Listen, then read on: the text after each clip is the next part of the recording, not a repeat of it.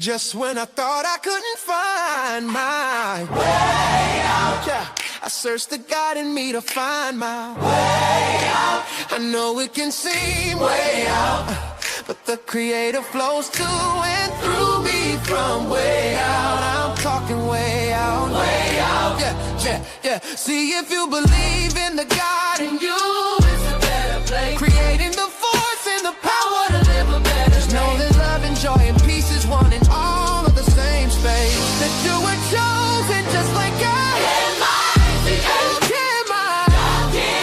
Your energy. That's right. Only you can make the change. Share your energy. Shine so bright from darkness to from darkness to light. Yeah, and you'll find your way out. Oh, it won't seem way out. The power of God will flow through you from way out. Welcome. This is Alchemizing Energy, and today we are going to tackle an interesting subject. So, Funky Dineva decided to get on and say that black men are a cancer to straight black women, or just to just women in general. That they're a cancer to the black community, and I thought that this was a very interesting subject to get on, because why do gay men, more and more you're seeing that they are beginning to feel like they are more loyal to black women in our community than the straight black men. So let's get into some of these things, these conversations that have been floating around TikTok. Let's go with the first one. You see, statements like these are the exact reason why black women are not protected. In order for our people, which includes women and children, to be protected, a strong man is needed in the household. Now, how can you have a strong man in the household if they're being taken by other men? And this is why it's so important for our people to raise our kids right, so that the men grow up to be strong protectors of the family and the people, and so that the women don't say no dumb shit like that ever again. Shalom. Gay men like women more than straight men do. Argue with them, not me. The proof is in the pudding. Girl, we so genuine with y'all. We gas you up. Don't we be making y'all feel so beautiful? When you down, we help you lift that head up. Girl, one thing about it too, we never put our hands on y'all. We love y'all. And that's all I gotta say. Gay men, we love women. We really do. We may not want to sleep with y'all, but y'all bad, and we love y'all. That's all I gotta say. I've noticed that a woman will respect a gay man more than a straight man. Why is that? Well, I mean, gay men do respect women more than straight men do. A woman will literally treat a gay man better than a straight man. A straight man literally would treat his homeboy better than a woman. They say that they don't want a feminine man. So stop bitching. So why are you so happy when you meet one? A person's sexuality has nothing to do with their feminine or masculine energy. But to answer your question, most time women are not happy around gay men. They feel comfortable, they feel safe, they feel protected. They be mad mean to straight men. They're always mean to straight men because they already know what you want from them. Vagina, booty hole, a game, or their gay best friend. I just don't get it. It makes me think that women want men to be feminine. Women don't want men to be feminine. Women want men to be men, whether he's more in touch with his feminine energy or masculine energy. Why does he get more respect than a straight man? I don't know. Maybe because he earned it. Why you so tender with his feelings? But a straight man, you could just disrespect with ease. You're stating that they disrespect y'all with ease and it's bothering you so much. But then you go to compare yourself to a feminine man? I think you should look in the mirror. It's often very weird, bro. They'll support a gay man's content over a straight man's content. Gay men and women connect on a level that straight men have yet to connect with themselves on. Until you realize that gay men and women have the same shared experiences with guys like you, then you will be able to understand. Straight man content is nothing but them degrading women, talking about games, sex, and hoes. What real woman want to sit back and consume that type of content? A gay man will speak on something that a straight man will speak on, and the straight man will get all the backlash, but the gay man gets congratulations. Maybe because y'all point of views be dumb as hell. I don't know. Make the shit make sense, dog. How the hell can we make it make sense when you don't even make sense, dog? Wow. So these are like some of the sentiments of the gay men. There's like this whole like thing going on, gay male versus straight male. Who really has the black woman's sentiment at heart? Let's go. This is what God wanted me to do.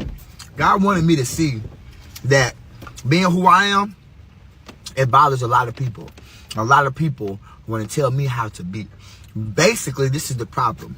You look at me, and in your mind, you think I'm too this, you think I'm too that, whatever that may be, because I don't know. I don't think that I'm fine. I don't think I'm cute. I don't think none of that. I call myself ugly all the time. So that's what's hilarious to me. That means you people put me on a pedestal, okay? So let's break this down. I am 34. Never have I ever been with a man, liked a man, thought a man was cute. That just don't do nothing to me. Now, as I grew up in this era, you have seen how men will be attracted to another man. That's y'all. I don't care why. I don't even need to think about it. It doesn't even come to my brain because I love women. So, when I grew up, you know how I knew I wasn't gay and how I always got coochie? The women I was always with. No matter what somebody may have said I always had a girlfriend. I always, it never stopped me from nothing. It was so dope that someone would have told the girl that, the girl would tell me, hey, yeah, such and say that, but I don't get that vibe. That ain't even something that crossed my... So that's what I'm here to tell y'all. I don't care about what you think. You know why to this day, and this is why I'm, again, y'all buckle up your seatbelts. I am now being called gate. What is gate? Not gates, gate. Gay straight. I am a so-called gay dude that only likes women. Yup, that's me. So now, all my responses are going to be as such. Okay, I've tried to do this thing of, hey man, you know what? You know that you're not gay, so you can make this content and make people laugh. You know, since they call you gay, I make these gay TikToks, and it's funny. It's hilarious because you actually believe it because you want me to be gay. So now, since I try to do that, and y'all still be disrespectful, you know, still be, and for a person that I don't need a woman to have my back. It's just hilarious because there's women that's giving me cat and raw cat, and then I'll be wrong to say names and stuff, right? That's crazy. That's what's crazy to me. To where y'all getting this raw thing, but won't stand up and say, hey, so now that's what I'm finna do. Don't nobody get none. Just his hand. Look at me. Look at this glow. Ain't never feel like this before. So, for y'all, any dude that comment, you get removed. Any woman that has a problem with me being a straight man that loves women, even though I don't know what's wrong with your Uchi, you be removed. I never did this for no likes or no nothing. This is something that my niece told me to do, and I do it and I post it on YouTube. My YouTube is what pays me. My YouTube is what goes up every day when I'm asleep. This is just what I use to make the content, and I put it on there. So now I'm not responding to comments. Now I'm not like doing stuff for y'all. Now I'm not gonna try to help you grow your page because y'all just show that you can't be a good person. And that's what I am. I am a good person. It's just what I am. Regardless of what you try to say, I am a good person. That's why I wake up every day and nothing happens to me. That's why I wake up every day and God keeps blessing me. Every day you look through my TikTok, it's like he get better and better and better and better. When y'all reveal yourself, it literally makes me go. It's why every video I do today will be better than any video I did before.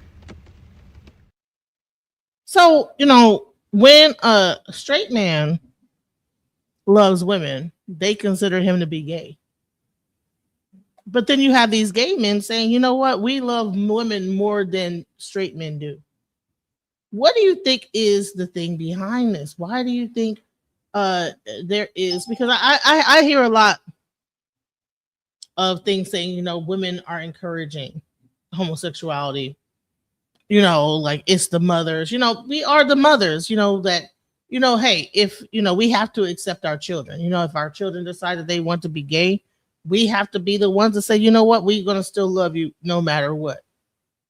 Conundrum of like gay males, you know, that are really feeling like, you know, that the straight men are a cancer.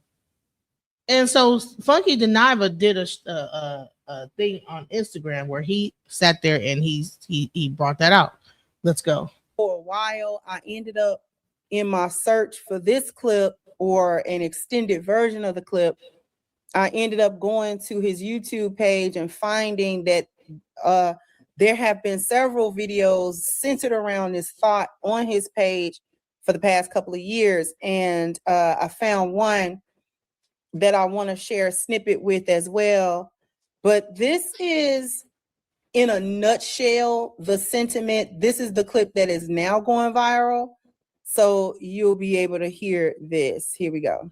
It has now come to the time that we have a conversation. I've been saying for years on this show that Black men need to have a conversation, Black men alone. We have got to figure out what is going on with us. This is not something that Black women can help us with. This conversation does not include Black women. Black women, stand down and stand to the side. Black men need to have a kumbaya amongst themselves. And I'm going to niche this out a little more. And it's heterosexual Black men. I'm going to catch a lot of flack for this, but I'm going to say it out loud with my whole chest. Straight Black men are the cancer of the Black community. That's where it starts and that's where it stops. Ladies, I'm here to tell y'all something. All this shit that y'all got going on, some of y'all, not all of y'all, with the gays and with the trans, let it go. Your issue is not a trans woman. Your issue is not a punk or not a sissy. Your issue is all of our issue. Straight Black men. Now that's interesting. So fucking Deniva come out and say, you know, that, you know, the issue in our community is not the gay man, is not the trans, but the actual issue is the straight Black man. And he considers it a cancer. He says, listen, your issue is not with other gay people, gay men, transgender, other. This is the issues with the straight man. Let's hear what else he has to say. Let's go. Straight Black men are the enemy to the gays. Straight Black men are the enemy to the trans. Straight Black men are who are causing harm to the girls and the women. That's where it's at. Now, y'all can shoot the messenger. Y'all can call me all type of faggots on the Shade Room and all the other blog sites that's going to pick this up and I'll eat it. But you'll never see a situation where girls and women walking around saying they scared of the gay boys. They scared of their life for the gay boys. They don't want to be around the gay boys. It ain't us going around with these fragile ass egos, can't take rejection. We've got to ask ourselves, and I don't even know if the Black straight male collective can even answer this question because their egos tend to be so fragile. So are Black women more safer with gay men? Is that what he's pretty much saying? Are we more safer? You know? And he's right. I don't really hear a lot of attacks happening between Black gay males versus, you know, women. But we do see it a lot in, you know, straight female and male relationships. And a lot of times you have that gay best friend that might be the person that like, hey girl, you just need to, it's okay girl, I need to leave him alone, whatever, let's go. How is it we are raising boys with these fragile ass egos that feel it is okay to slam girls on their head for saying no? Why is it that we have to make the females of the community make all the adjustments? It's not fair. Straight Black men are the cancer of the Black community. Argue with your mammy. Ladies and gentlemen. Now, before she goes into what she's about to say, now here's the thing. If you're going to say, all right, so he's saying that yes, there's a lot of violence from straight Black men to women. Again, he's saying you don't see gay men slamming women like that. You know what I'm saying? And he's like, hey, who are women safer around? Are they more safer around straight men or gay men? And the same thing probably pretty much goes across the board. So, I mean, what this is like speaking to me is when you hear all these red pill conversations, you'll hear a lot of things saying like that the black woman is raising a male to be gay. That them being the mother of the male is like forcing men into like these kind of gay or homosexual patterns. But what I say is that I don't think that is something. There's more to it than, oh, you have a single mother, and our little boy, our children, our little boys love their mother. But a lot of times something happens, something breaks within the mother and son connection and bond. And that's where you get a lot of like the domestic violence and things like this that happens. All right. So Ariel Maccabi says, black women not safe with no one. Only thing you got to worry with gay men is competition. They want your light. Interesting. Right. Competition for the D. Right. But not necessarily that you're going to get your behind whipped behind it. Let's go.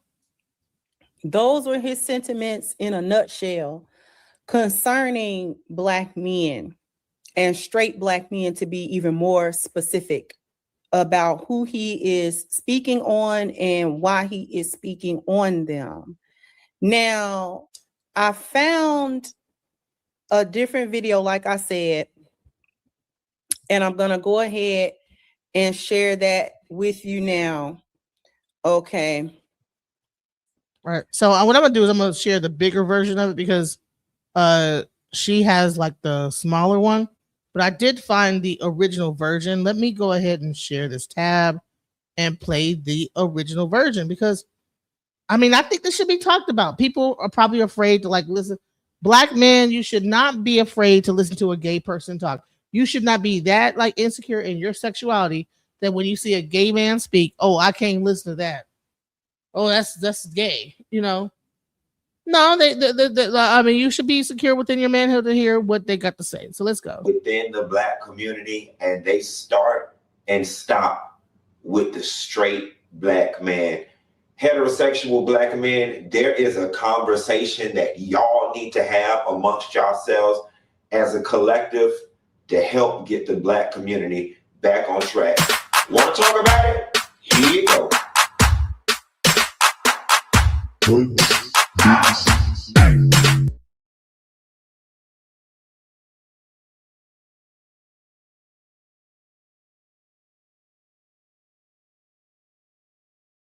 In my bed trying to take a nap right now, and my brain was just spinning, and I had to get up and get this out because it was a continuation of a conversation that some friends and I were having at my house last night. After the BET Awards, I had three friends over. Listen, I believe so too. He is speaking fact. But see, a lot of men will not admit it. They'll go into, oh, shut up, you punk, or you shut up, you take, you taking it. But the bottom line is these are still men. It doesn't matter what sexual preferences that they have, or if they present more in their feminine energy or whatever, and they like kind of come off feminine. These are still men. And I know a lot of straight men that are very feminine as well. So what's the difference, right? And what is wrong with him actually speaking out? I'm actually glad that he did speak up, because why is it that we're more safer with gay men than straight men? Why is it that this is even a conversation that's even being had? Why does it take a gay man to like come out and say this? Let's go. Two guys, one girl, and we were watching the Kevin Hart documentary on Netflix or whatever, and a large part of the documentary covers Kevin not wanting to apologize about the homophobic tweets that he had made many, many years ago, and telling the jokes about, oh, if my son came home gay, I would do this and do that, or wouldn't want to, whatever the joke was, and how subsequently he ended up not hosting the Oscars. And so one of the gentlemen at my house made the comment, the Oscars got taken away from him. And I had to stop him. I said, hold on, let me fix this narrative, because that's not correct. The Oscars were not taken away from Kevin Hart. Kevin Hart chose to walk away because he refused to apologize again. And the point that I was making, or tried to make last night, was all Kevin had to do was apologize again. But for whatever reason, he was stuck in his ego, and his thought process was, I already apologized for this. I shouldn't have to apologize about it again. And I'm damn sure not going to succumb to the LGBTQ community or whatever and apologize about this shit. Fuck it. That was his attitude. And I went on to explain, that was his option. It was his choice. If it went against his principles, ideals, and morals, more power to him. But look at the bigger picture, what it could have done for the culture had he did it. And to apologize again cost him nothing. So then that conversation led to the greater conversation, which was black men, straight black men, in relation to homophobia, transphobia, homosexuality, and why does the presence of the homosexual black man challenge the existence of the straight man so much, right? And so we're talking, and one of my friends, straight guy, the two guys were straight, he said, him, and I've heard other people say this with the Black Lives Matters movement. He was like, why can't y'all put down the gay stuff and put down the trans stuff right now for a little bit, and let's just fight the black cause, right? And I've heard that. Why can't I just put down my demand for equality while being gay and trans and just fight for being black right now, because that's the movement that's got some momentum? And my response to that was, I can't put it down because I'm both simultaneously. I am black and I am gay simultaneously.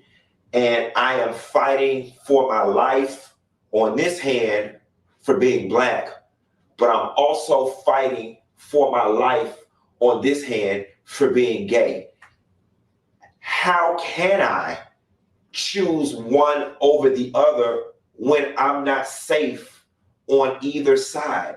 Which led me to a greater discussion, which was, Quentin Antoine Latham, I would be willing to subordinate my fight being gay and put that on the back burner if I could find safety and refuge amongst the black community, but I can't, right?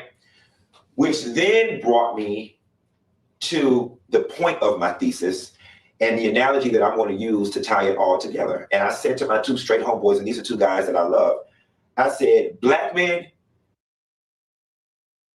Before he gets into this, so as he is talking, you're not here. So even though he might be gay, that might be his sexual preference. What I see right here is a man speaking. He's not speaking in like being extra feminine or whatever. He's given some real information.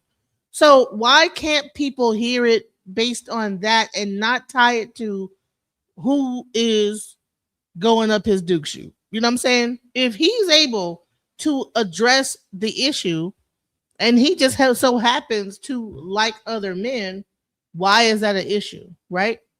A lot of people are not secure within their own sexuality. And so therefore it makes them feel uncomfortable having a conversation like this. And I'm going to say this.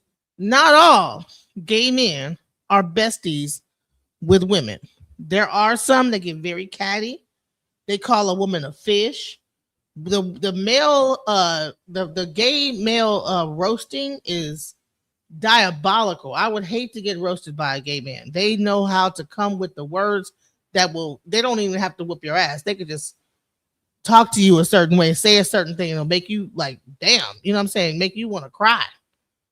And they're very catty. You know what I'm saying? There are gay men that are like that. Then they will make you feel like shit on wheels.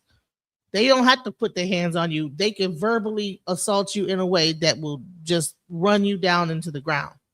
But what I will say in this case, with how he is speaking, is not sounding catty.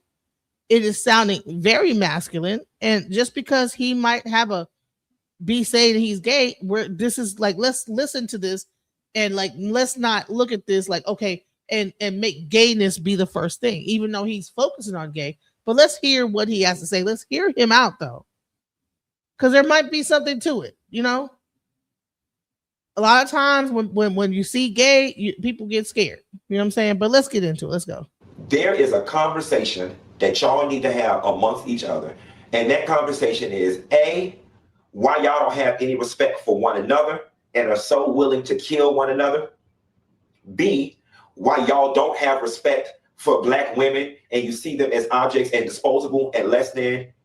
And C, why the presence of anything homosexual or trans just completely rattles you and gets your panties in a damn bunch. Those are three issues that Black men need to sit down, straight Black men need to sit down in a room with straight Black men, and y'all need to figure that shit out. Y'all need to figure that shit out. I can't even expect, you know, and let me do the proverbial. It's not every Black man, it's good Black men out. Yes, we know that. But I am talking about the collective, all right? Heterosexual Black men have got to get down to the bottom of why they don't see any value in one another, right? Why we're so willing to kill one another so freely. Then once we get down to that, we got to try to figure out the women thing. Then, you know, we've got to figure out the gay thing. Why the presence of a gay man rattles y'all so much. I told my homeboys last night. And I can see this. I can say this. The problem is that there is a line sometimes. I mean, we just heard Magic Johnson's son say that he's more into straight men, right? But why? But because he's more so-called feminine presenting. Now, this might be a delusion in his mind, but that looks like a man that is very well groomed to me, you know? So sometimes that could be a violation. So if gay men knows a man is straight, once that is known, that there should be a respect that is given, and then that man should back off and not be trying to like flirt with a straight male. Now, a lot of times, some of the cruising spots for gay men are in places where straight men are at as well. So could you imagine going to the gym and you don't know this is a well-known gay cruising spot, and you're trying to lift weights and you're getting winked at and whatever, you know what I'm saying? You're getting flirted with. And so what he's saying, well, why do men feel uncomfortable with the gay aspect is because in places there's a certain level of violation that happens. And especially when you have a man on man situation, that is an issue. Okay. E.J. Johnson is one of the gay men who fetishizes straight men and feels they should only go after straight men because they are feminine. Right. Or straight men because they are feminine. So he feels, you're right. He in his why he fetishizes straight men. Right? Because like he feels like the gay male is probably effeminate as well, but there are very masculine gay men. So why would you go for a straight man? So that's where the issue is. Now, this video came out before E.J. Johnson said that, and I'm sure that he probably would have an answer to that as well. But let's go. One of the most emotionally unsafe places that a young gay boy can be is a barbershop, right? And what's unique about being gay, particularly young, is that I got to occupy several worlds, right? If I just sat still in the barbershop, I got to occupy the space of a straight Black man. And I got to witness and listen and be a part of all the privilege that comes along with being a straight Black man, right? It's like I got to occupy that space. But being gay and oftentimes occupying a lot of female spaces, I had the advantage of being able to be privy to conversations and attitudes and opinions about the way men feel about women. I guess you could say I was a traitor in a sense, because I got the luxury of being able to sit in the barbershop and the hair salon. So I'm privy to two different conversations. And here's the thing about the barbershop, right? In the barbershop, as a young Black man, it truly is a microcosm of male masculinity and what I should be in every stage of my life. You come into the barbershop as a toddler, you see yourself as a young boy, you see yourself as a teenager, you see yourself as a man, and you see yourself as an elderly man, all in one sitting. Everything I am supposed to be from start to finish, I learn or can see or can pick up in a 2-hour sitting in the barbershop. How I'm Now, here's the thing about that, right? So he's able to, as a gay man, go into the beauty salon, and also as a gay man, go into the barbershop. So he is hearing the inside scoop, okay, from both sides. This is why there are so many gay female dating coaches teaching women about men. One, because they actually date men, you know. But the thing is that, like, if you are privy to both of those conversations, you walk into a barbershop, you might can't, you know, you walk in there as a straight man and you get your hair cut, you know, people don't probably know that you're gay. And they get to talking and you get to hear all the inside scoop. And so what they've been doing is like they like create YouTube channels and they tell us what they're saying about us. Like there's so many gay male dating coaches that really break down how the male psyche is to women. I've watched a few, I'm not gonna lie. Let's go. supposed to sit, how I'm supposed to dress, how I'm supposed to treat my woman, what I'm supposed to think about gay people, what I'm supposed to think about that nigga from the other set. I learned all of these things in the barbershop. Here is what I've never heard in the barbershop. Hey man, y'all know we supposed to be loving one another, right? Yeah, you heard Junebug and Mike got into a fight last night, man. He shouldn't have shot that man. Somebody should have been over there to de-escalate that. That's not what we hear. What I heard is, hell yeah, my nigga, he should have shot that nigga. He shot a head. I was there to beat that nigga ass too. Yeah, I heard that nigga was over there from 31st Street. He came over there with that bullshit. Them niggas came in there, shot his ass up. Ha ha ha ha. I'd have did that shit too. Hell yeah. That's what I heard. In the barbershop, you also hear, yeah, man, my little lady mad with me. Why she mad, dog? Man, you know, I'm messing with that other chick, Lisa. Lisa called the house last night. My little lady answered the phone. Oh, damn, nigga, you gotta be more careful next time. Never once did I hear somebody say, well, why you got the girl calling your phone and you got a little lady? You wrong, my nigga. You wrong for cheating on your girl. Why you doing that? It's always reinforcing this cheating behavior on your woman. The behavior that's been most traumatizing for me being in the presence of straight black men in the barbershop example is all the sissy and the faggot talk, right? Now imagine me being 8, 9, 13, 15, 16. I'm sitting here. Hell yeah, my nigga, my little lady, she was over there. She came to get something to eat. She brought that old faggot ass cousin, but I can't stand that faggot ass nigga. Faggot is, man, man, she over there let them sissies do her hair. Hell nah, fuck that. If my son was a sissy, I'd beat his motherfucking neck. All the while, I'm sitting in the chair just trying to get my fade, and I'm just being battered and abused verbally because I am that faggot and that sissy, and they don't know, and that's the talk. So here's the next part of the conversation, right? As that faggot and as that sissy, straight black men, am I not your brother? And I think what bothers me is the fact that I already know the answer to this question.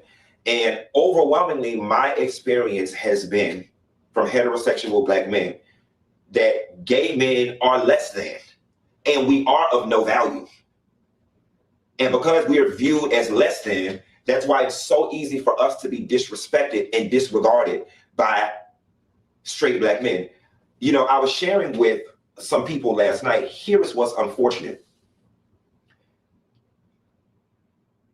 Majority of these people that we are fighting for in this Black Lives Matter movement are straight black men, right? So I am of value when it's time to march and stand in the streets and scream Black Lives Matter and justice for George Floyd, justice for Trayvon Martin, justice for, this person and that person. But when it comes to my life and another Black trans person's life, I really question if the Black collective would be there for me. And we've got the Breonna Taylors, we've got the Sandra Blands, we've got the other women who've been affected by this situation. But the true noise is being made over the men. Once again, the straight Black man. Everybody can rally behind y'all. But I don't know that the other marginalized groups in our community, being women and LGBTQ people, get the same support from the straight Black man. Let's get into it, and he's right. Okay, could imagine being a gay man in a barbershop and they're just talking about faggot this and faggot that, and man, don't be a faggot. That's kind of like messed up, But the bottom line is that okay, when you're in the barbershop, you're talking about they're not discouraging each other to being violent. They're not discouraging each other not to like cheat on their spouse. They're encouraging it, right? And you have this gay man who gets to sit into this thing and witness it all, right? But then when he goes into a situation and say, if he gets hurt, like, does the Black community really stand up for that gay man? Like, if he were to get shot today, would people be like, R.I.P. Funky Deniva, and say the police shot him, right? Would the Black community come together and march for him? Because would we just say because he's gay, like, oh, well, he must have done it? Because you know what? There's several. I've heard trans people get. I've heard gay people in Deep Ellum and stuff. I've heard them get like shot and different things like that, mugged and killed and stuff. I don't see the community outcry that happens when a straight Black man is killed. But the gay Black man will go out and march for that straight Black man. Why is it not the same thing, vice versa? I get it. Let's go. And that is a conversation, again, that y'all have to have with one another. A friend of mine last night asked me about relations when it comes to trans people and gay people. He was like, well, why do you think, straight Black men don't do this? Or why do you think straight Black men attack the trans, so on and so forth? And I told him, I said, you know what? That line of questioning is intellectually lazy. Why are you putting the onus on me to explain what it is y'all feel in y'all heart and in y'all soul when it comes to women and gay people? That's like asking somebody that's been raped, what can they do to prevent from being raped? Hey, rape victim, what can you do to prevent being appealing to rapists? Here's the thing. Here, exactly what you just said, Jamar. Most people worried about someone's sexual orientation are gay themselves. Or they have some either thoughts of it, yes, he is our brother. Yes, we have. It's tough at times. Yes. So gay Black men are valueless. How many times have you seen people marching for a gay Black man that got killed in any situation? I haven't seen it.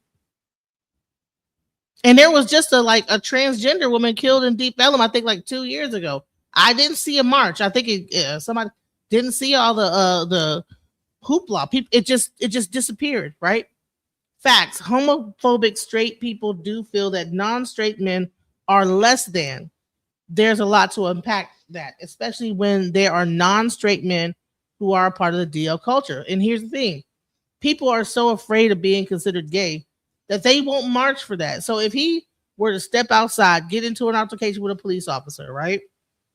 And maybe they shot him down, gunned him down. How many of the community would step out for him at being a gay man? And he's making a good point. We can't take all the extra drama. But I think he's making a good point. The Black community still hasn't accepted homosexuality. What you do in your bedroom is your bit. Exactly. You don't know.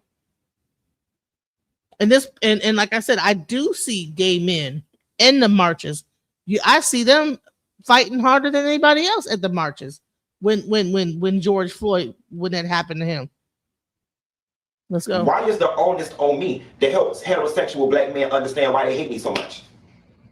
That is intellectually lazy.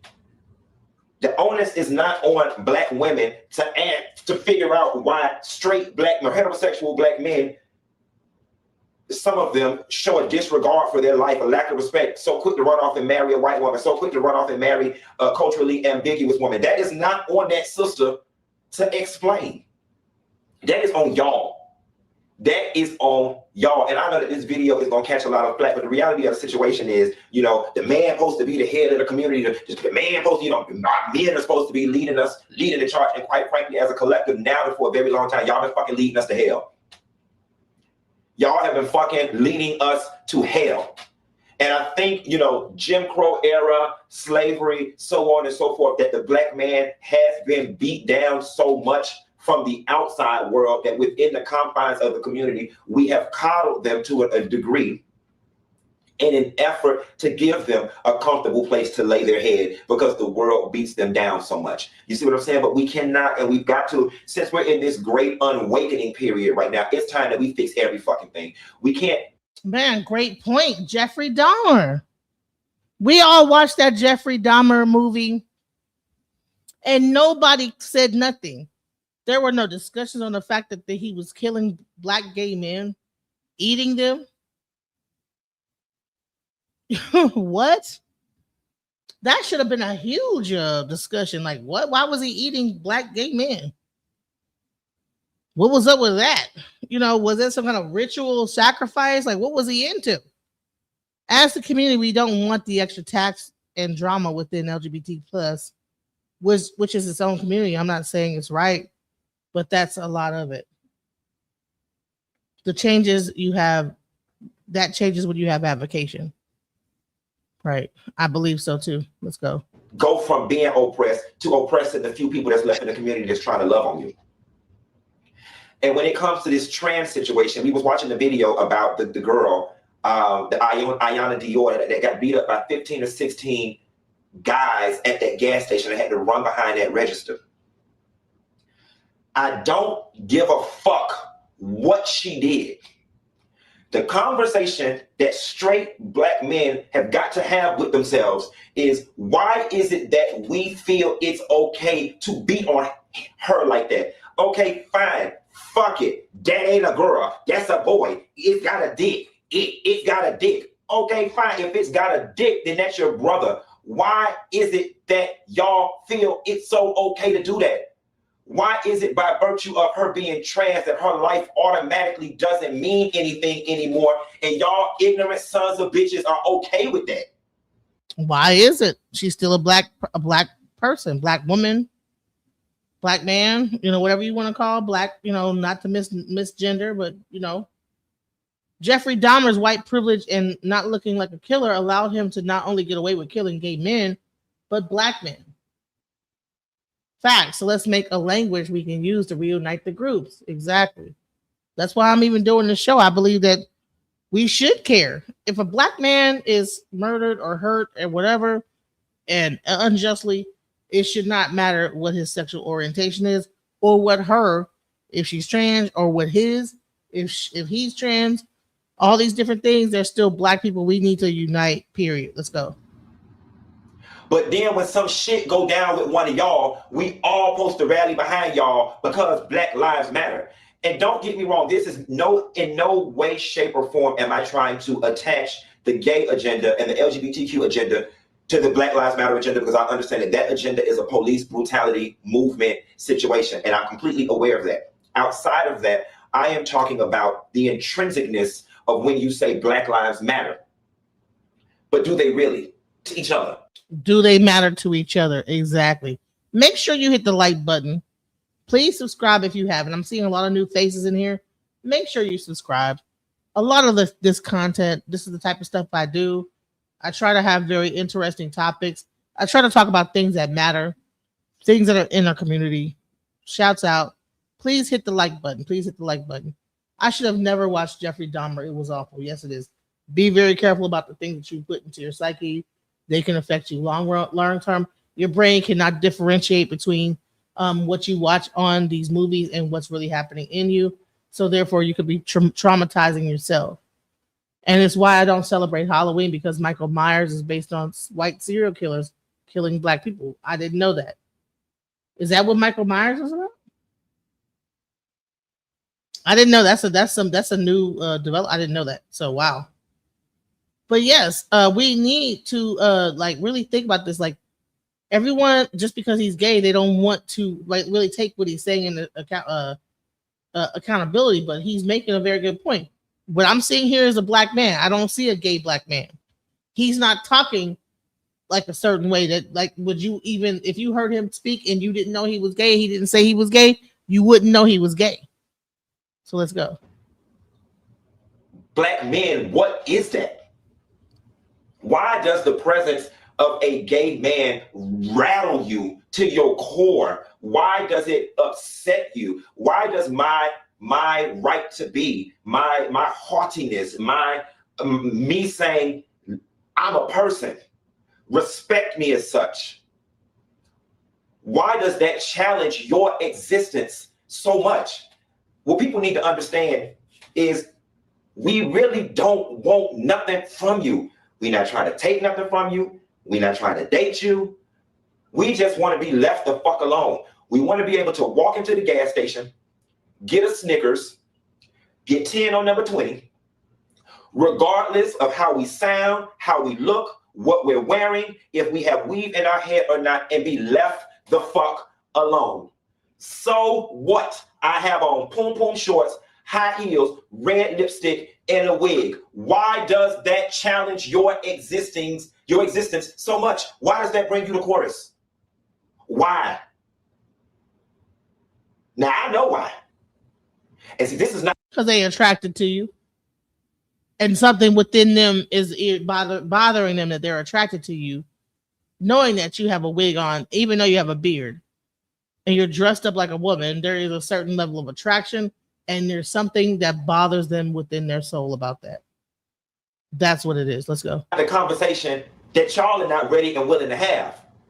It rattles you so much because you like it.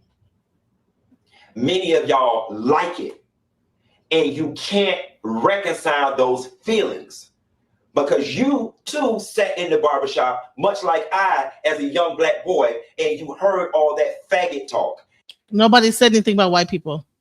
Wrong conversation, sir. True story. Let's go. And all that sissy talk.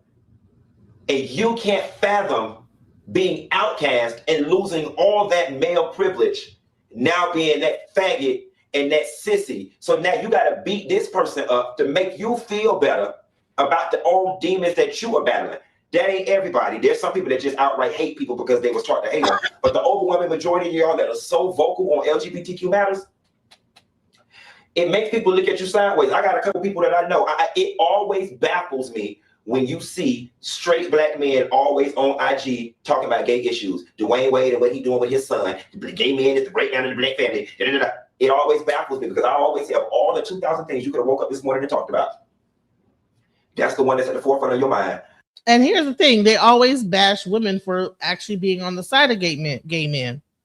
But just like she just said, Renee, in high school, a lot of my closest friends were gay. A lot of the times the gay boys will be more, because they get like shunned by the men, they tend to flock more toward the women, and the women accept them for who they are because women are nurturing. That's a part of our nature.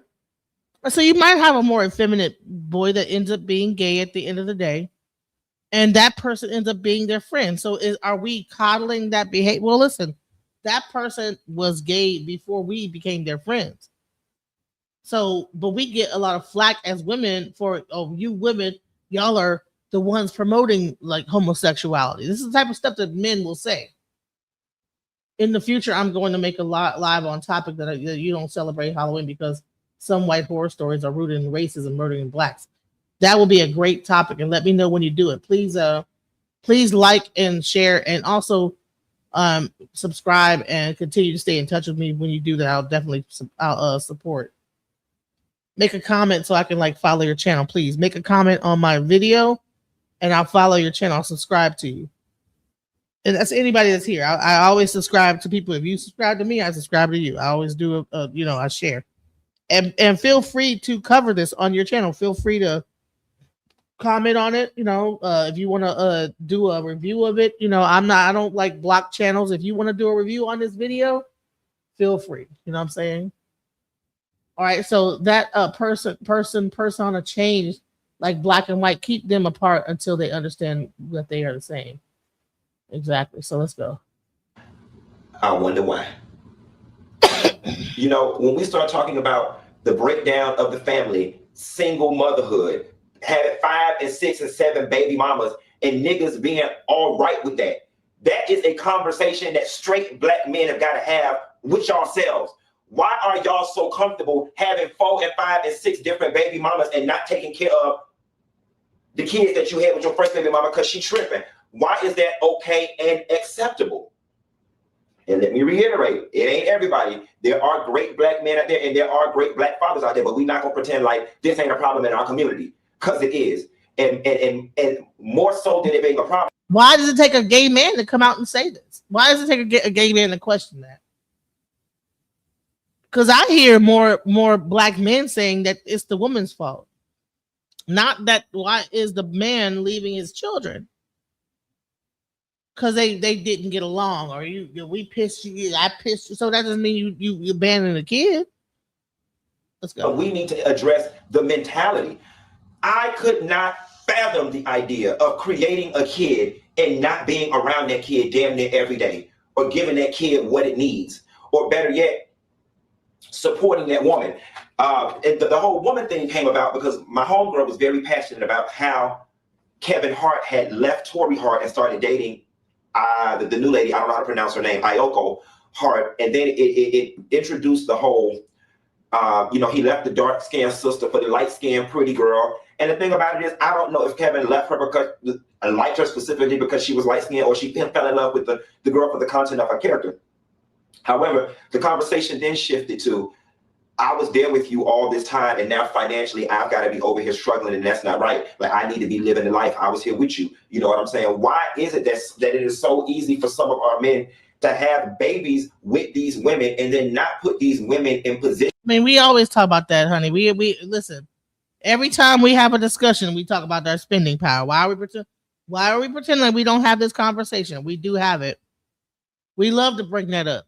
But what is it doing if we're spending it somewhere else? I mean, Dr. Claude Anderson talked about that. Go watch Dr. Claude Anderson. It's called Powernomics, right? It's called work of spending within your community, but that's not the discussion today. So we need to be having that discussion. That's not the discussion today, but thank you for that. We talk about that all the time, at least over here. All right, let's go. To be happy and healthy and financially successful to take care of these children. In a Kevin Hart situation, I don't know what he gave that woman, okay? And I don't know what she has. But I personally feel that the proper thing to do for Kevin Hart and any man who's had children with a woman, if he has the means, put that woman up in a house. She shouldn't be living in a Bel Air mansion like Kevin, but put that lady up in a 3-story townhouse that's paid off. Put that woman in a nice car. Give that woman a nice money to start a business so she can be self-sufficient, because if she's comfortable, your kid's comfortable. That's the thought process. If she comfortable, my kid's comfortable. If she not comfortable, that means she's stressed out, she fucked up every day, she mad, she pumping that poison in your children. So because I love my kids so much, I'm going to make her comfortable so they can be comfortable. That's the thought process. At least. Why does it take a gay man to have that thought process? Why is it that, listen, a lot of straight black men, especially on YouTube, religiously stand on the fact that men can be community penis, being it's in their nature. They champion Nick Cannon's, but shame Russell Wilson's. Oh, you taking on that? That's community punani. Oh, he a simp, right? For because she's a single mother, and he was a single person, but he took on a single mother and began to raise another man, Future's child, who have been spreading his dingling across Hollywood and Atlanta and everywhere else all over the world. But she's the bad guy and he's the bad guy because of their relationship. Make it make sense. But why does it take a gay man to actually point these things out to us when these straight men are the ones that are culprits? They're the gay man is not dating women. Why would it take a gay man to have to like point it out like y'all wrong, bro? I'm at the barbershops. I'm hearing y'all talk. Y'all ain't right. Y'all not right. And shouts out to Funky Geneva for actually like bringing this out for real. Bring it out. Bring it out. Let's go. For me, but for so many people out there, it's so easy for them to just fuck her, and in return, you saying fuck your kids. Thank you for the subscription. Yes. And let me go back. He says they're saying fuck her, but in turn, you're saying fuck the kids. I might have went too far back. Let's go. Your children. So because I love my kids so much, I'm going to make her comfortable so they can be comfortable. That's the thought process, at least for me. But for so many people out there, it's so easy for them to just fuck her, and in return, you saying fuck your kids. By no means necessary did I want for this video to come across as me bashing black men, because we must take into account that the black man goes out in the world every day and faces a set of challenges that other men don't. I acknowledge that. I accept it. But it goes back to my starting point of me being gay and me being black and having to fight for both simultaneously. Black men, it's time that y'all/we begin to fight both fights at the same time. We have fight the man and systematic oppression and white folks, but it's time we also fight for each other and fight for our families. Instead of us arguing about black women this and black women this, man, you do you know that every day there's a new panel that is downing black women? From the fatties to the Altown Daniels. I mean, Kevin Samuels has left a mark on our community that cannot be erased, because everybody has figured out that if you talk bad about the black woman, honey, you get views. You get so much views. You get people arguing. You get people on the panel, like talking back and forth. And you get some women agreeing with them. Like, yeah, the black woman is yeah, I agree with them. But what is that really? How is that helping anything? If anything, we need to be having panels on how can we help the black mother? How can we help the single mothers? Help the single parents? Help come together. But we'd rather be pointing the finger at each other. And it took a gay man that's not even interested in black women. I think he has children. I'm not sure. That actually could say, you know what? Like, hold on, there's something wrong here. I'm sitting in the barbershop. I'm sitting in the beauty salon. I'm hearing both sides of the story. So I don't discount his opinion and how he sees things, because he gets to hear it from both ends.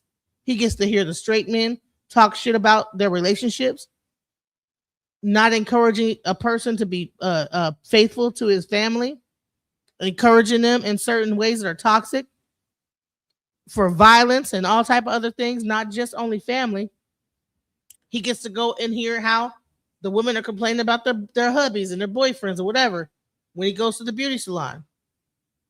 So I would take his, and listen, that's why there's so many gay male dating coaches. And I watch them, I ain't gonna lie. This guy, Michael Jordan, Jordan, I'm gonna show one. But there's a lot of like black male dating coaches that teach how to work in a relationship, what to look for. And black men hate it. It's like, well, how can this gay man tell you what to do? Well, they can't stand to see that dating coach trying to basically, it's trans that be breaking it down. Cherry the Boom will break down the men, how they be acting. And men hate it. It's like, well, how could this this faggot, whatever you want to call, tell you how to do? Well, do right, because they get to see it from both ends. And I would trust that. Why do I trust a gay man over a straight man? Why would that exist? Right? It shouldn't exist, right? If that's who I'm having relationships with, having children with. Let's go. Ills in our community at the same damn time. Y'all need to get this shit together. Because it's y'all. It ain't the black women killing the trans people. It ain't the black women beating the shit out of the gays. It's y'all straight black men. It ain't the black women getting themselves pregnant and being shitted on and being disregarded and being whooped on. They not doing it to themselves. It ain't the trans women beating on the women and getting them pregnant. It ain't the gay boys neglecting these women and getting them pregnant. It's y'all. It ain't the gay boys neglecting the women and getting them pregnant. It's y'all. Great point. And honey, he made such a great point. I'm about to like bring up this other thing. After he gets done with this, I'm gonna bring up this men's table where we had the men actually discussing this. Let's go. It ain't the gay boys sitting in gangs, selling drugs, shooting each other up.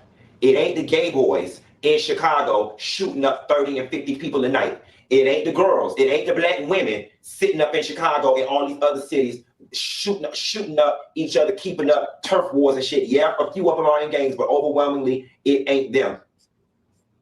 It is y'all. Y'all need to figure that shit out. And perhaps y'all can start them conversations in the barbershop.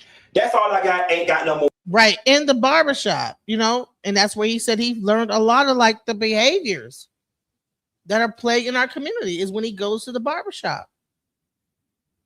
So, you know, Gentlemen, it is now come to the so what happened is there's a round table, a men's round table that happened, you know, where black men decided to come together and figure it out, right?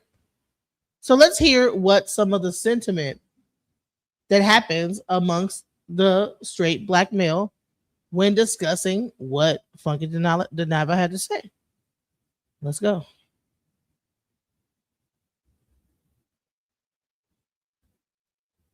time that we have a conversation. I've been saying for years on this show that black men need to have a conversation, black men alone. We have got to figure out what is going on with us. This is not something that black women can help us with. This conversation does not include black women. Black women stand down and stand to the side. Black men need to have a kumbaya amongst themselves. And I'm going to niche this out a little more. And it's heterosexual black men. I'm going to catch a lot of flack for this, but I'm going to say it out loud with my whole chest. Straight black men are the cancer of the black community. That's where it starts and that's where it stops. Ladies, I'm here to tell y'all something. All this shit that y'all got going on, some of y'all, not all of y'all, with the gays and with the trans, let it go. Your issue is not a trans woman. Your issue is not a punk or not a sissy. Your issue is all of our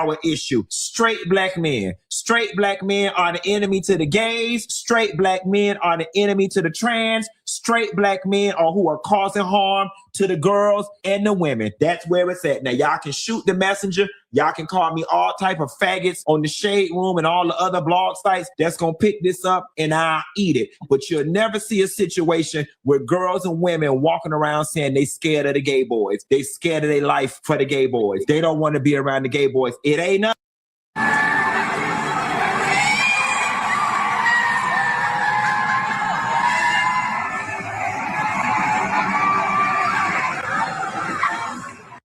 Tasha K, we've been good since Spoon's wedding. Somehow or another, you got a wild hair up your ass and decided, let me pick shit with Funky Dineva. And why? When people can't access you physically, they will try to access your emotions. Tried to keep my peace with you, okay? But Tasha K, I want you to know this, and you can put this on record, okay? You can put this on record. The next time I publicly see you, I am going to walk up to you and I'm going to slap the shit out of you. And then I'm already just throw my setup and be ready to fight your husband. And the sad part about it is I actually like your husband a lot. I have no problems with your husband. You, on the other hand, Tasha, you the same raggedy bitch that every time you see me. So Atlanta people, how come every time somebody driving crazy, It's somebody with a Florida. You don't talk like that, nigga. Put some goddamn bass in your voice. Straight black men are a cancer to the black community. Straight black men are the cancer of the black community. Black men are the cancer of the black community. The comment that I dropped was that I agree and reporting for duty. I understand why my name wasn't mentioned. It was recently brought to my attention that some dude out.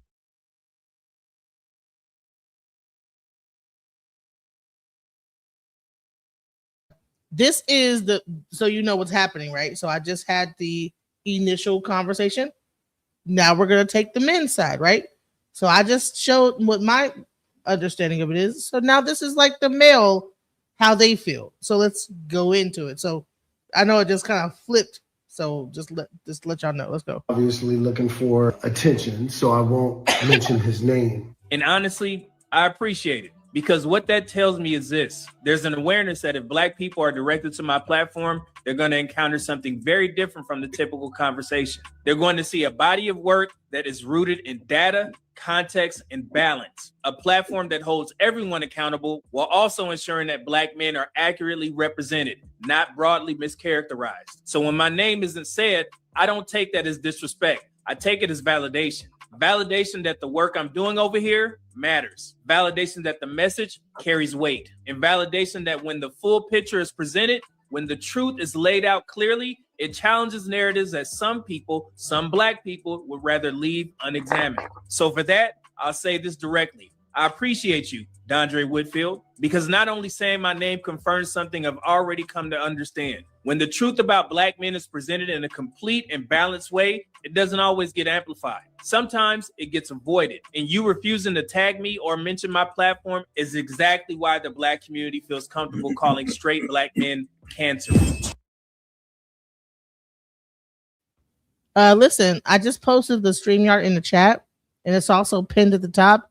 If you want to come up and speak, please feel free to. This is an open panel, so just letting y'all know. Let's go. Straight black men are the cancer of the black community. I agree and reporting for duty. In what world would any group of people accept being labeled a cancer to their own community? Think about what I'm saying here. What rational person hears that and agrees with it, and yet somehow it gets normalized in the black community? Go figure. Straight black men are the cancer of the black community. Because accepting language like that and encouraging others to accept it, that's absolutely not progress. In fact, it's embarrassing. It's embarrassing to black men. It's embarrassing to black leaders, black fathers, black sons. The word cancer is not casual language. From a real world standpoint, especially from someone with the background in health and dealing with cancer within my own family, that is a very serious term. Cancer. Man, really? You can't take the word cancer? But he's making a good point. Hey, welcome to the panel, Sean Foley. Welcome. Tell me about yourself. What are your thoughts? Hey, you know what? I was just thinking, you're talking a whole bunch about whether, straight men or gay men are better for black women. I think that white men are better for black women. Okay.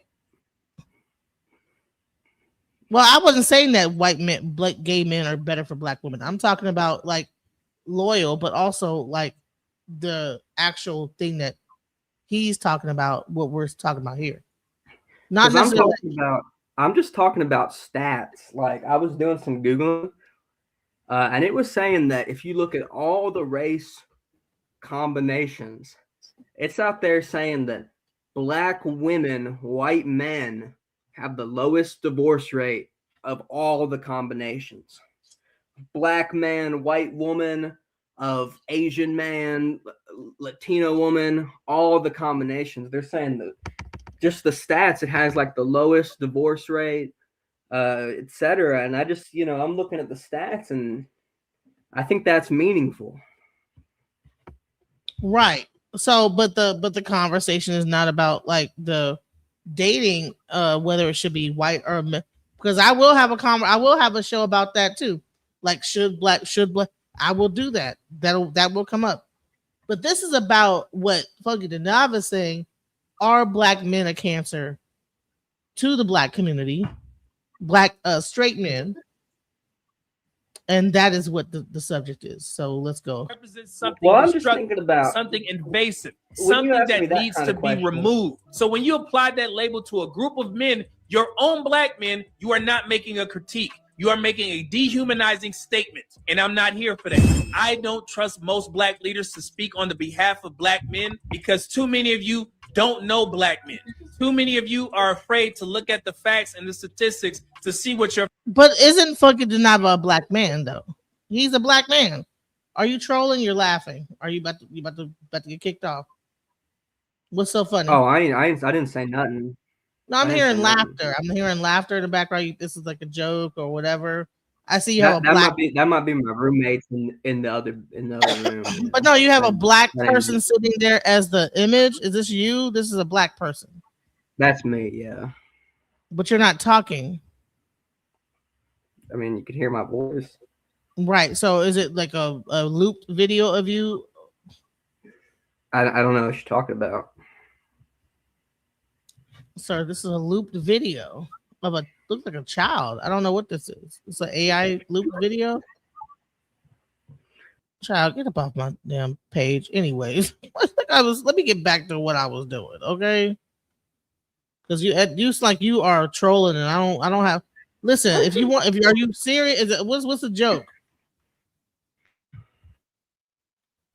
What's so funny? You must be bored. All right, I didn't know I was back on. No, I'm man, no. Like never mind for the trolls, okay? Let's get back to what we're talking about because we were actually really having a good conversation, guys. Let's go. Fellow black men are doing. That's why I don't trust you all. All right. Welcome to another episode of The Men's Table. I'm your host, Jeff St. James from Ask a Brother Podcast. I'm going to introduce our guys and then our special guest for this evening. I'm going to start with the business bully himself, Dave Anderson. Welcome, good sir. Thank you, brother. Always happy to be here. Yes, indeed. Real quick, y'all, make sure you like and subscribe. I see a lot of new people in the chat. Make sure that you like and subscribe. You know, I work really hard on what I'm on these subjects and stuff like that. And you know, I've been working for an hour, and I just want just like the video. I ain't asked for no money. I just said, hey, like the video. Let's go. You got Mr. Smooth over there. He got the new portrait approach. You got a great front facing for the first time. So I'm like, this is gonna be a good show. Darwin McPherson, what's going on, bro? What's going on? Can you hear me? Yeah, I can hear you fine. All right. The difference between those two. But all right, so this is the actor, and he decided to put together a panel, I guess. So let's go. Community. When I think about all the different issues that's hold on, let me go back. Acted his entire life. Welcome to the Men's Table for the first time, good brother. The incomparable Mr. Dondre Whitfield. What's going on, man? my brother, life is good. That's what's up. That's what's up. Now, for starters, before we even jump into the weeds of what we all thought about all those different clips, I'm just going to say to everybody that's currently watching, regardless of whatever channel or platform you're watching from, please make sure that you're subscribed and following all the gentlemen that you see on the screen. And if you're not a member of any of our channels or platforms, please make sure that you become a member. At least me and Dave, we got some cheap memberships for sure. And thank you to everybody that's been supporting this brand, supporting this new approach and panel that we've been building and putting together. It's all thanks to you all. So make sure we say again that you subscribe, that you like, and that you send to at least 2, 3, 4, even 5 people. And if you have a particular question, comment, or remark that you want us to highlight over the course of the show, make sure you hit that super chat button so that we do not miss it. Oh man. Well, Mr. Whitfield, I'm gonna start with you, man. You have to. So it was wild for me to see that initial video from what's his name, Funky Dineva. Yeah, Funky Dineva. And I had a lot of competing thoughts in my head about why he narrowed down so specifically on Black men. All right, hold on, guys. I have a troll that wants to come up here, but if you want to come up here, you have to be on topic, okay? Sean, it's not about white men dating black women. This is about a gay man saying that black men are toxic to society, especially the black women. So let's go. What's your comment? Yeah, well, I was thinking about it while I was kicked out, and I think, even if that might be true, I've been just thinking about this. If he, maybe his point is right. I think that, when you say something like that, you're trying to assign fault, to black men, maybe. And I just don't think that that's even a fair thing to do because, even if that's the case, I'm thinking that, some people who have, issues in, the black community, I just think that, it's part of upbringing. It's not because there are plenty of black men who are very affluent, and had great upbringings and, great situations and are really successful people and, pillars of the community and have healthy relationships. And I just think that's really an overgeneralization of black men. But do you think that there's something about that black straight men are a cancer to society? Do you think that that's a thing? Well, you know what? I think there are some things because I think if you're talking about a generalization, right? You're saying if you condensed black men into a general category, I think that the average black man does have a few flaws, but because one thing I've always noticed about the black community personally is I've noticed that, especially among African American men, is that there seems to be a very prevailing sense of like sexism and homophobia just as the general culture, because when you listen to some of the rap music they play on the radio now, the way it talks about women, the terms that it uses describing them, that essentially, like when you say woman, that's bitch is a synonym for woman in that vocabulary. I mean, I think it's frankly offensive, the way that these kind of things happen. And I think homophobia is a huge issue in, the black community, especially among black men, because I think there's this prevailing culture of, like hyper masculinity, where they feel that they have to be hyper masculine. And if they, view women as equals or they view gay men as equals, it, detracts from their, their masculinity. I think that's wrong, but I think that the cause of that is the prevailing culture around them, just the way that they're taught in their schools and in their peer groups and by their parents. I think it's a systemic issue.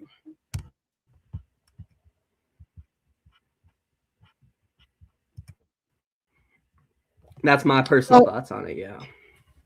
Well, that was great what you just said. It definitely is, but I think the main thing is that he's talking from a gay standpoint of, like, I'm not sure. How long have you been watching the show? I've never seen the show before. Also, but I'm saying, how long have you been watching just now? Have you been watching the whole thing? No, I didn't. I was kicked out for a bit. It was cutting. All right, so let me just go back into it, right? So what he said is that as a black boy, being a gay man, he has been at the barbershops and he's been at the beauty salons, right? So when he goes to the barbershops and the black man will say, I whooped somebody's ass, woo, woo, woo. They're not saying, man, you shouldn't do that. They're like, yeah, you should, whoop his ass, Then if the guy's like, yeah, I was cheating on so-and-so with so-and-so and she found out, they're like, man, you know what, you should do this, you know what I'm saying?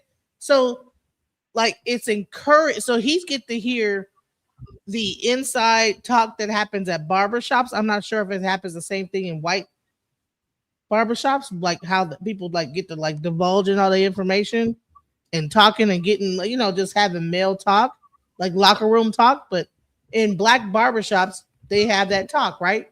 Same thing happens in beauty salons, right?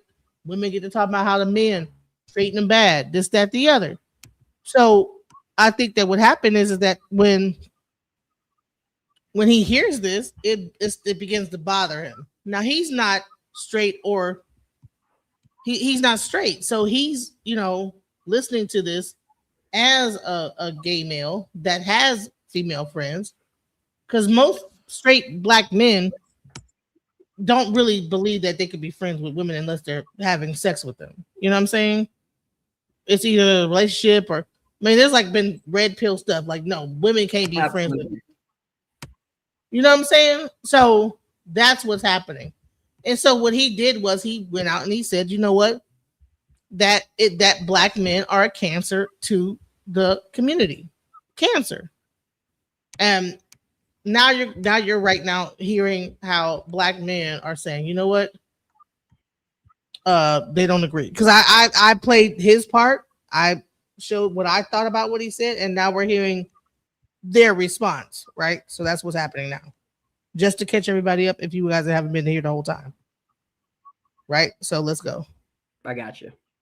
And just tell me to pause when you want to make a statement. Anybody else that wants to join the panel, the link is in the chat. Described as a cancer in the community when I think about all the different issues that's contributing.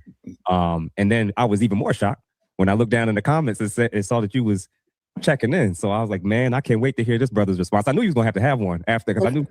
Yeah. So for you, when you first saw that, how did you take it to warrant that reaction, and why did you do a follow-up, more fleshed out explanation? Yeah. So first, what we have to be able to define certain terms. In my book, Male versus Man, I talk about how males look to be served while men look to be of service. And unfortunately, not very many people understand the difference between those two. But we have to be able to understand where people are coming from. Just because someone says something doesn't mean they actually mean what they say. Many people speak this language, but very few people have command of it. So when he made that statement, I understood exactly what he was talking about. Unfortunately, black males look like black men. Why? They got hair on their face. They got pecs. They seem to carry themselves in a certain manner. They got the same physiques, but we are two completely different people. But in understanding what he was trying to convey, what basically what he meant to say is black men and black gay males, right? They look the same, but they're two different people. He just said black males. So what this is addressing is why are gay men more concerned to a certain extent, relationship wise to women, even addressing some of the things that are happening in black relationships and how black men treat their women than the very black men that are having a relationship with women. Why does it take a gay man to step up and say, you know what, there's something wrong with this? And I have this perspective on this. Shun the gay man, and shun him and say that, that's the problem. Go ahead. What are you going to say? I think that you're focusing on this gay man part of this, but I kind of come from a different background that because as a white man, I think I see this kind of same thing, in fraternity culture in colleges. I don't think it's so much a black man versus black gay man thing as it is a man thing. I think it's these kind of same cultural things that happen when they, you say you dehumanize women and you treat them differently. And when you're hanging around just a bunch of men, you promote ways of being that are really anti-woman, like, you should totally cheat on her, bro, or, whatever. I think these things are just cultural elements of manhood in general that I think maybe it's our Western culture, but, maybe it's a worldwide thing that I think that just in general, when men are born and when they're raised, they're encouraged to, be dominating. And often that's at the expense of the humanity of others. And I think it's not even just a black male thing. And I think that might be reductive to even look at it that way. I think what? Maybe it's because we don't have a bird's eye view into the white community and what happens there, So we think it's only happening in our community. We like, oh, you guys go to the barbershop. You guys like, man, fuck all the bitches, get all the women, And it look like the white families are all look like they together and this, that, the other, and blah, blah, blah. So, but at the same time, you see frat guys, white frat guys, they'll have tons of relationships with all kinds of women and cheat on them and all these things. And, in Hispanic culture, they had this, culture of machismo where they'll for Hispanic men to cheat on their wives and their girlfriends, but it's not okay culturally to do the other way around. I think it's a worldwide phenomenon. I think, and maybe I think it's because when our cultures are being formed, at a large scale, something about the way that testosterone causes us to want to dominate, and that just becomes ingrained in the culture as a whole. I think part of it too, it's a lack of education. I think it might be a little bit worse in the Black community, but only because a lot of those communities, that are majority Black, just have lower education in general due to systemic factors that are outside of their control. I mean, if a lot of the issues that are more severe in the Black community is nothing about Black people themselves. They didn't do anything wrong to be the way that they are. It's just that they didn't have the education that we were able to have because, of conditions of slavery and all that, manifest today in the socioeconomic differences that exist today. But they do have education. They go to school, they go to high school, they go to junior high school, they go to college, just like everybody else. But there are like higher dropout rates. There are urban areas and this, that, the other. But but there is a more, I don't know. I don't know what, I think the incarceration, I don't think it's education.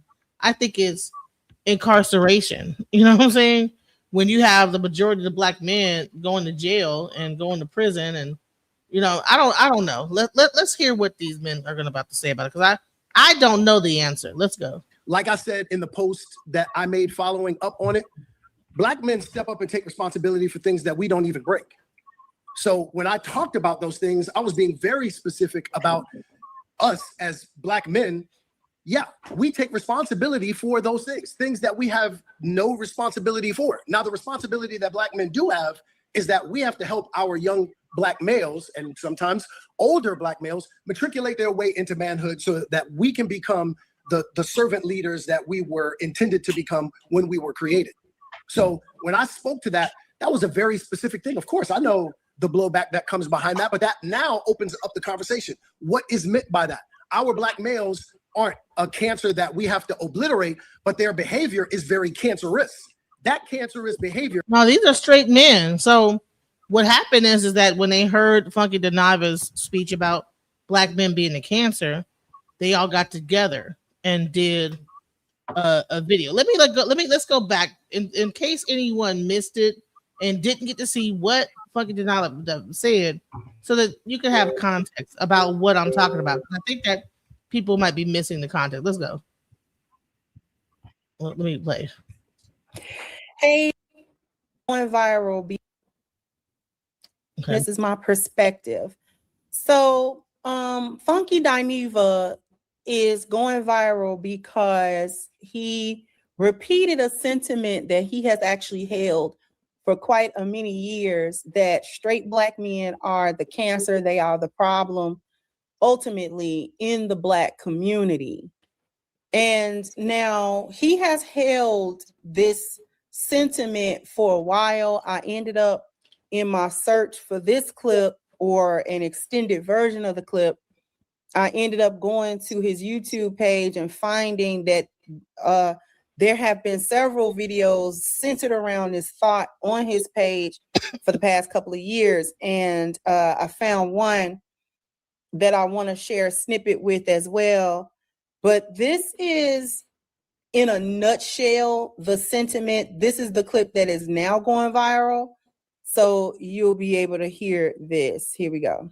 It has now come to the time that we have a conversation. I've been saying for years on this show that Black men need to have a conversation, Black men alone. We have got to figure out what is going on with us. This is not something that Black women can help us with. This conversation does not include Black women. Black women, stand down and stand to the side. Black men need to have a kumbaya amongst themselves. And I'm going to niche this out a little more. And it's heterosexual Black men. I'm going to catch a lot of flack for this, but I'm going to say it out loud with my whole chest. Straight Black men are the cancer of the Black community. That's where it starts and that's where it stops. Ladies, I'm here to tell y'all something. All this shit that y'all got going on, some of y'all, not all of y'all, with the gays and with the trans, let it go. Your issue is not a trans woman. Your issue is not a punk or not a sissy. Your issue is all of our issue. Straight Black men. Straight Black men are the enemy to the gays. Straight Black men are the enemy to the trans. Straight Black men are who are causing harm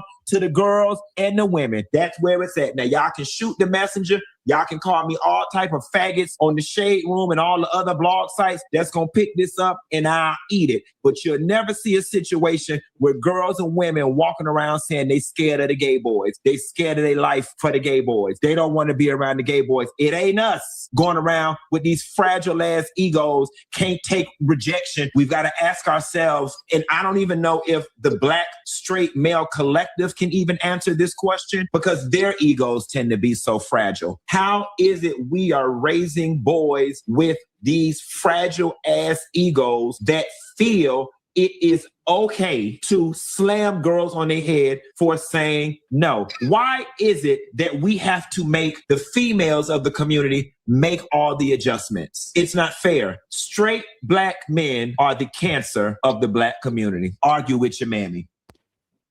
So now do you see what the subject is, Sean? You're muted. Yeah, I see that. All right, so now, like, oh, okay. am I unmuted now? Yeah, so now get perspective now. Hard to do it, right? mean, it's like I think that I think that it's a good point what he's saying.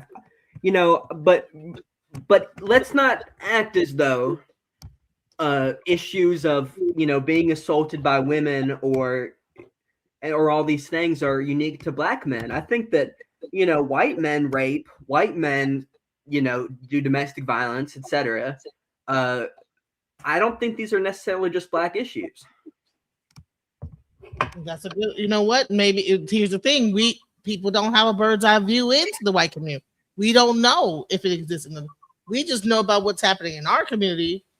And that's what's being addressed. Like, okay, we're but you're probably right. If we did the statistics, we probably would see that. But everybody's not doing statistics.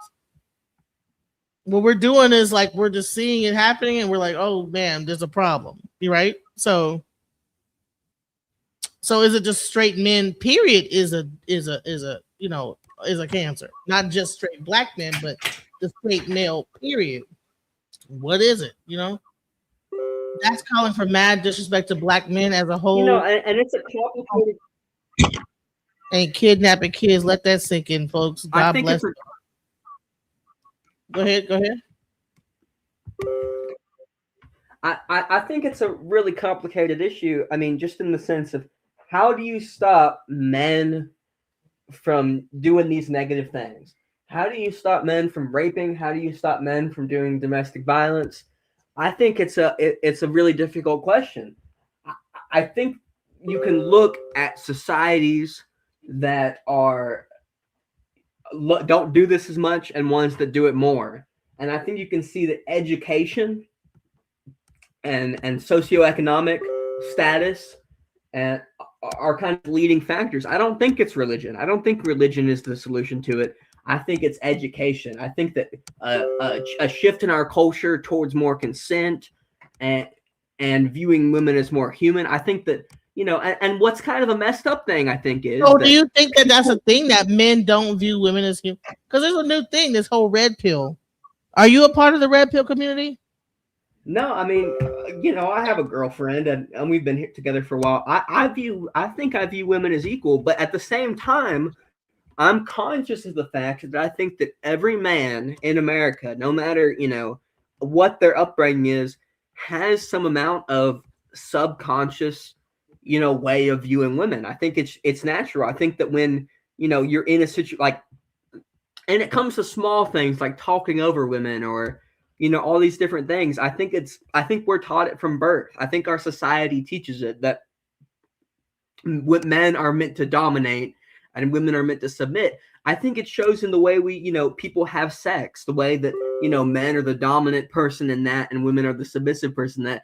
I think it's a fundamental part of our culture. I think it's spread, the idea that women are supposed to cook the food and men are supposed to make the money.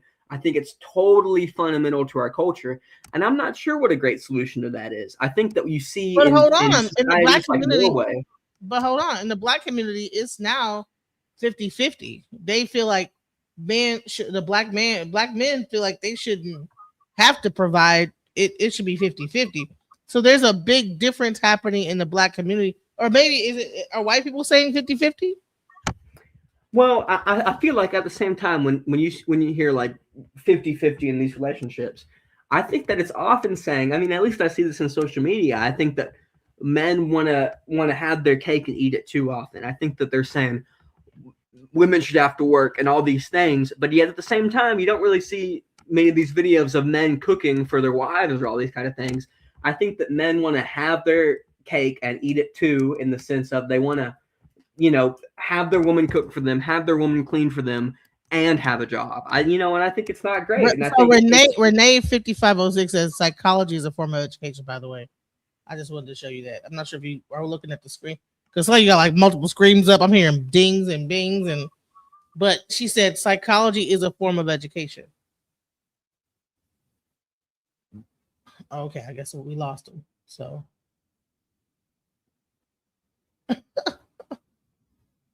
the young boy don't know what he's talking about. But I mean, he actually was making some good points that I didn't, in the white community, it might be different.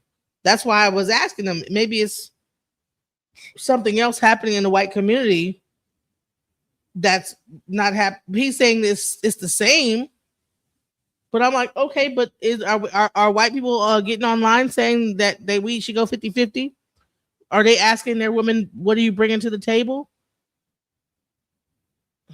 All right, Just says it's not different. Okay. Just, are you white? Are you Caucasian?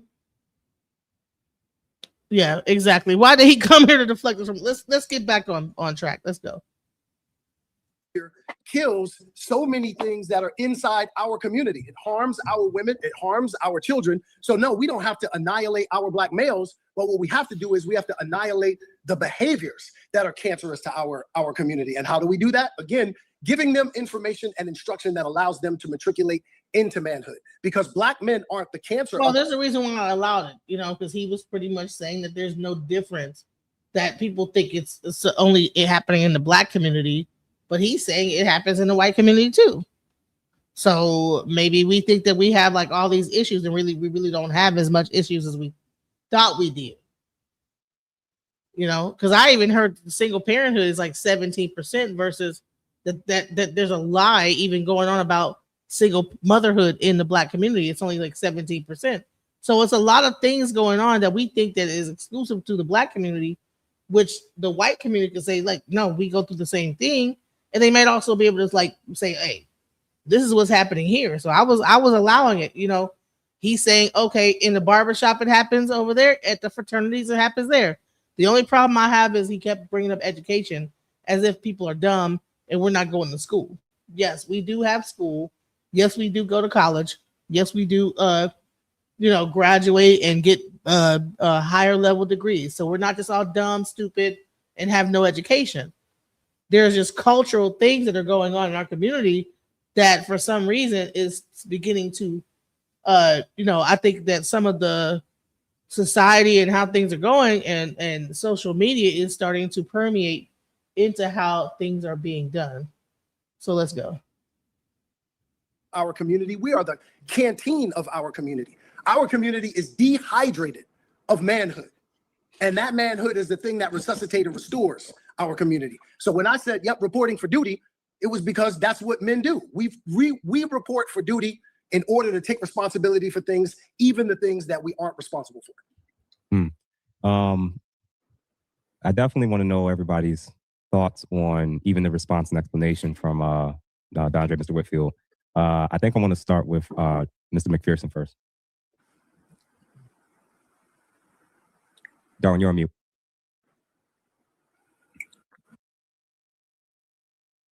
You're right, Renee.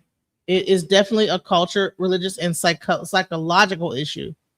There's like some kind of PTSD that our community is going through when it comes down to somehow you're talking about like missing fathers, like for the whole culture, the music, everything about our culture is about pretty much like we don't love them hoes and all type of crazy stuff. Look what song is in the white community saying we don't love them hoes. You know what I'm saying? So we have this and we're singing these songs and that's a mantra. We don't love them hoes. That's a mantra. that goes into your mind, it goes into your psyche, and then people begin to actually enact it in their real life. So yeah, the music, everything about our community is pushing the family apart. So let's go. Okay, sorry about that. So I guess my only question. So whenever I hear stuff like this, I got a lot of questions because some of these clips they move so fast, you don't get a lot of context. Rarely do people elaborate because the algorithm is best suited for videos within 120 seconds. So one of the questions I had, and I think I'll pose it to Mr. Whitfield if I can. When you say it's the behavior that is cancerous, which is worse, the cancer itself, or the author or the person who orchestrates the cancer? Well, your cancerous behavior can be determined or deemed a cancer to those who are falling prey to it or falling victim to it. So those are really semantics. What we're really talking about are behaviors that harm our women or that harm our children. And really, that comes on a number of different levels, right? So if a young brother doesn't have a navigation system in a man that gives him the kind of information and instruction that he needs in order to comport himself in a specific way that helps our community be what it's supposed to be, then those behaviors can be quite harmful. And so subsequently, those kinds of behaviors can be cancerous. And to some people who endure it, it can be deemed as a cancer. So what we're really talking about is one and the same. So is the navigation system already given, or is that something that had to be passed down? Religion is a huge topic. Because whenever you believe in a Bible that tells you that a woman shouldn't speak in the pulpit, she need to be seen, not heard, but the women are the main people that's even running the church. How can you have a whole church full of women, mainly women, and one pastor that's running the whole thing, maybe a few men, but then tell the woman that she's still lesser than? Like, it's crazy to me. Now, I don't know about white churches, but I know in black churches, this is majority women. Okay, so let's go. No, something got to be trained or educated or conditioned. It has to be trained. There are a bunch of us. So right. So my point is, if we're sending black men out, or young boys, because I would argue that it starts before they become a man.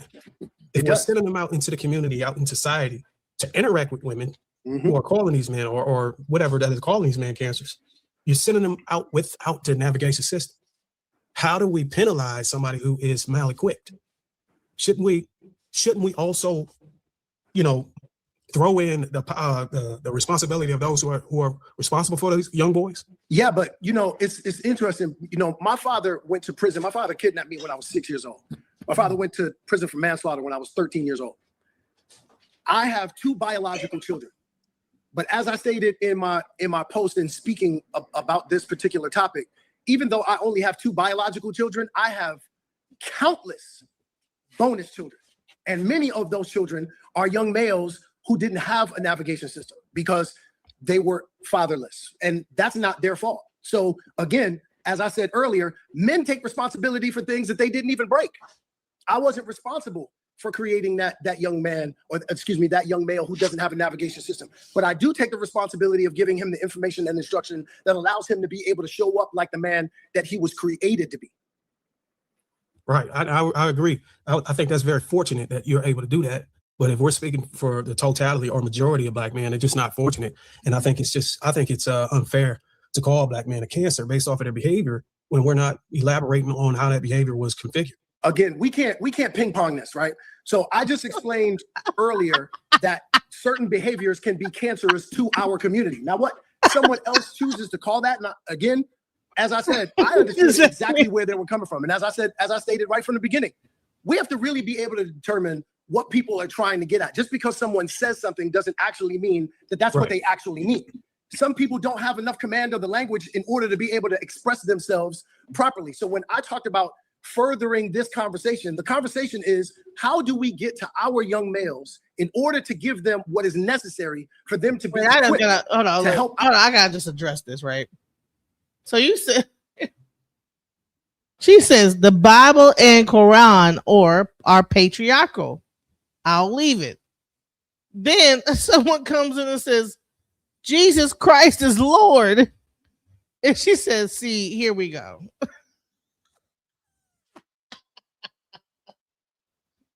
And then he says, what does that mean? Do the math. Just do the math. Just do the math. Our community be resuscitated and restored. And that's going to come off the backs of men like us that have the information and instruction, and to be able to take those young males and to say, hey, listen, this is how your behavior can be harmful to our community. And this is who you were destined to be. I understand that you don't know what that is because you didn't have the benefit of having a navigation system that allowed you to be able to matriculate into manhood. And now that we know that, every single man in our community has the ability to grab one. We heard the expression, each one teach one. Unfortunately, too many of us are not playing our position. Too many of us are not answering the call of our divine assignment. Right. What happened to that man in the community that was like, man, y'all kids, do what you gotta, you know what I'm saying? What happened to that guy? When did barbershops turn into people like Champion and yeah, go on ahead and get, you know, fucking the novices, you know, he's at the barbershop and they're encouraging violence. They're encouraging you to cheat. What happened to the men that are stand-up men and trying to teach? Where are those guys in the community? That's the point. All right, so I'm going to yield to, I guess, the next speaker, but hopefully we can get into the details of the specific behaviors that would trigger a narrative like this in the future of this conversation. Go ahead, Jeff. Yeah, I want Dave to come in next, but I want to read a couple super chats. And guys, if everybody's currently still watching, please make sure that you hit those super chats to support the brand, support the panel, support, you know, all the different things we're trying to build, and especially if you have questions or comments. Quasi Samson writes 78, thank you for $4.99. Talk about how gay men try to claim a higher level of morality than straight black men. We'll definitely have a conversation about, you know, the origins of that particular comment and some of the trends of men that happen to not be heterosexual having very strong opinions about heterosexual men for sure. D. Coldis Jenkins, thank you for the $2. Society wants black men and our boys buck broken. Yeah, we're going to have a conversation relating to that too in terms of this particular. Thank you for Mr. Philip for Sadiq for the $5 as well. And then last but not least, Mr. X-Ray, thank you for the $10. What are the behaviors? I'm interested to know if it's criminal behavior or masculinity. Appreciate Brother Whitfield showing up. We'll definitely tap on that for sure in terms of what some of the concerning behaviors are. But Dave, why don't you go ahead and expound on what you've heard and seen so far? Yeah, but before I do that, Jeff, Dondre, I just want to tell you a few things. The first thing I want to say to you is, God bless you, brother. I have been a big fan of yours since you were Robert on the Cosby Show. My mom and Bill Cosby grew up together in the Richard Allen Projects. I love the majority of your work. I even love your taste in wives, bro. I am a huge fan of, respectfully, I'm a married man. Like, people tell me my wife is beautiful all the time. What I'm saying is, see, that's the problem, Jeff. You and these sound effects, we're going to stop being disrespectful. We're going to have a Real men are here now, and we don't do anything for nothing in return. No one's asking you to do anything for nothing in return. What are you talking about? You don't find a woman, you don't think a woman is going to give you anything in return? That's the problem. That's the problem, is that you think that you being with a woman is not going to give you anything in return.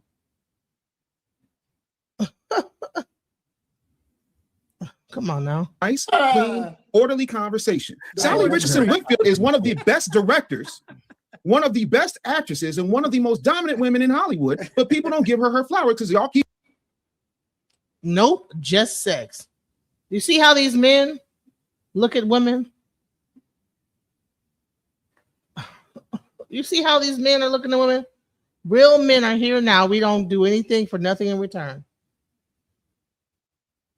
And then I said, so women don't give you anything in return?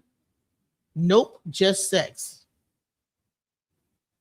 Now, a man is going inside of a woman's womb, and this is a place for procreation.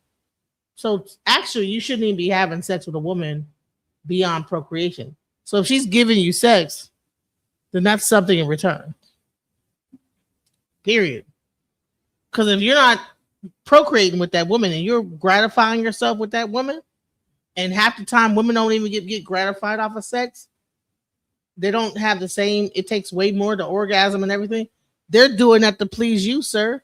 So even sex is something in return. The fuck are you talking about? You know, this guy says, are black women loyal to black men? Yes, they are. What are you talking about? You know how long it took for women to even start dating outside of their race? And now you're seeing it in droves. But women were not doing that for the black women. We're not doing that for the longest. We just now started in the last like probably like 5 years, doing like that in like large amounts. Meanwhile, black men were dating outside their race for the longest. But black women, you know, you can count on. Listen, I can count on my finger the black women I know that married to a white man. But it seems like that number is increasing now. Women should shut the fuck up. Okay, you should shut the fuck up, and you're about to get banned. Say something else stupid. Okay, it's not enough. How else is it supposed to be? Man, I'm gonna let y'all go and let me let this video play, because I mean y'all are in the chat tripping. Let's go. Going, damn, she fine. I saw her in posse. Be respectful. Be respectful. But no, in all seriousness, brother, I really appreciate you being here, because this is not an easy room to be in. So first of all, welcome. This is easy for me to be in. Not yet. This is easy for me to be in, my brother. I'm glad you feel that. Sex is the bare minimum. Sex is what creates life, sir. That's what the problem is. You don't find any value in a person opening up their womb and their body to you, because you probably had so much sex and jacking off watching porn. You don't even know that how valuable sex really is, that it keeps us alive. It keeps, like, I mean, the circle of life. I'm giving you sex, honey. No, it's not an equal exchange. Half the time women don't even climax.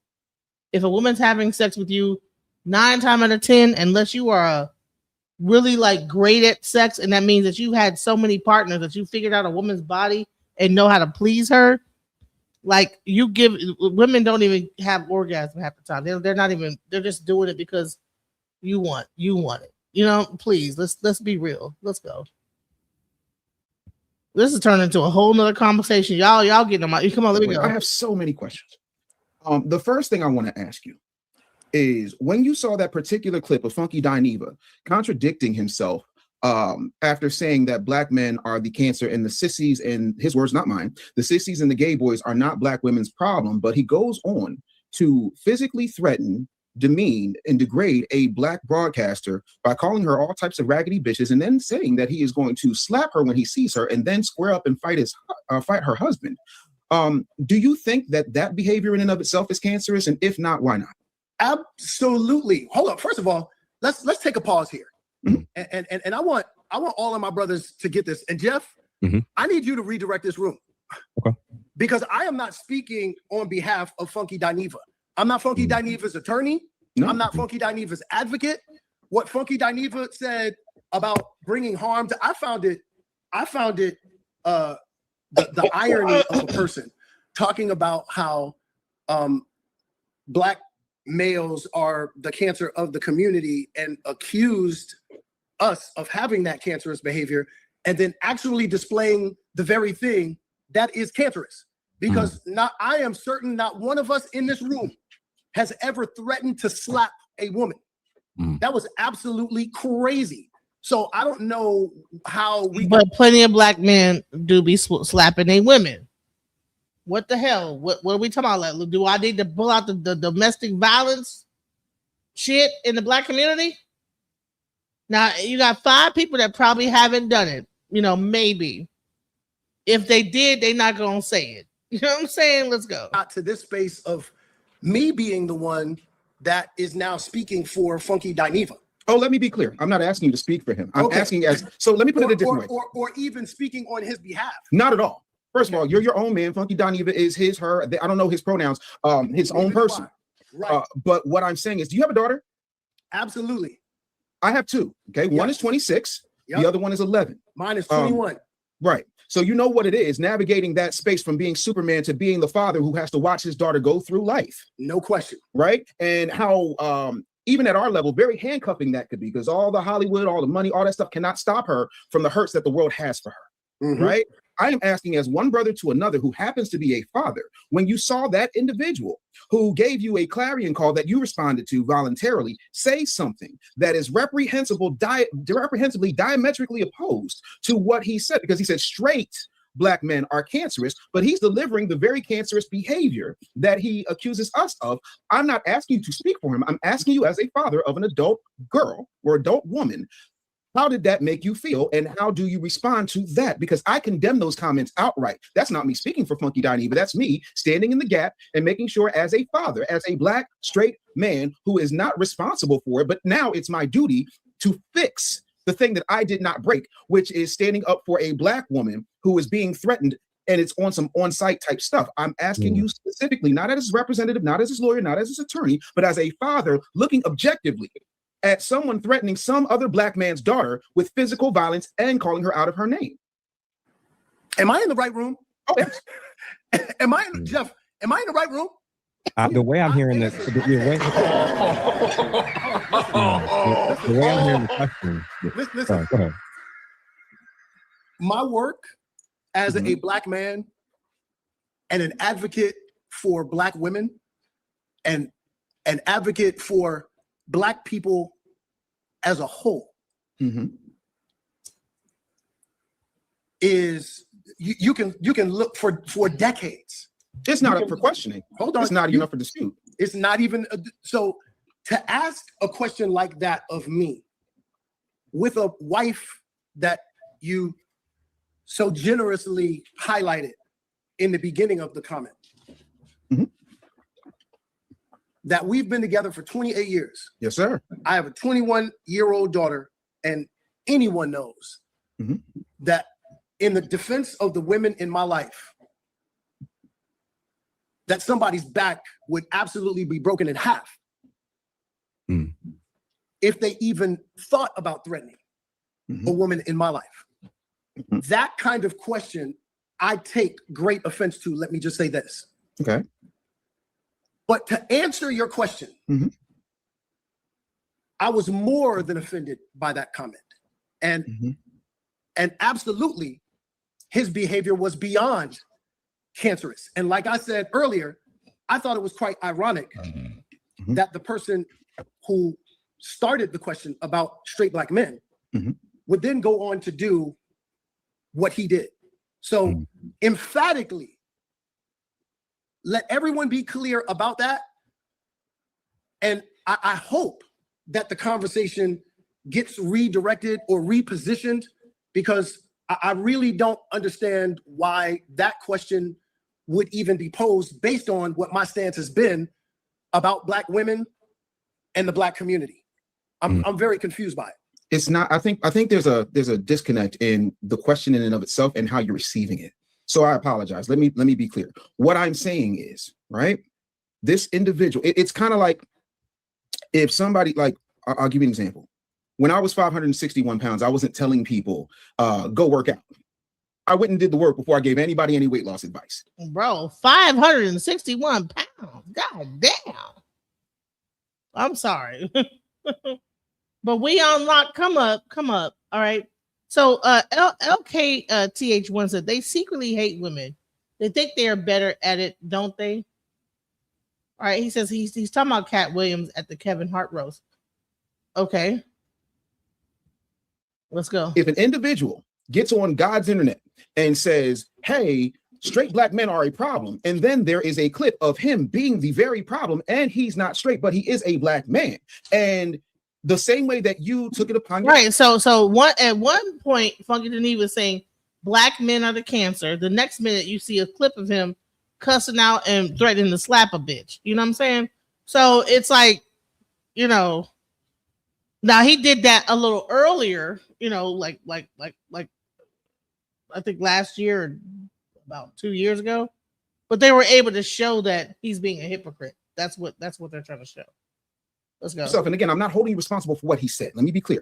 All I'm saying is I can divorce myself from somebody's negative comments, which are extremely harmful, poisonous, cancerous to straight Black men who are doing the work, who are standing in the gap. I can say Funky Dineva may have a point, but on this particular issue, I condemn it. That doesn't have anything to do with your countless decades of work, your dedication, your fatherhood, your manhood, your husbandry. Absolutely not. I'm saying on the record for people who have asked us en masse through our DMs, through our emails, through our private messages and our phone conversations, because they knew you were going to be here. Are you going to be as emphatic in your condemnation of those particular hurtful, cancerous comments as you were when you were reporting for duty? That's not even the crux of the conversation, but I want to get that out of the way so we can have the real conversation.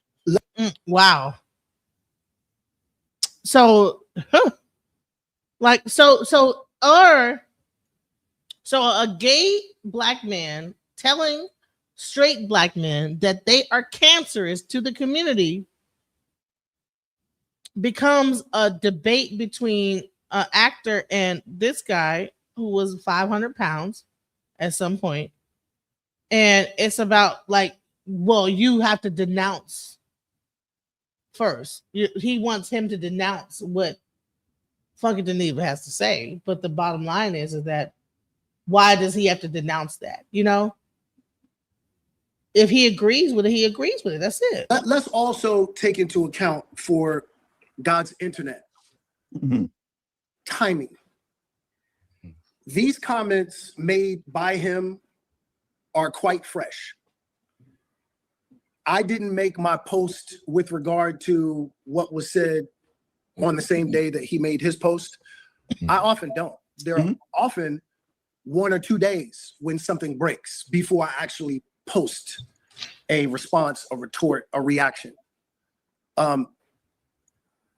So I want everyone to be quite clear about what timing is. And again, I think it also speaks to what men do. A lot of people who lack manhood simply react. Certainly. Before they think and get clear about creating a response. And so when you hear a response from me, that usually means that I have great clarity about what that situation is before a response is posted, because I'm not a boy. Boys react.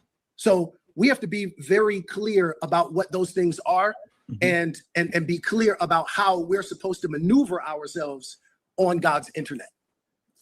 Yeah, I agree. I want to just a couple super chats, and then I'm going to give my thoughts in response to everybody, including you, Mr. Dondre. Perception is reality. At my high school campus, I teach it to old school brothers had to take a step back on some things. LGBTQ brothers, I feel, have more pull on the campus. Interesting.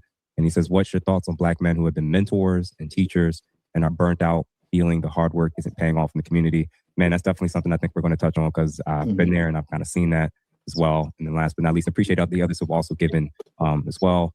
And then Mr. Tristan Smith, agreeing with the Bent Risk Coalition is wild work. It's bad enough we get disingenuous hate from the real sisters, but now it's coming from the Sado sisters as well. We can't tolerate it. Man, I'm going to give you my thoughts, because I actually, especially hearing you explain it more and watching that original clip that you put out in the response, and then seeing how you've been responding to Darwin and Dave so far, it makes sense to me. You're looking at it through a line of consistency, right? He does something wrong, you think that's cancerous. When we do something wrong, you think that it's cancerous. So in your work, yeah. So that helps me a lot. I think the issue was, for me, gynocentrism, for the audience and people that's watching, it's something that we discuss a lot about. A lot of even men don't know examples and the effects of gynocentrism until somebody points it out. And I think, what's the name? Funky Daniva. Yeah, Daniva's initial comment, his initial remark that black men are the cancer of the community. Straight black men are the cancer of the community. If you wanted to know potentially whether or not the reason why maybe many of us were so accepting of that statement, or just being like, that's fine, and whether or not that's coming from an objective place or maybe leaning more in a gynocentric mindset. What the fuck is gynocentrism? I can hear matriarchal, but gynocentric. Who the fuck came up with gynocentric? If you don't get the hell up out of here, gynocentric. Now they're focusing on our vaginas and our gynocentric. What the hell?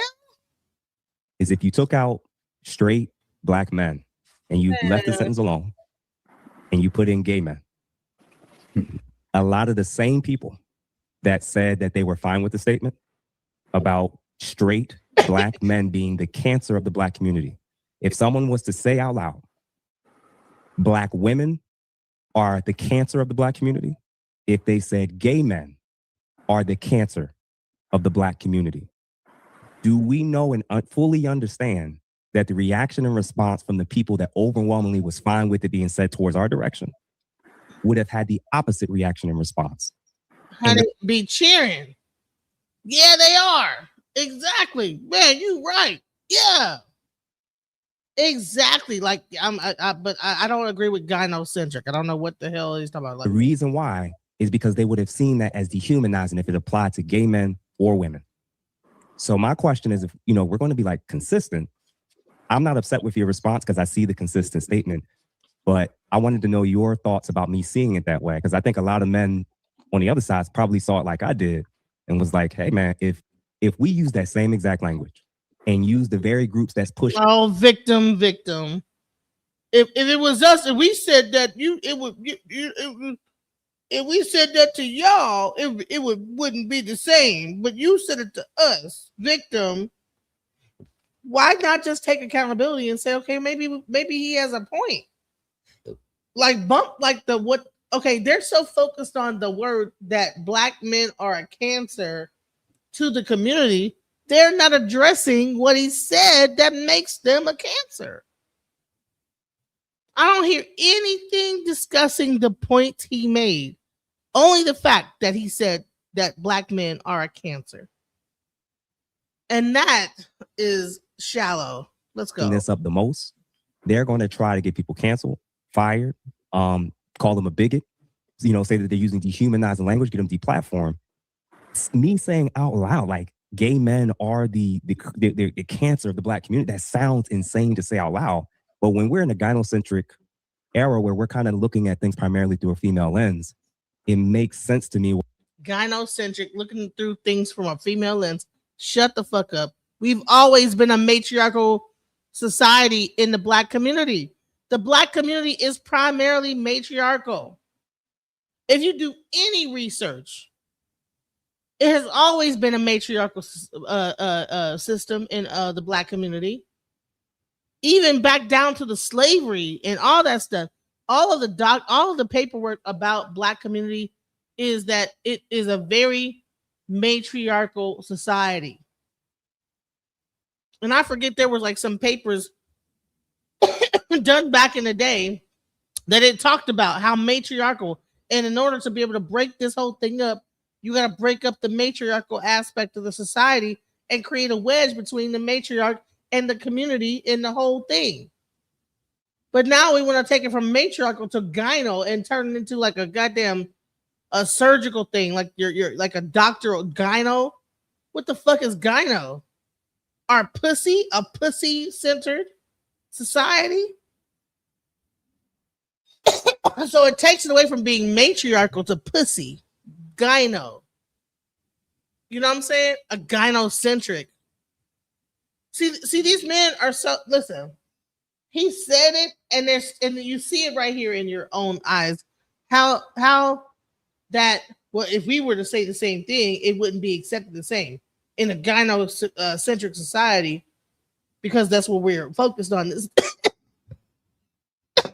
It's accepted. Man, if you don't get the hell out of here, he seemed like he gay too. Well, I think a lot of people couldn't have seen that comparison I and think how he much down more low. damaging it would have been to say that about anybody other than us. What you think, brother? Yeah, this is and here's the nuance of where we should really be looking at this. Mm-hmm. Because look, I am the leader of my house. Not because I tell people what to do, mm-hmm. because I show people what to do. That's what makes a leader. Mm-hmm. Leaders actually take on the responsibility of creating an umbrella of those who they look after, who they are in service to. There are things that my wife is incredibly capable of doing within the confines of our marriage and in our family. But there are certain things that she will react emotionally to that could get us into trouble from time to time. And I have to make sure that I am not acting out of my feelings, but examining the facts. And then making a decision that allows us to be able to traverse whatever it is that we have to navigate. That is the difference between the men, the women, and the children. So this conversation has to be looked at through the lens of, as men, what do we take responsibility for even when we haven't had a hand in breaking it? And are we going to respond in the same way that the women respond, that the children respond, even our brothers who happen to be gay respond? Okay. I think I can answer that question. Yeah. I think this is a good place to jump in. Good evening, Mr. DeAndre Whitfield.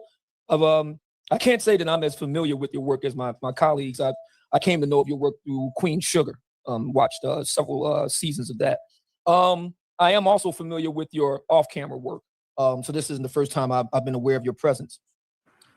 Funky Dineva's statements, very interesting, because on the one hand, the Black community wants to promote or foster a kind of new masculinity discussion. So I'm talking about a gay Black man, very outspoken. I've noticed over the past few years, outspoken gay Black men in various guises, inveighing on, for lack of a better, just be honest here, they're not really known as powerful political commentators or powerful sports commentators. Really what they discuss is Black love issues, and to put a finer point on it, straight Black love issues. They never talk about gay Black issues. They never talk about lesbian Black issues. They only talk about straight Black issues. Now that's interesting to me. Why only straight Black men? Why don't they talk about gay Black men? Gay Black men don't have issues in love issues. They don't. Well, as it turns out, I'm asking a rhetorical question. They don't. We know that when we look at gay marriage, lesbian marriage, straight marriage, that the least domestic violence, the least infidelity, the least divorce is actually among gay male couples. So it makes sense. You're not going to get much clicks and views talking about gay Black issues because, to be brutally frank, there's nothing to talk about. There's no drama. There's no fighting. There's none of this stuff.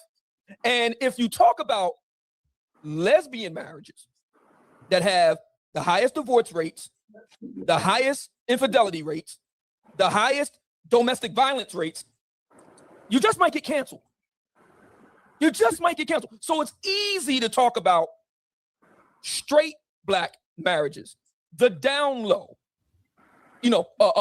grifting off of Black women's fears about the down low. There are actually Black gay men who make their daily bread ginning up fears of Black women about down low Black men.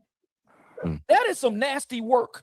So the fact that we're here right now, rolling off the lead of a Black man talking about other Black men being a cancer, while at the same time threatening with violence a Black woman.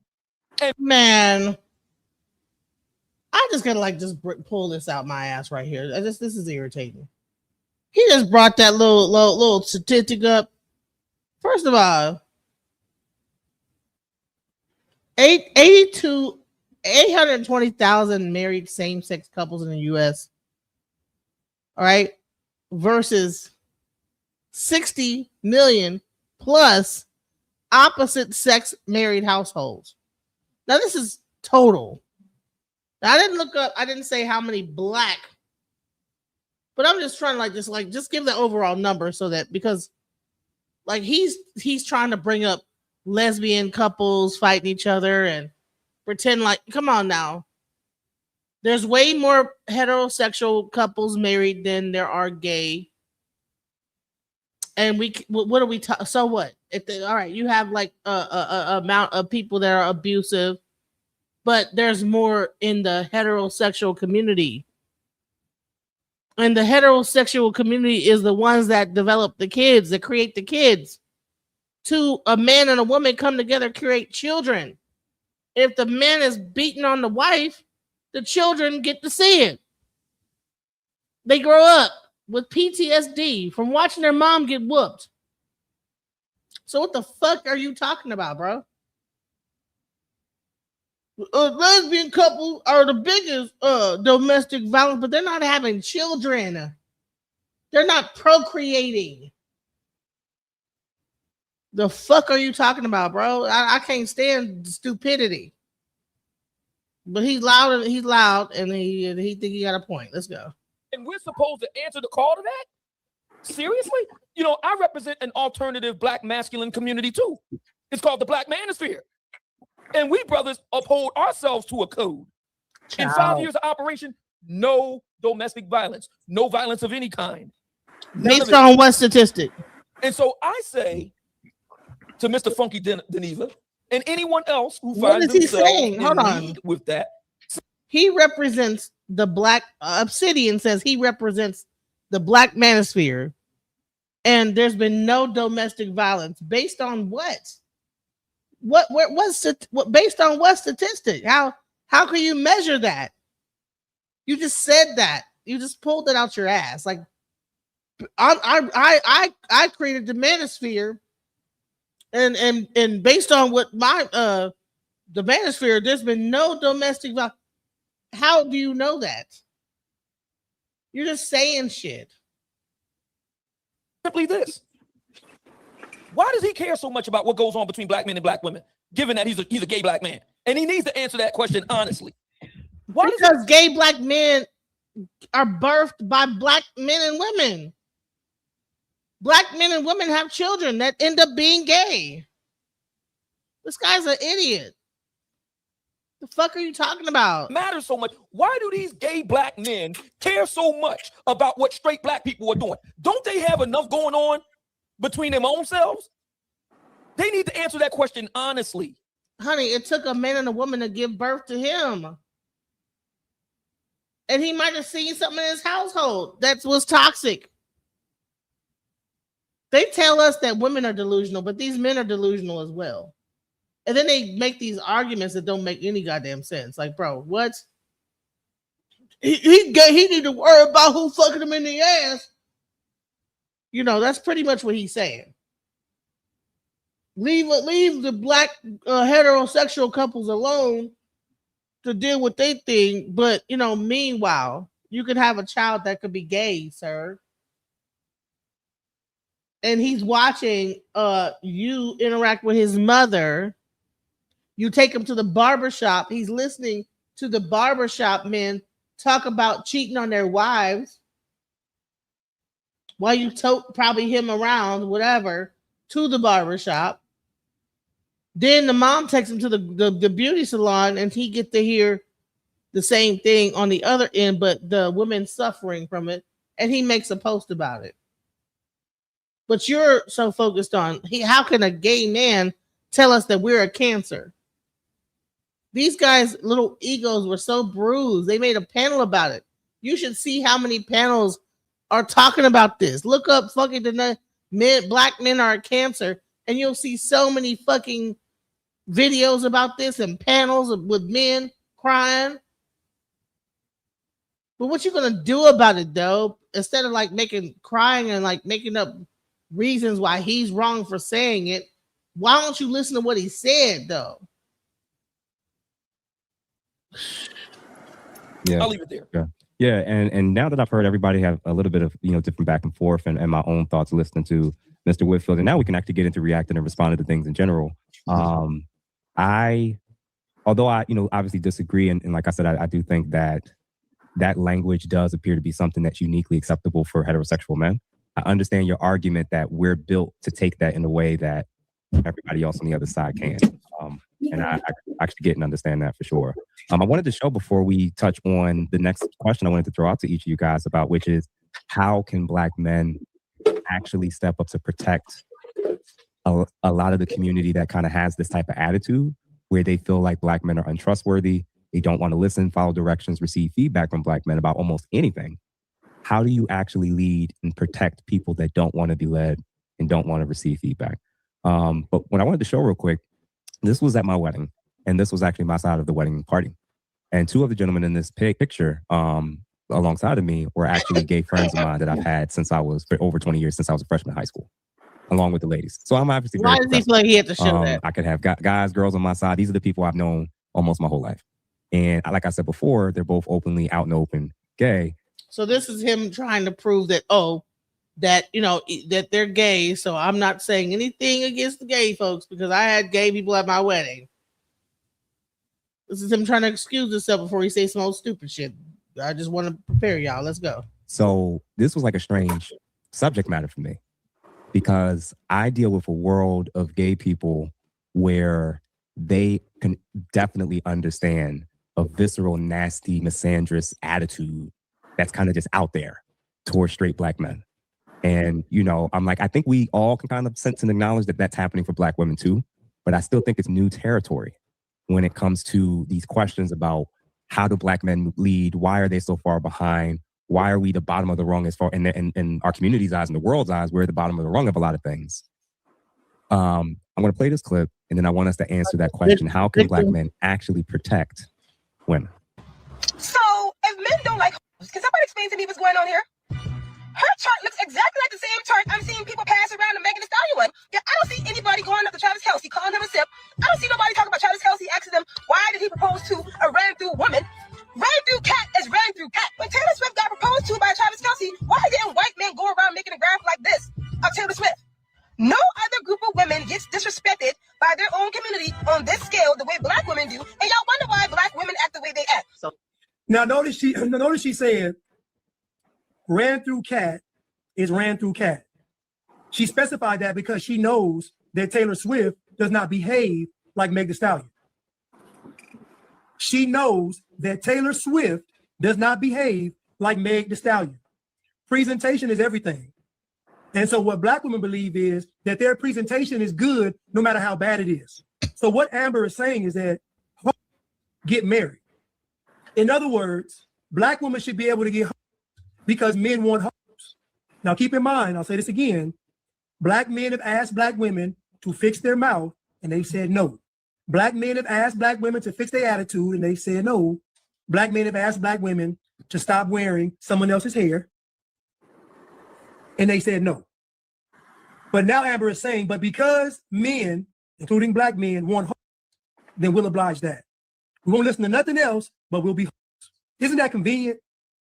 How convenient is that? How convenient is it for black women to disregard everything a black man says, but then when it comes to her believing that he wants a, oh, they can do that. They can be hoes very well. I'm gonna say this again.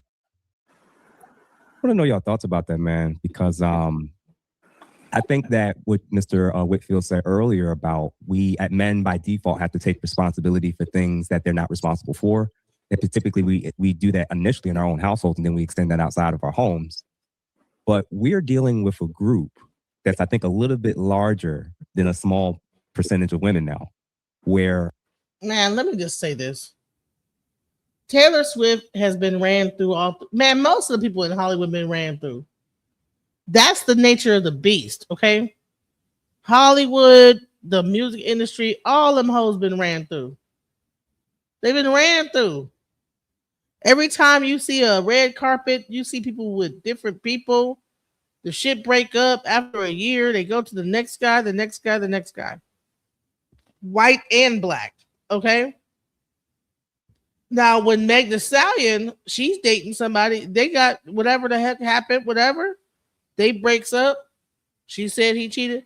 They makes a whole cartoon of a line and her bent over a couch and a whole line of niggas and with their names who fucked her. Now, when they had Taylor Swift and all the niggas she fucked, which is way more in the industry than Megan Thee Stallion, it was just some pictures. It didn't show her bent over a couch. So listen, there is a real thing of exploitation. Like black men, whoever the hell made that meme, they don't respect the black woman of Meg, but they wouldn't make no meme like that for Taylor Swift. They wouldn't make a meme of her bent over a couch and a train getting ran on her and showing the final boss of the husband that has roses in his hands and all this other crazy stuff. And he after all these, man, that is crazy that they did that. I couldn't imagine how this young woman felt to open up the social media the next day and see a picture like that. That is awful. I mean, I could only imagine, hell, I'm not no spring chicken that ain't fucking niggas. Could you imagine? I couldn't imagine someone making a cartoon of every nigga I've fucked in my lifetime. And then if I get married, my husband or whatever, or I was engaged to or whatever, maybe we broke up, and then show him at the end with roses in his hands. That's fucking terrible. But this guy with his cowboy hat on sat there and was like, you know, and they're trying to make it seem like, but listen, they will protect that white woman about her thing. Well, no, she just in the class. She a classy hoe. She was classy with it. She was a classy hoe. Man, a hoe is a hoe. A horse is a horse, of course, and so is a hoe. Like, ain't no classy damn hoe. You getting fucked, you're getting fucked. We all, I mean, I've been through a hoe phase my damn self. I would hate for someone to make a meme with my shit. Goddamn, you know? But to sit there and try to like diminish the black woman because she might be a little more sexually forward about her sexuality and say that no, she deserves to be exploited with images that look like trash. Whoever made that. She deserves that. But Taylor Swift, she was classy with her fucking, you know what I'm saying, throughout the industry. Guy after guy, you know, making songs like, you know what, you know, husband was with a black chick, but multiple black different chicks. Made a song about that, you know, whatever, some racist shit. And here you got this cowboy hat wearing Negro that want to focus on how bad the black woman is. And then this guy's gonna play that video and ask them what they think about it. The fuck is going on, bro? A lot of the things that the young lady said in that clip that he was and also what Mr. Black was saying as well. He's saying if you got a group of people out there, men or women, that's making it very clear we're gonna do what we want, F tradition. We're not thinking about the community. I want to do what I want, what makes me happy. Yes, the community overall suffers, but how do you lead and protect people with that mindset? This is open stop popcorn. Anybody can jump in. I think to ask the question is to answer it, right? What do you mean? I don't think I don't think you have a responsibility to lead anybody who's not willing to look at you as their leader or listen to you. I wouldn't ever put myself. It's none of your fucking business. And all of y'all, if Meg Thee Stallion came knocking at your door yesterday, y'all would fuck her. It's none of your fucking business, bro. Who Meg Thee Stallion fuck? Who Taylor Swift? Y'all would go either way. Taylor or Meg.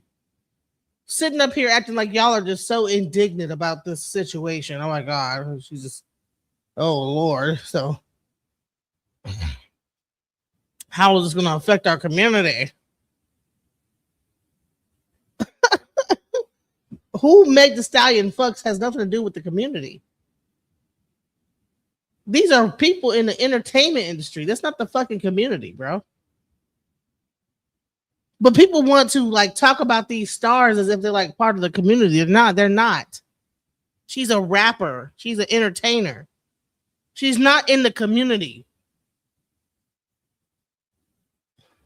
Or sacrifice myself to be a leader or protector of somebody who's going to move by their own beat of their drum and deviate and do whatever it is they want. There's an alarming rate of black women who are intentionally positioning themselves in society to be able to absolve themselves from being led by men. There's a thing called self-sustainability, careers, financial stability. All of those things are really packaged so that the women don't have to cooperate. So I think leadership and protection should only reach as far as those who are willing to get under a man's covering. And we've seen in many occasions where a man have attached himself to a woman and going out in public, and a woman begin to act belligerent and do whatever it is that you want to do and put the man in harm's way. Now this man got to go out and defend her and end up getting beat up or even shot. So it's really, really hard to protect somebody who doesn't cooperate with you. Child, that happens in the white community too. I'm glad that the white dude came up. Why do niggas think that they're the only one that this happens to? Have you been to a white club with the white belligerent bitches? Drunk, kissing each other and acting a fool, throwing up. Y'all are these black men are so fucking. They are lying to themselves. They want the black woman to be so demonized, so bad. Look at their faces. They're just stoic in their hatred toward black women. They're finding everything. You know, Meg the Stallion. They done brought up all this shit.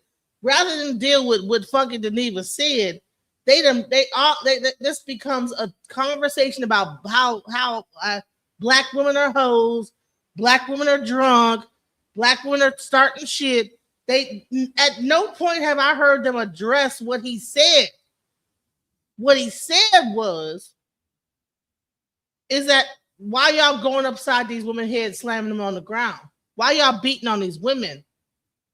What he said is I go into the barbershop and the guy's talking about whooping somebody's ass, and instead of the barber saying, you know what, that ain't right, maybe you should stop doing that, he's encouraging it. What he said is that when he goes to the barbershop and the man's talking about cheating on his woman, they like up there clapping and booty clapping for the whole thing. Like, yeah, go ahead, cheat on your woman. This is how you do it. You need to get this. They encouraging it, finding ways to help him get around the shit. Meanwhile, the HIV rates are climbing. But you want to talk about Meg the fucking Stallion, who is an entertainer, who's minding her goddamn own business. She just got a relationship. She was with the guy for 6 months. She said that he cheated on her. She was upset and hurt. She said she was feeding him and doing this. He introduced her to the mom, and they want to demonize. They took a time machine all the way back to whenever she fucked XYZ and said, man, well, she's a hoe.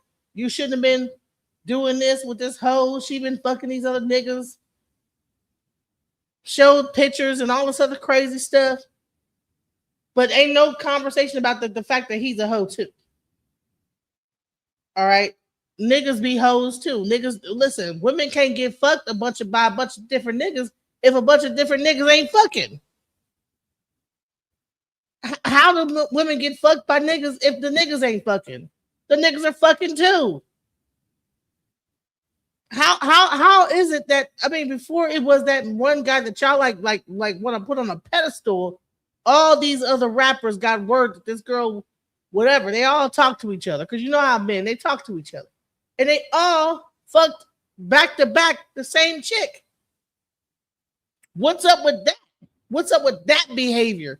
That a nigga will know a girl's a hoe and jump in the train line. What's wrong with y'all men that y'all don't value your own penis enough not to jump on somebody that you know is a hoe? And all these niggas would go. If Meg the Stallion was in the room with them right now and wanted to suck all of them off, they would all fuck her. Period. Period. Without no mistake. Now, they might some do it like try to like be hiding about it, not be like try to pretend because of appearances, but they would all go. If Meg the Stallion was to come in that room with them right there and come into their room, and she could split herself up like it was a multiverse, they would all end this damn live and go fuck Meg the Stallion. And the same with Taylor Swift. Make no mistake. So as much as they trying to sit up here with these stoic ass looks on their face and pretend like they so goddamn serious, they all would go. They all going. Straight up. All of them. I don't see any benefit in protecting or leading anyone who is unhinged. That's just my opinion, fundamentally. Mr.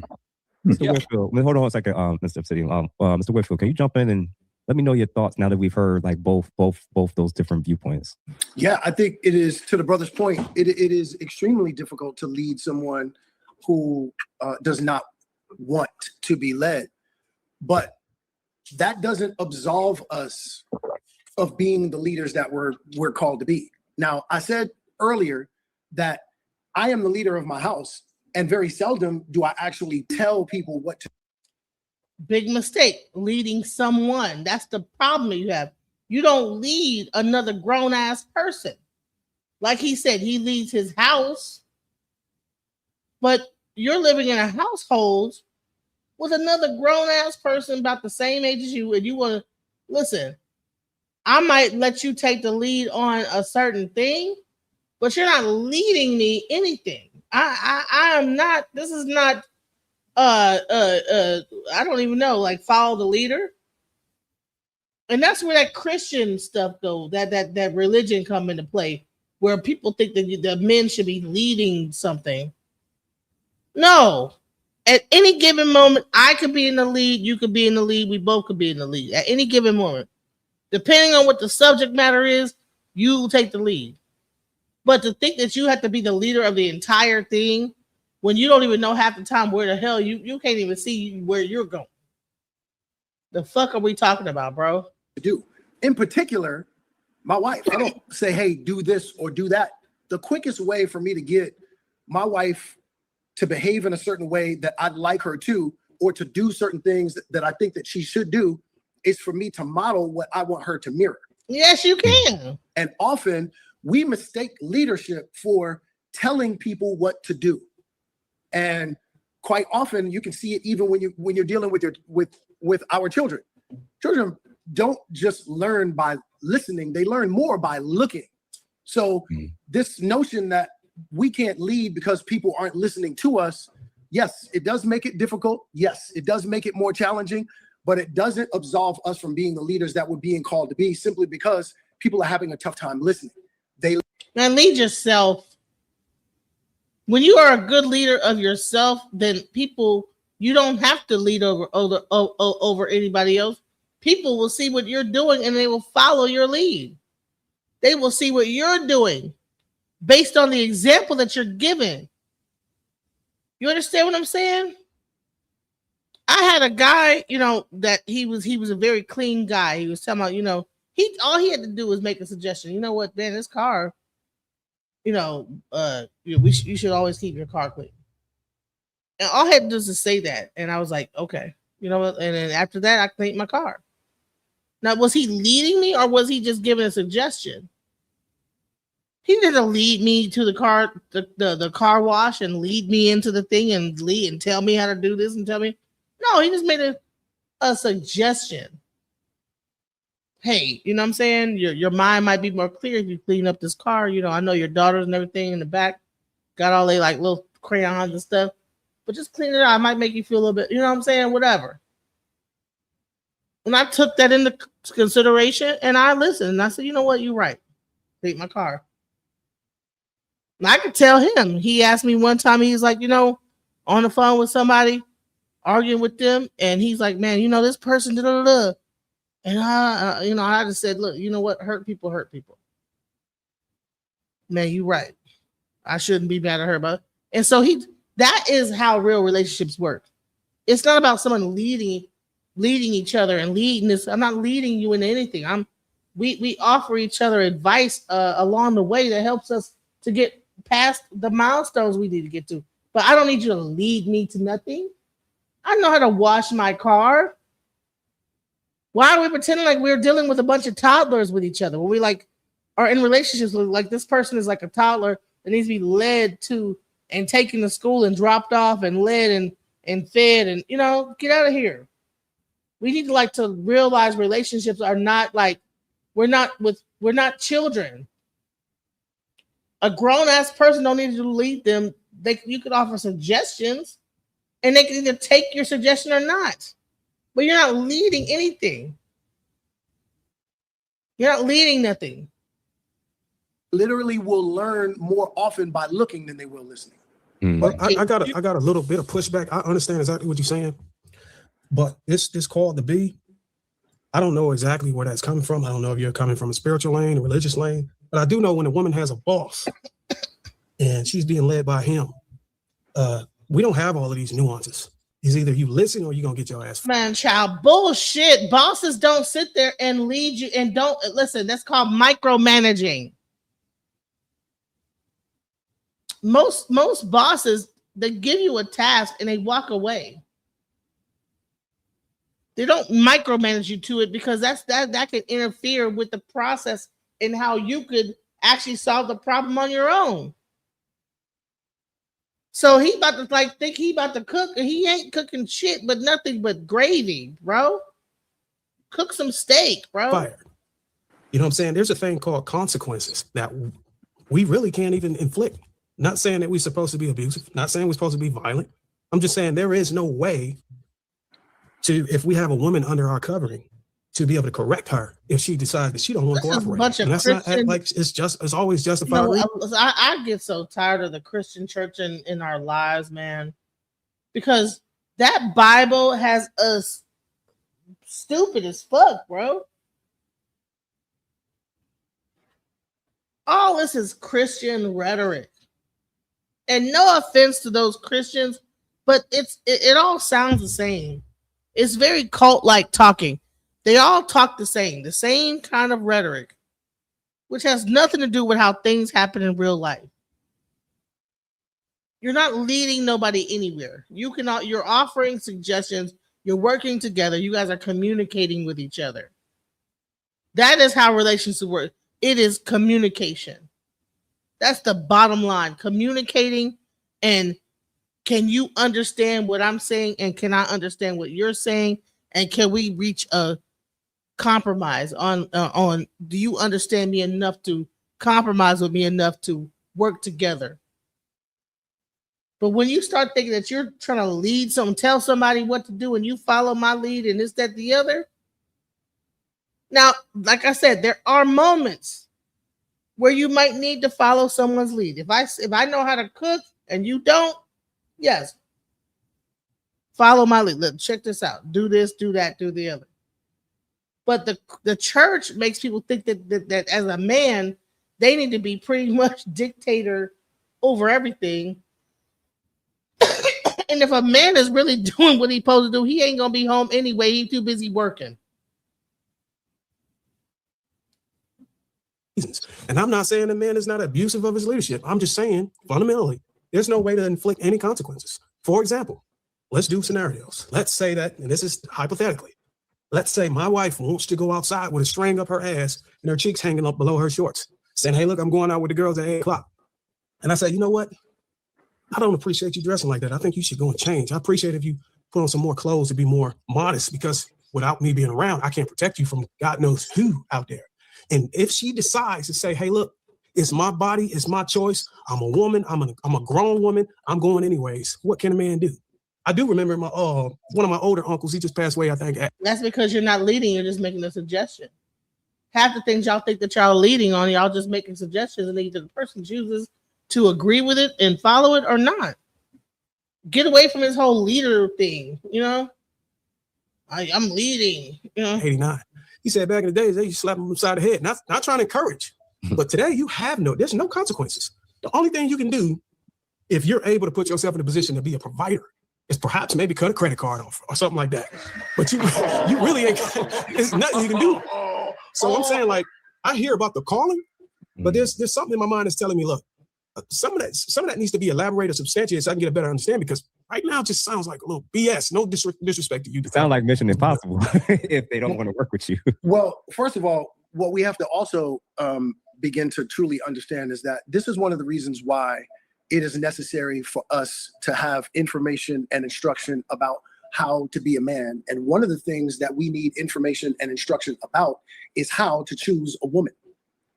If we are choosing women that are, to your point, and I get it, I'm sure it's an extreme example, but if your woman is threatening to go out with a string up her behind and showing her cheeks, and you say, I need you to change, and I don't want you to go out like that, and she chooses to, that's not your woman. So this is one of the things that we have to, and the consequence is no longer being my woman, and subsequently no longer being under my covering. So two things can be true at the same time. One, I can model behavior that I want my woman to mirror, and if she is my woman, she will eventually do that. If she goes the route of doing something as drastic as the example that you're talking about, then she finds herself in the position of no longer being my woman and subsequently no longer being under my covering. So So you're gonna divorce your wife because she wanted to wear a bikini or a thong or whatever? Really?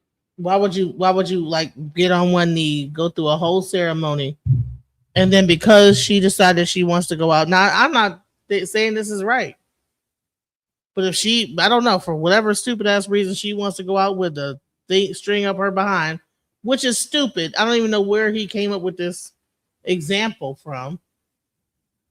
I don't know no married women that want to go out with a string up their behind. That's crazy. Like it's this whole imaginary scenario is dumb as fuck. Why they're talking about this?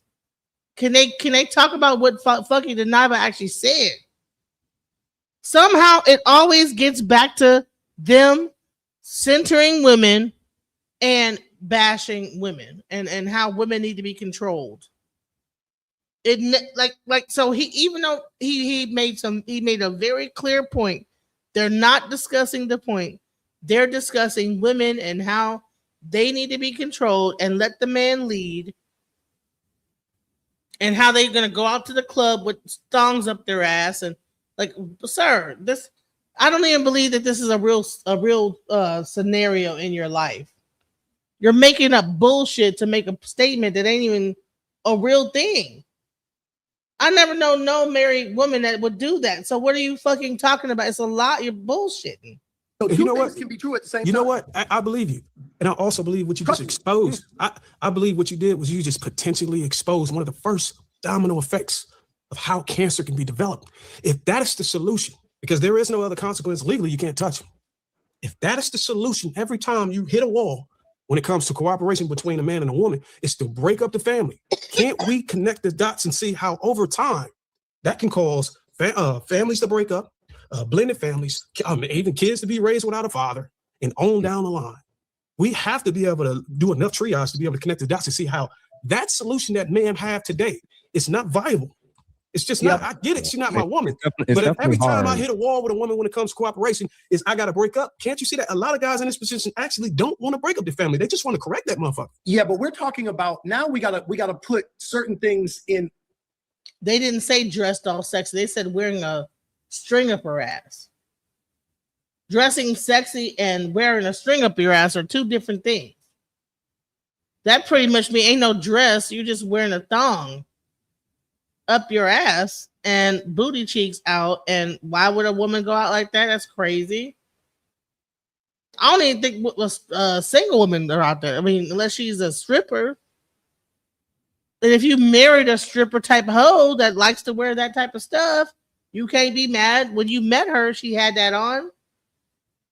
That's another thing, is men want to change a person from what they meant. Because if you're having an argument with your wife about wearing certain stuff, well, honey, was she wearing that when you met her? Because you can't be like, oh, now that we're married, okay, here's your little house on the prairie gown, with ruffles and bow ties and long dress to the ground. If you met the girl in the strip club with a thong up her ass, 9 out of 10 she gonna still want to dress the same way, because she's not a different person. Once you, like, marriage does not like morph a person into a new thing. It's the same bitch that you got married to. She was wearing a thong. She wants to wear the same thong. You're just married now. Like, how you put a ring on the thong lady.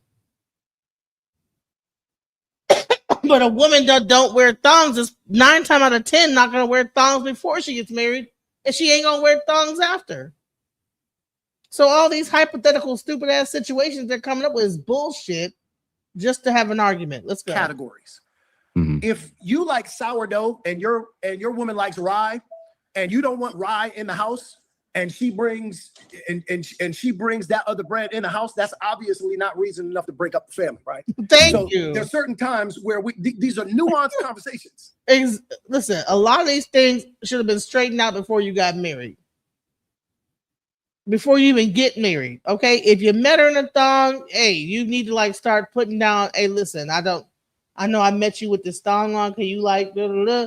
And then by the time y'all get married, she understands what you don't like or whatever, she gonna do it. But if you're married and she wants to put on a thong, that means she's been wearing a thong the whole time y'all been dating. And she don't feel like there's anything she need to change. So what the fuck are you talking about? Let's go. Right? So every single time our woman doesn't agree with us or goes another way that we may not necessarily be feeling fond about is not reason enough to break up the family. And simply because she doesn't agree with everything that we suggest doesn't mean that it's reason enough for us to say, hey, you know what? I can't do this anymore. So now we have to really bring nuance into the conversation, right? Because everything doesn't fall under that category. And look, this is probably one of the bigger challenges that we face now. Yesteryear, our fathers, grandfathers were in a position where they were the ones bringing in the money in the house. Subsequently, a woman was defined by the kind of man that she chose. And she had to follow everything or every direction that he gave her because he was stabilizing the house financially with what he brought in. Now, we're finding ourselves blending our family and blending the financial contribution because Black women are now the most educated demographic in the country. So it stands to reason that some of us may find ourselves in a position where our woman is out earning us. Okay, so how do we lead now when we are in this blended financial contribution? I think it's deeper. I think, and I'm giving you, Dave. I think it's deeper than that. You hit the money that now they're able to absorb themselves from such. Okay, so they don't have to rely on us for survivability like they had to now because they're able to self-sustain. But I just call it just substituting us for a boss. Now that you got a boss, you have a boss now. So your boss pretty much absorbs you from full cooperation to the Black man. And I know that I don't think whenever we were allowing these laws to pass, and I'm not like anti-feminist and anti-equal rights for women, I don't think we thought it all the way through to where our woman would come up out of this situation and pretty much turn their ass to us and say, hey, look, I don't need a man. Because that's essentially what it leads to. I get it. It's really hard to get a woman's full cooperation when she has to contribute. But see, this is why we have to start training our young males to understand what the interview process is with a potential partner, a potential woman. Man, these people pretend like they white, bro. There was never a time where the woman wasn't working in the Black community. The woman always had a job. We was working in the fields. When it came out of the fields, we were maids. When it came out of the maids, we were, we always had jobs. What the fuck are you talking about? We were never just housewives. My grandma was a secure, what's what they call crossing guard. My grandma. My grandpa was in the Navy. Grandma, there was never a time where Black women was not working. Now, she probably didn't make as much money as the Black man. But you're talking about this imaginary boss. Well, instead of like the boss being you, now the boss is her. Well, honey, who was the boss when she was a maid in the cracker's house? Who was the boss when she was a slave in the cotton field? Who was the boss when she's working as a crossing guard? Or who's the boss when she's a nurse? Women have been nurses the whole time. Nurses and all type of teachers. And who's the boss then? Stop. These men are so insecure. It is fucking, I want to scream. Well, if she got a job, then now she got a boss. Honey, Black people always had jobs. Why are we having these imaginary conversations like we're living our lives like Caucasians, where the women get to 100% be the house mom? That didn't exist in the Black community like that. We always worked. Black women didn't have the same women's suffrage that the white women did. We were a matriarchal society, matrilineal. This guy want to call it a gynocracy or some stupid ass shit. But I don't know. I think that these men are in a delusional world of what they really think of. Like I don't know. Maybe they didn't meet their grandparents. Does your grandma have a job? Yeah, I'm sure she did. Was she just in the house, work not doing nothing? No, she worked. Maybe because you met her at the end of her life where she was retired and being grandma, you didn't know that she had a job when she was married to your grandpa. But grandma worked. Grandma had jobs. Now, by the time she becomes grandma, she's retired. She don't have to work. She could be a homemaker and relax and be retired. Take care of that grandpa, until his dying day, right? But up until then, she had to work. Sorry. In black houses, that's how I went. Straight up. What are your views on your financial contribution to our prospective household? And how do you view my leadership as it pertains to the leadership that you get from your boss? How do you see that? Because now this is a different dating and interview process. Well, and I'm gonna let you have it, Dave. But I really, information and instruction is so necessary. Yeah, I don't. I'm cut from a different cloth. My wife can't have a boss. She worked for me. I'm her only boss. And I'll just give you one fundamental example that you might be able to agree with. It's gonna be quick. Let's just say that my wife works, and we're at home and we're hanging out. We watching Netflix, chilling and stuff. And her boss calls her and say, "Hey, somebody had to call out sick. I need you to come in right now. It's an emergency." Is she gonna ask me, can she go? Or she gonna tell me, "Hey, my boss said I gotta go to work"? She's probably gonna tell me that she gotta go and, "Hey, look, I'll see you later." But if you flip it, and I said, "You know what, baby, I want you to come home. I want to spend the rest of the day with you. I got some stuff to do." And I call her and I say, "Hey, look, come on home." Is she gonna ask her boss to go? "Oh, can she leave?" Or you get where I'm going. She's not gonna tell her boss, "Hey, look, I gotta go to my husband." She's gonna ask, "Can she go?" So who does she submit to? She don't submit to me. Are you fucking kidding me? Are you fucking kidding me, bro? Are men that insecure? That's the most insecure shit I've ever heard in my life. That shit is so insecure. You want to have so much control over the woman that if she gets a job, you are questioning that, oh, okay, if she's a nurse and they say, "Listen, it's COVID. We need more nurses to come," because a lot of the jobs that women do are usually like some service industry, nurse, whatever. So if they're calling her, then she's probably needed because she's in some service industry type of a role, right? Probably a nurse, teacher, whatever, right? So she's sitting with you. She gets a call from a boss or from the hospital. It says, "Listen, we need some nurses on staff. It's getting hectic out here." So she says, "Hey, I'm on call. I gotta go to work." Now you're jealous of the fact that you're questioning. Oh, okay. Well, if I say I need you here with me to Netflix and chill and suck my dick or whatever it is, that can she just leave her job and do that? Can you, sir? If your wife said, I need some D right now, I need you to leave, are you gonna ask your boss to leave, or are you going to just leave to service your wife? And then so in both situations you're not in control, but you need the money for the household, don't you? But you're focused on the woman's role as your property, that she needs to be at your beck and call and not at anybody else's, even though 9 out of 10, the reason why women have jobs, unless like if he has a business and he's able to have his wife be a part of that, shouts out to him. But for the most part, most people work at Walmart, they're married, their wife work at Walmart, ain't got the money to be able to say, "Hey, listen, I got it. You could just stay at home." People are not being realistic. You know what I'm saying? People are talking from a unrealistic frame.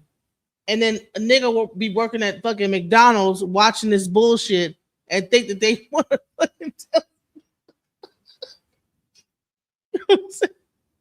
you got a ball, they both working at McDonald's and they watch this shit, listen to him. Like, see, you got two bosses. You need to like quit your. What the fuck are you talking about, bro?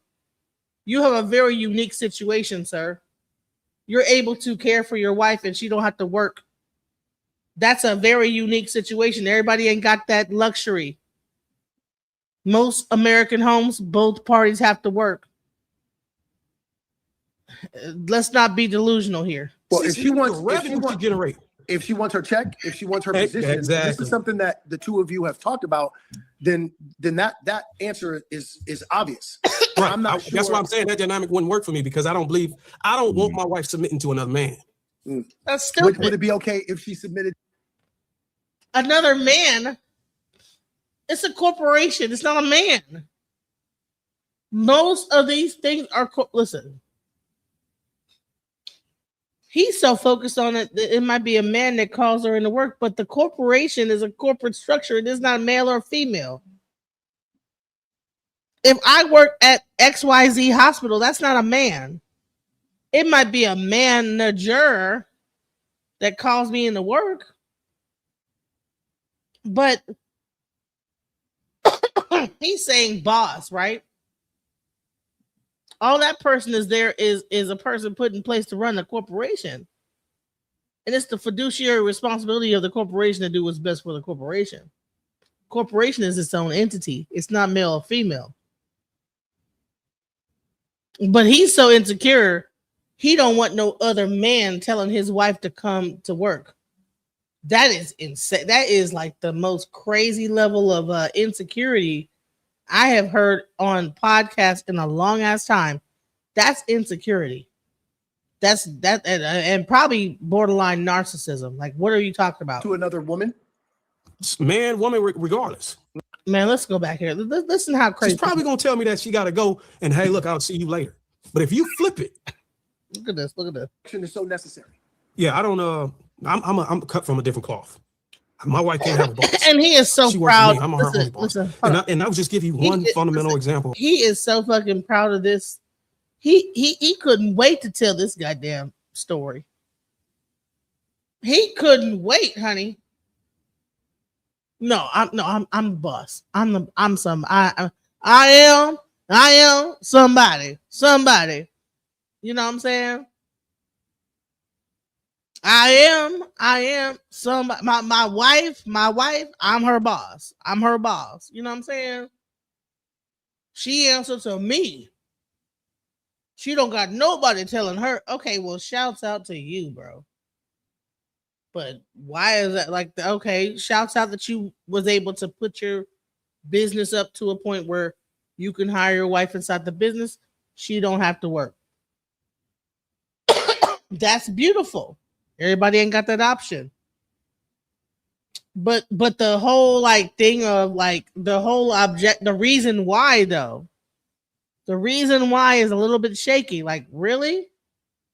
That's a weird ass reason why. That's control issues. Views on your financial contribution to our prospective household, and how do you view my leadership as it pertains to the leadership that you get from your boss? How do you see that? Because now this is a different dating and interview process. Well, and I'm gonna let you have it, Dave, but that's why our information and instruction is so necessary. Yeah, I don't. I'm cut from a different cloth. My wife can't have a boss. She worked for me. I'm her only boss. And I would just give you one fundamental example that you might be able to agree with. It's gonna be quick. Let's just say that my wife works, and we're at home and we're hanging out, we watching Netflix, chilling and stuff. And her boss calls her and say, hey, somebody had to call out sick. I need you to come in right now. It's an emergency. Is she gonna ask me, can she go? Or she gonna tell me, hey, my boss said I gotta go to work? She's probably gonna tell me that she gotta go and hey, look, I'll see you later. But if you flip it, and I said, you know what, baby, I want you to come home. I want to spend the rest of the day with you. You know, I got some stuff to do. And I call her and I say, hey, look, come on home. Is she gonna ask her boss to go? Oh, can she leave? Or you get where I'm going. She's not gonna tell her boss, hey, look, I gotta go to my husband. She's gonna ask, can she go? So who does she submit to? She don't submit to me. Well, if she wants revenue to generate. If she wants her check, if she wants her position, exactly. This is something that the two of you have talked about, then that answer is obvious. Right. I'm not sure. That's why I'm saying that dynamic wouldn't work for me, because I don't want my wife submitting to another man. That is would it be okay if she submitted to another woman? Man, woman, regardless. You're consistent. You definitely consistent. Dave, That's control, bro. I feel sorry for his wife. God damn. She can't even motherfucking go to a job. He like, no, you can't submit to nobody but me. I'm the last voice you hear at the end of the night to tell you what to do, get to work. You know what I'm saying? What the fuck, bro? She can't even have a job, bro, because she got to hear his voice. Honey, he gonna drive that woman insane. Like, I'm the boss. You submit to me and only me. Bro. 1 second. Dave, I'm gonna let Dave and then Amir go ahead come in. Why is having a job submission? Why is it not just making money? Like, why is it submitted? Like, why is going to it? Oh, because he said, hey, can you come in? They don't tell you to come in. They normally ask you if you can, you know. And she says, well, if will she do the same thing for me and I do the same thing? Will you do the same thing? If she says, well, you're doing this on this panel, where she says, honey, can you come and rub my feet? Will you get up off this panel and say, listen, guys, I gotta go. My wife wants her feet rubbed. That's where it gets tricky at, right? You know what I'm saying? He gonna tell her, no, honey, you know, I gotta do this to make the money, so I can't rub your feet right now. So who is his boss? Who's your boss that you're submitting to? That you can't even do for you probably ain't gonna be able to stop what you're doing for your wife. You know what I'm saying? You see how stupid what he's saying sounds? Because if his wife came into the room right now and says, honey, you know, I just whatever. All right, give me a second. I gotta finish this live stream. I'm my own boss. I decide if I want to finish the live stream or not. But who is your boss? Are we your boss by watching you? That's pulling you in to do this live stream. Could you be with your wife doing something else? Go ahead, Dave. A couple of things. I just want, just for a point of clarity, for me, it's very important when we say things that we are basing those things in actual facts, not our feelings, not our interpretation, but the actual facts. Because what happens is we continue to perpetuate these myths because they sound good. It's like when people say this, oh, well, most black men are gay or in jail or gangbangers. That's a falsehood. Mm-hmm. Black women, by and large, are not the most educated group in America. They are the most enrolled group in America. They are also the group with the highest amount of student loan debt. But beside all of that, what I want to get to is understanding the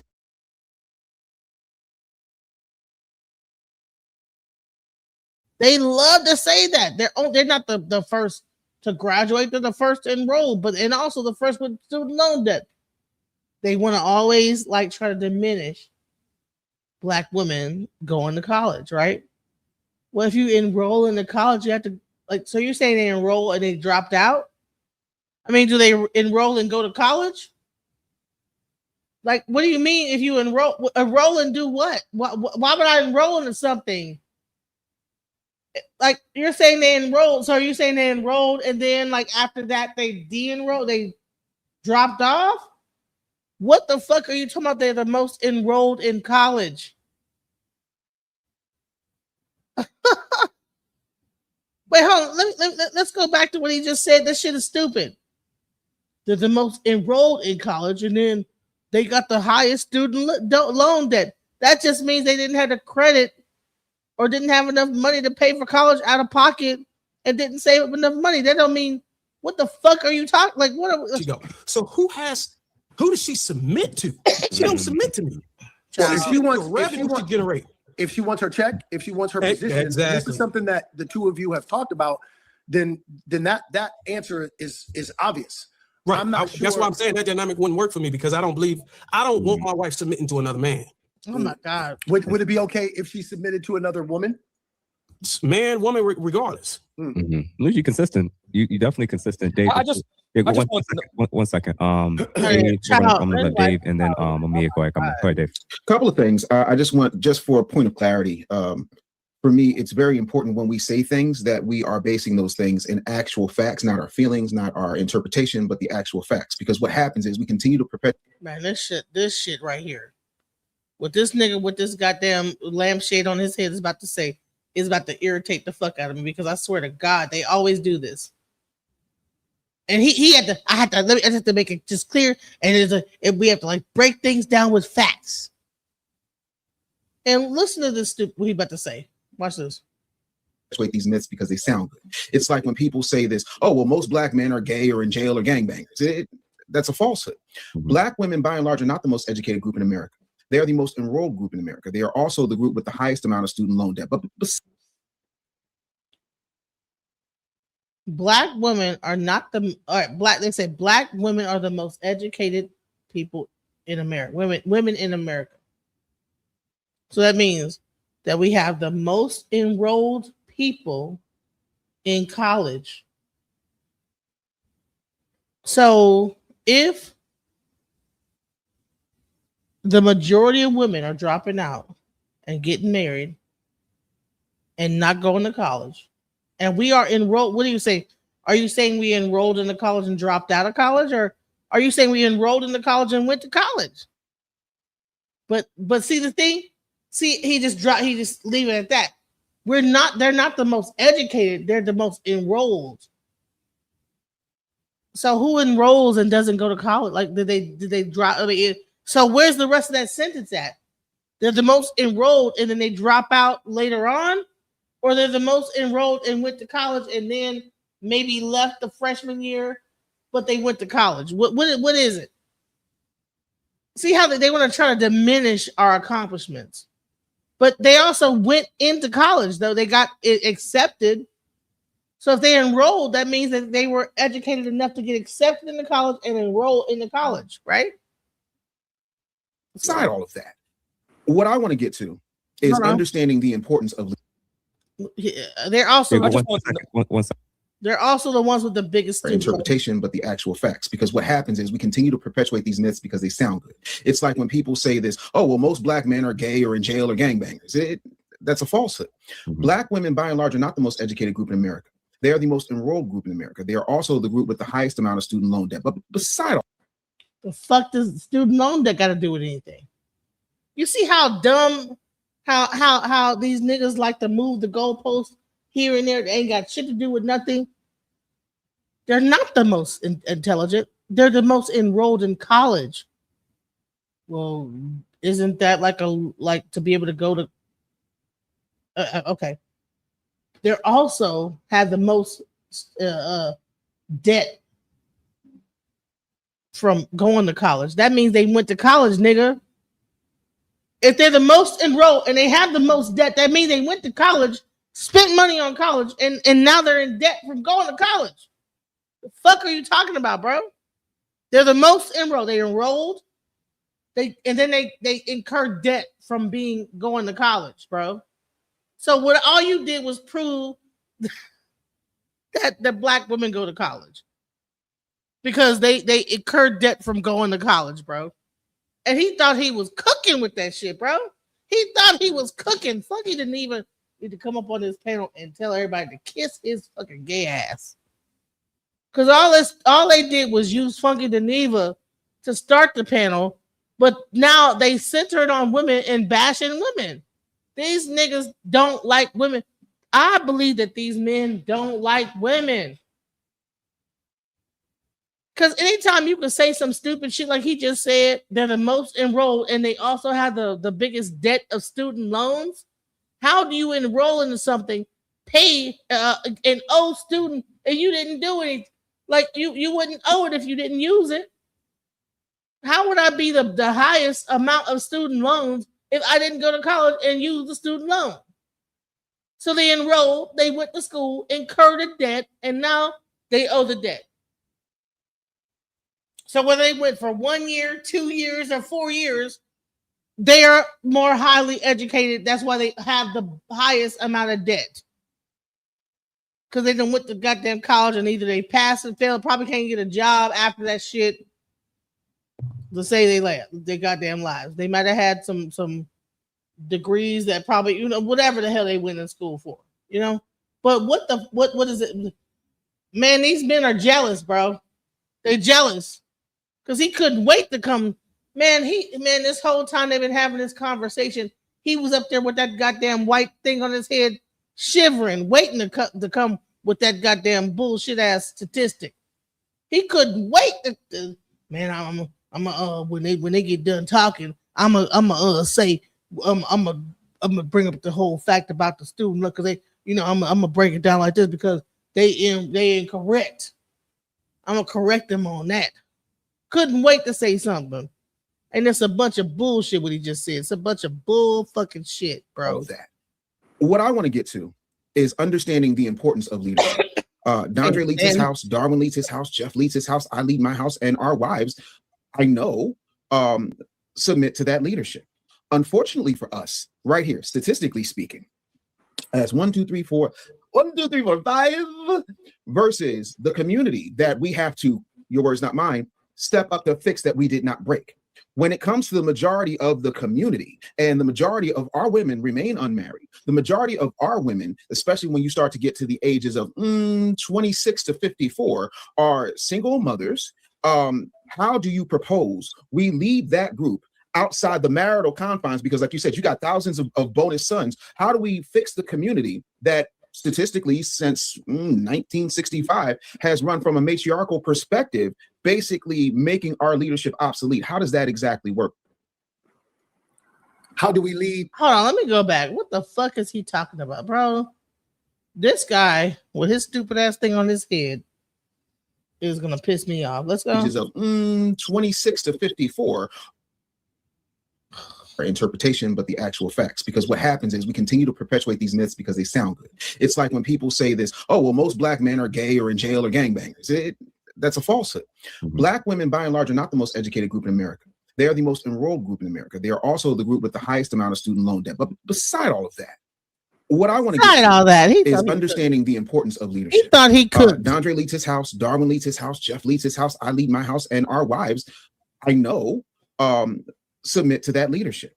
Unfortunately for us, right here, statistically speaking, as 1, 2, 3, 4, 5 versus the community that we have to, your words, not mine, step up to fix that we did not break. When it comes to the majority of the community and the majority of our women remain unmarried, the majority of our women, especially when you start to get to the ages of 26 to 54, are single mothers. How do you propose we leave that group outside the marital confines? Because like you said, you got thousands of bonus sons. How do we fix the community that statistically since 1965 has run from a matriarchal perspective, basically making our leadership obsolete? How does that exactly work?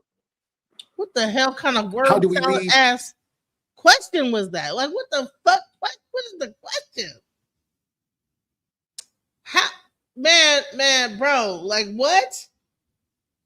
You're 25 to 55 or whatever, and then without our leadership, and how did we what are you talking? Like, what is he saying? What was the question, bro?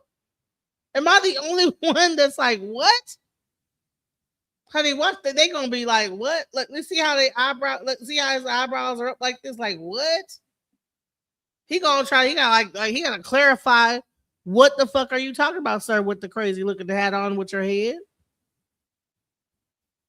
Single women in our community? How do we lead? If the majority of our community, when we're talking about protecting our women from a leadership perspective, and they he didn't listen. His question was so crazy. He gotta reiterate it. He's just saying shit, just word salad, just just rambling. And I think he's really coming up with the question as he goes. That's why it didn't make any goddamn sense. He wanted to make his point about the black woman ain't got no education. She just got student loan debt. And then he tried to make a question as he went. And that's why the shit didn't make any sense. I can guarantee, I swear to God, if you go back and listen to what he said, he didn't have a question. He just made it up. And now he's going to try to clarify it because he knows that he just word salad the fucking question together. Man, these people are crazy. Man, listen. Man. Are not Sally Richardson Whitfield, Janae Anderson, so on and so forth. How do we lead women that do not submit to our brass ring? Because you said it's our responsibility as men to fix the community. The biggest leader in our community for the past 6 decades have been black women. The majority of black women between the ages of 26 and 54 are single mothers. whether they have degrees or not, and they tend to fall under what the CIA proposed when it came to feminism. Gloria Steinem, all this has been documented, have created the whole, you don't need a man. You are a woman first, then you're black. How do we then, after 6 decades of indoctrination that we did not create, but we now have to fix, how do we fix that if we're not married to all these women? We're not polygamist. And so I'm trying to understand how you see it, because you've taken on the mantle, and I'm very proud of you for this. I'm trying to figure out how I can assist you in this to fix that part of the community that is not our wives. Stop fucking all them damn bitches. You know what I'm saying? How they get babies?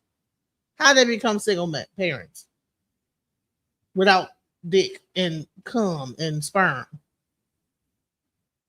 If men ain't fucking women, then how they getting pregnant? You asking him what should be done? He's married. You're married.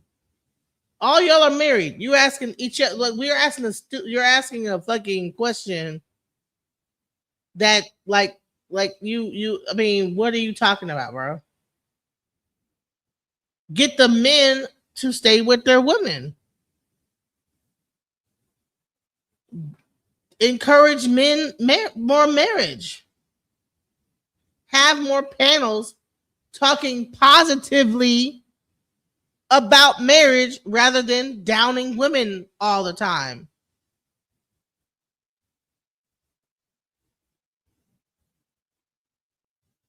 Well, unfortunately, there are certain things that we can't fix but can address. The thing that I'm addressing is the child, because the child is impressionable. So when they see bonus uncle come along and I give them the kind of leadership that they and men need to close their damn dicks. It ain't always on the women, all 100%. It's men and women. It's a two-way street. The dick goes in the pussy. All right. So men don't have to push it in, and women don't got to open it up and receive it. Listen, everybody want to make it about women need to do this. Everything is always on the woman. But you the leader, right? I thought you was a leader. You the leader. If you're the leader, you should lead your dick somewhere else. Go jack off somewhere.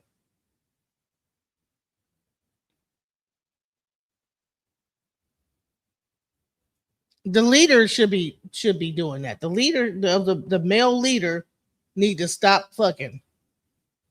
And then guess what? You know, the birth rate will go down. And maybe humans will cease to exist and we'll all be better off. I don't know. But I just get so fucking tired of hearing this shit about single parenthood and single mothers. The damn birth rate is just declining, and we're up there like there's too many single mothers. By the way, all children are begging for it. Certainly, they're begging for it because many of our children are being neglected on many different levels. By the way, only 17% single women. That only 17% single mothers. So the black community. So they're like trying to solve for a problem that is not really as big of a problem as they really think it is. Particular hole, right? So we have to come and we have to fill that. So if that child sees, I'll give you a perfect example. It's a brother friend of mine who passed away a few years ago. Left behind 2 daughters. Every week, I just showed up. Now, my intention was to be a bonus father to these young ladies, but I certainly couldn't tell them that. They wouldn't even receive that because they're still grieving over the loss of their father. Exactly. But my intention was to be a bonus father. All I did every single week was show up just to take out the garbage cans, to put them on the street. Exactly, Kevin Fort Worth. Next day, show up, just bring in the garbage cans. Didn't say anything to anybody. All those 2 young ladies saw was a bonus father showing up every week to cover them in this small but gigantically significant way. What began to happen after a couple of months was they began to reach out to me, seeking my cover, seeking my advice, seeking my direction. And now we have the kind of relationship that just 2 weeks ago, there was a father and daughter dance that one asked me to be a part of. That is how we fill in the gaps. That's how we address certain situations that need our fixing. So when I said, hey, if I would have gone up and I would have said, hey, listen, you need to have a bonus father. That never would have worked. All I did was show up every single week, just show up. And then eventually they began to say, hey, I know exactly what I need. I need this. And so now what I'm actually going to do is I'm going to actually ask for what I see I clearly need. Okay. And I love that. I do. What I'm trying to get at is, right? So you've been in this industry as long, if not longer than I have, right? You know who controls what. You know who the gatekeepers are. You know who runs absolutely everything. You know who controls our image. And it usually is not us. The last guy who tried to control our image, well, we know what happened to him.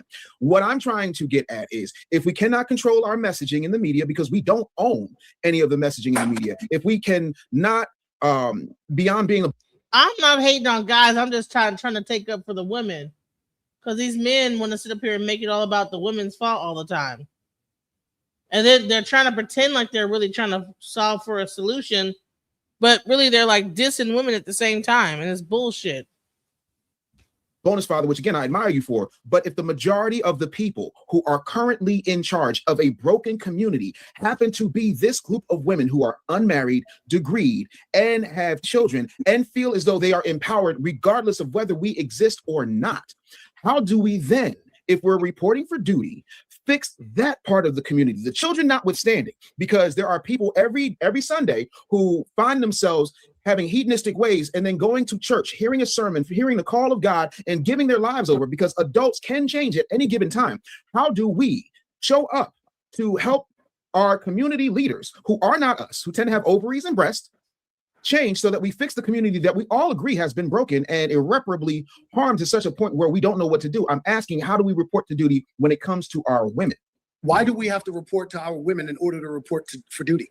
I'm not saying report to, what I'm saying is how do we fix the leadership when it comes to our society? If our society, for example, if the chairman of the Joint Chiefs of Staff is Bozo the Clown, and Bozo the Clown gets Krusty the Clown, Ronald McDonald, and Wendy from Wendy's, and they're running our military, and everybody who comes into the military also puts on clown makeup, big floppy shoes, and then we go to war, and the people we're going to war against are so busy laughing at us because we're clowns.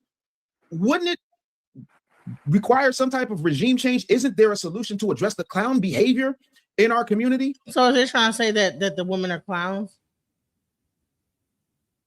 You understand the type of bullshit ass rhetoric that he's saying here? You're saying stop hating on guys. He pretty much associated women with being Bozo the Clown, running the regime. And everybody's laughing at us because they see us dressed up as clowns or some shit like that. Whatever the fuck stupid ass shit that he's saying. Well, you know what? Shouldn't have left the fucking circus to the clowns. When all the all the acrobats left and the lion tamers left, and the only thing that was left in the circus was the clowns.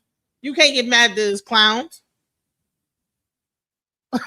when everybody else leave and it's left, the clowns left, female women left, and you want us to be clowns and say, oh, okay, well, only a woman can teach a man, can't teach a fucking clown to be an acrobat.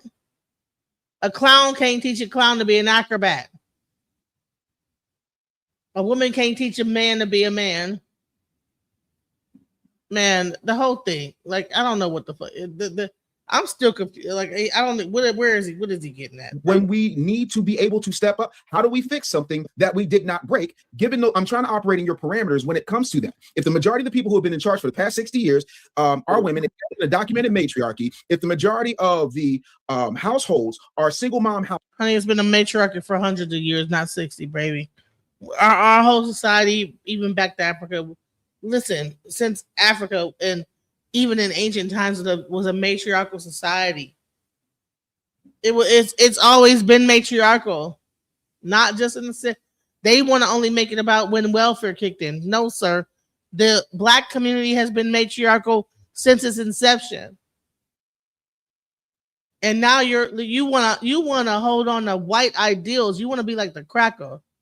That's what the issue is. Households, if the mentality has been from a marketing, a media, and a messaging standpoint that you don't need a man. I mean, we could go all the way back to no romance without finance. I don't want no scrubs, so on and so forth. There's been a much documented media campaign against the stability and the sustainability of black men, even in sitcoms with very few exceptions, and you and I can both name them, where the straight black man is a mumbling, bumbling buffoon who has absolutely no power and does not control his balls in the house.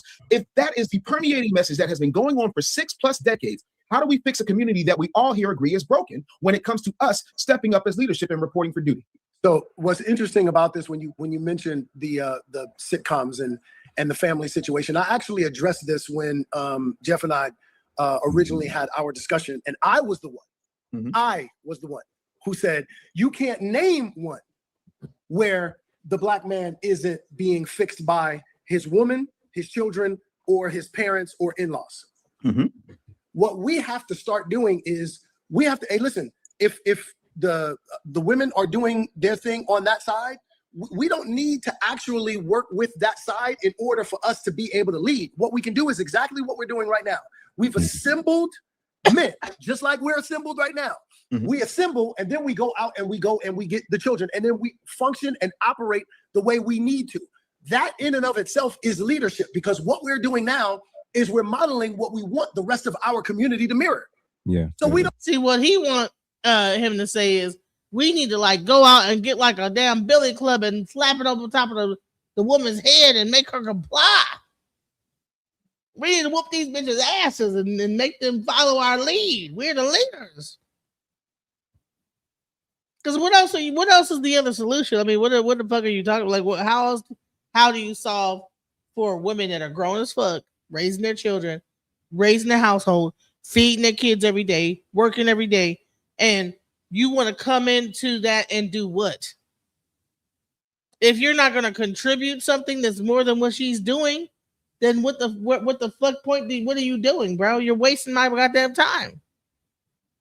Can't no man come into my household and tell me what to do if he ain't got like being able to like give more than what I'm already doing. Sorry. Oh, you're a clown and you're raising a bunch of circus. Okay, well, guess what? You know, it is what it is, bro. Well, you need to take some leadership from a man. Okay, well, be a man and show me something worth me following, and I'll follow. But I'm not going to just follow blindly because you say you're a man. They want to be able to say, they want to come with their dick and balls thrown on the table and say, I'm a man. Follow me. Without nothing worth following. Like, and then he's confused. Like, he's trying to ask him, so how do we like go into the community where you got all these women that's got these families, they got houses, they got like the jobs. How do we go into that community and actually make a difference? Y'all talk amongst yourselves and you figure it out. You know what I'm saying? But also y'all need to have a panel with some females up here that can like tell y'all like, nigga, I'm not fixing to let you come into my household trying to tell me what to do and you ain't contribute nothing. And they get mad about the contribution aspect of it. Well, come on now, bro. Listen. Enough of that. Stop being a punk, a little bitch, bro. Go out there and get it. Come back with it, bro. Straight up. We don't actually need to tell them anything. We don't actually need to have them go, hey, listen, I need you guys to go lockstep in what we're doing. No, what we need to do is we need to assemble ourselves. What we need to do is to make sure that we are in lockstep. Because when we are in lockstep, like as I said at the beginning of this, was our community is dehydrated. And we are dehydrated with the kind of manhood that takes that kind of leadership that allows. All right, so we know I'm fat. So everybody, I'm fat. I'm overweight. Okay, next. The fuck does that got to do with anything? And you're blocked, okay? You're blocked. You ain't got shit to contribute to nothing. You can hear the weight in the voice. No, you're hearing, I have a cold. I've been coughing the whole time. So, do we need a split country in America? Black men were trained by white men. Yes. Yeah, you can join the panel. The link should be at the top. It should be at the top. Just don't be a troll. All right.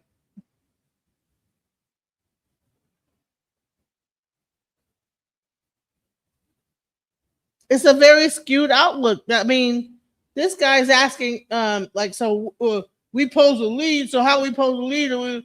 What are you talking about, bro? They damn near want to bring us back into the Stone Age and grab like a fucking billy club and knock us over the head and drag us into the cave somewhere. That's what this shit sounds like to me. How are we supposed to do it?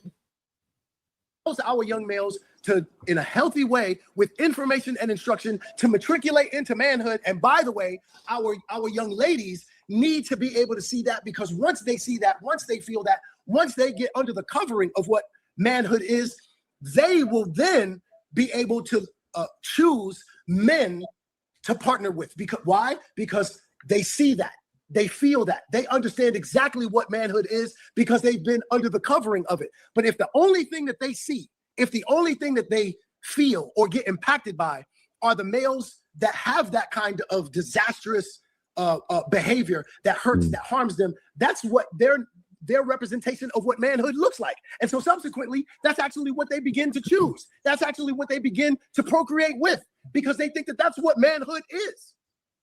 You know, what's interesting about all this, and I've dealt with Funky Denver earlier, so we'll put him to one side. Now we'll deal with your statements, Mr. Dondre Whitfield. 10 years ago, I had no idea what I was doing on YouTube. I did a podcast called Why I Refuse to Be the Cleanup Man. And it unwittingly went viral. It was my very first time going viral. I got over 100,000 views, kind of put me on the map as a major voice. But to this day, I get black men talking to me all the time, you know, yeah, man, that podcast you did, man, that really said something to me. And what it was about was, let's just get right to this. Many black women have a singular talent for choosing the worst types of black men, not only to have sex with, that's one thing, but then to bring on the next generation of black Americans. Things invariably go bad, as we've heard of the numerous events of last month. And then all of a sudden the call goes out for other black men to come and clean up the mess and pick up the pieces. Now, going to your point about reporting for duty, what makes our country great and what we learned coming out of Vietnam is that we have a stronger military when it's voluntary, not a draft. I'm down for service when I choose it, not when it's imposed on me. Okay? I'm down to sign up and serve when the cause is right, when I feel compelled in my soul to sign up, but not when it's imposed from top down in a draconian net, to serve those who would mock me, to serve those who wouldn't piss on me, to put me out if I was on fire. No. I hold myself up to a standard. I ain't got baby mamas running around. I never beat a woman. I've never been mistreating a woman. Been with my lady for 17 years. She ain't seen a bill in 17 years. Ooh. Not one. Never cheated on her. Never beat her. Never mistreated her. I refuse to extend my gentlemanly courtesy, protection, empathy, care, expertise, protection to those who wouldn't put me out on fire, wouldn't piss on me to put me out if I was on fire and actively mock me. No, I'm not doing it. I reserve it for ladies, key word there, ladies, not feral females twerking at Kamala's presidential campaign event. I reserve the best of me for women who have proven themselves worthy of it. And I get to make that call. First of all, half these niggas is bald, right? So that means they're all in their like 40s, late 40s, about to be 50. You shouldn't be looking at a Meg Thee Stallion twerking. She is in her 20s. So that wouldn't even be that's not even your girl. That's not even your. See, these men, these older men are mad because they're looking at the younger woman and how they are. And they're not like the old, like how we are. And they really want the younger woman to be like like to have the mentality of the older women but have the younger bodies. Why are you looking at a Meg Thee Stallion twerking? That's not even for you, bro.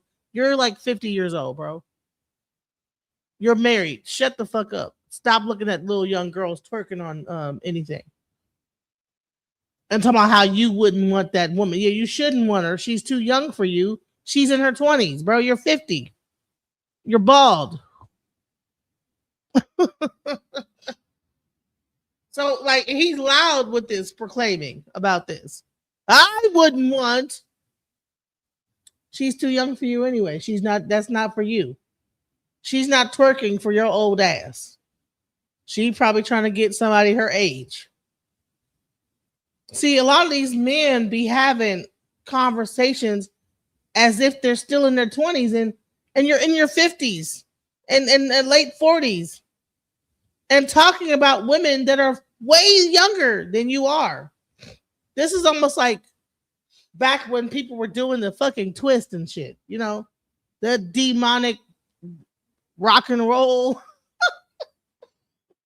doing the twist, twerking, you know. I'm outraged, you know. And it's like we became the old people, old geezers. Look at those young people with that devil music doing the twist, listening to rock and roll. I get to decide who is worthy and who is not. Who will go on a date and who does not. Who will become a wife and who does not. Who gets to get their groceries taken out the car and who does not. I refuse. If this was a draft, I would be Muhammad Ali because I would burn my draft card, sir. Shit. Damn, Amir, you coming at it like that? That's where it is. I have no problem with every black man has a right to determine what he will do with his life. I will never knock a brother if he chooses to do what Mr. DeAndre Whitfield is suggesting. That's his choice. But that's the key word, choice. Not draconian drafts. Real quick, I want to hear DeAndre's reaction to that because I actually understand it from both sides and it makes sense. If we don't have men that think like DeAndre and actually do things beyond their own households, nothing ever will improve. But if we don't have more men that think like Obsidian and Dave and Darwin to a degree, I could see a scenario where men are getting abused, taken advantage of, doing things, overextending themselves for people who don't appreciate it, don't want it. And the image that I cannot get out of my head right now is outside of what we're doing now, which men and women can watch and, you know, they can join the groups and different things that we all have set up for people.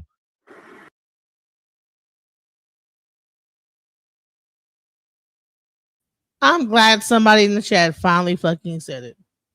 They're so busy trying to figure out how they can control these grown ass people that's in their 20s and 30s and 40s and 50s, whatever, single parents twerking and whatever the hell they're doing. In reality, they're not going to be able to do shit with them. You know where it starts? Your daughters. Be in your daughter's life. Teach them the right way. You can't do shit with these adults. Most adults, by the time they were 6, they already were who they were going to be. Whatever household they was in was probably hood as fuck with twerking. My daughter don't know how to twerk. She's 8 years old. She don't even know how to move her body in a sexual way. If I were to see it, it would be a problem. She don't gyrate her body in a snake-like format. She don't do none of that. If I were to see it, it would be a problem. My daughter did not grow up watching stuff, you know, twerking. When my daughter hears cursing, she changes the channel on the radio. When the song is a certain way, she changes it. I don't have to change it. She changes it. If she sees someone talking wild on a song, she changes the song. Okay? And that's just because she learned from me. I don't listen to that. And I led by example. I didn't have to tell her what it was. She seen me change the channel. She seen when I heard certain things, I said, man, that's, oh my God, you know, what are, and so therefore then she sees me as a mother not listening to certain things, and she therefore, right? These guys are all married. I'm sure they have little girls. You want to know how to fix the next community? You do it within your own household. You can't do shit with these grown ass women if they want to twerk. You can't take nobody's household in and try to change nobody that don't want to be changed. So let's not have a futile conversation. You change it within your own offspring. That's how you affect the next generation, and you make a change. Straight up. So all this conversation about how we're gonna do something with the community is you're gonna have some people that's gonna make it and some people that ain't. Some kids, keep your kids away from those parents that ain't teaching their kids the same values that your kids are learning. Straight up. Period. I can't get the image out of my head of when I found out about Kevin Samuels dying and seeing how these ladies move. Some, not all ladies, obviously, but a lot of women laughing and joking. Famous women too. And then also seeing whenever a black man gets accused of something, it's the instant assumption of guilt when it comes to us from our very own women, because they do the whole sisterhood thing and the Me Too movement. And I'm like, when you got people that don't know you and you don't have a relationship with, saying things online or maybe in your face about seeing you like cancer, believing the woman in a situation that they don't have any information about, or even laughing or mocking your death in the case if they don't like your messaging of how you talk about these type of topics in the Kevin Samuels situation. I understand why I don't think men are being cowards for reevaluating where to extend that leadership to. Dondre, tell me if I'm off. So ain't nobody asking for your leadership, sir.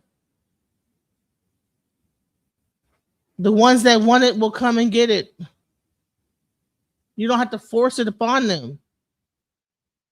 So these men want to they want to run out into the community and just, like I said, if they had billy clubs, they would just be knocking bitches upside their head. Like, you need to be led, bitch. Bring your kids over here so I can teach them, whatever. The whole thing is just barbaric, right? Their mindset. If they could, they would bring us back into the 1920s, or even a time that didn't even exist, whatever, in the black community, where women so-called were led by men and just, didn't work. That's a made up imaginary story. They're able to do this now because of the things that our ancestors did to make that possible, including the women, even probably their own grandparents that sacrificed to where they have an education enough or enough knowledge enough to be able to make their wives not have to work. Probably by design, right? But now people have forgotten, and they look down on the matrilineal societies that existed, and now they want to be Caucasian, patriarchal. They want to take on this patriarchal bullshit. The man is the leader. Well, honey, all I'm seeing when men lead is war. Let's go. Brother Mumia, first, I didn't want to interrupt him, but 2 syllables, Dondre. Dondre, I'm sorry. Yes, sir. My bad. No worries. And look, the truth of the matter is everyone has the right to choose how they show up and if they show up. If my brother if my brother chooses not to show up, then that's on him. As the man that I am, I'm thinking about my grandmother, may she rest in peace. I'm thinking about my father, may he rest in peace. My father didn't have a man, his father, in his life to teach him how to be a man. And so subsequently, he didn't show up as one and couldn't give me the information and instruction about how to matriculate into manhood myself. Mm-hmm. My father would have become a great man had he had that information and instruction. My father would have become a great man had he had someone like me.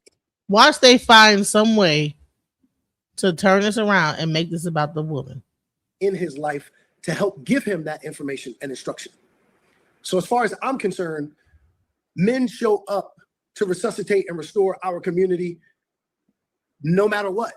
Because as far as I'm concerned, above and beyond everything, that is my divine assignment. Now look, I am not here to get anyone to come outside their own individual lane.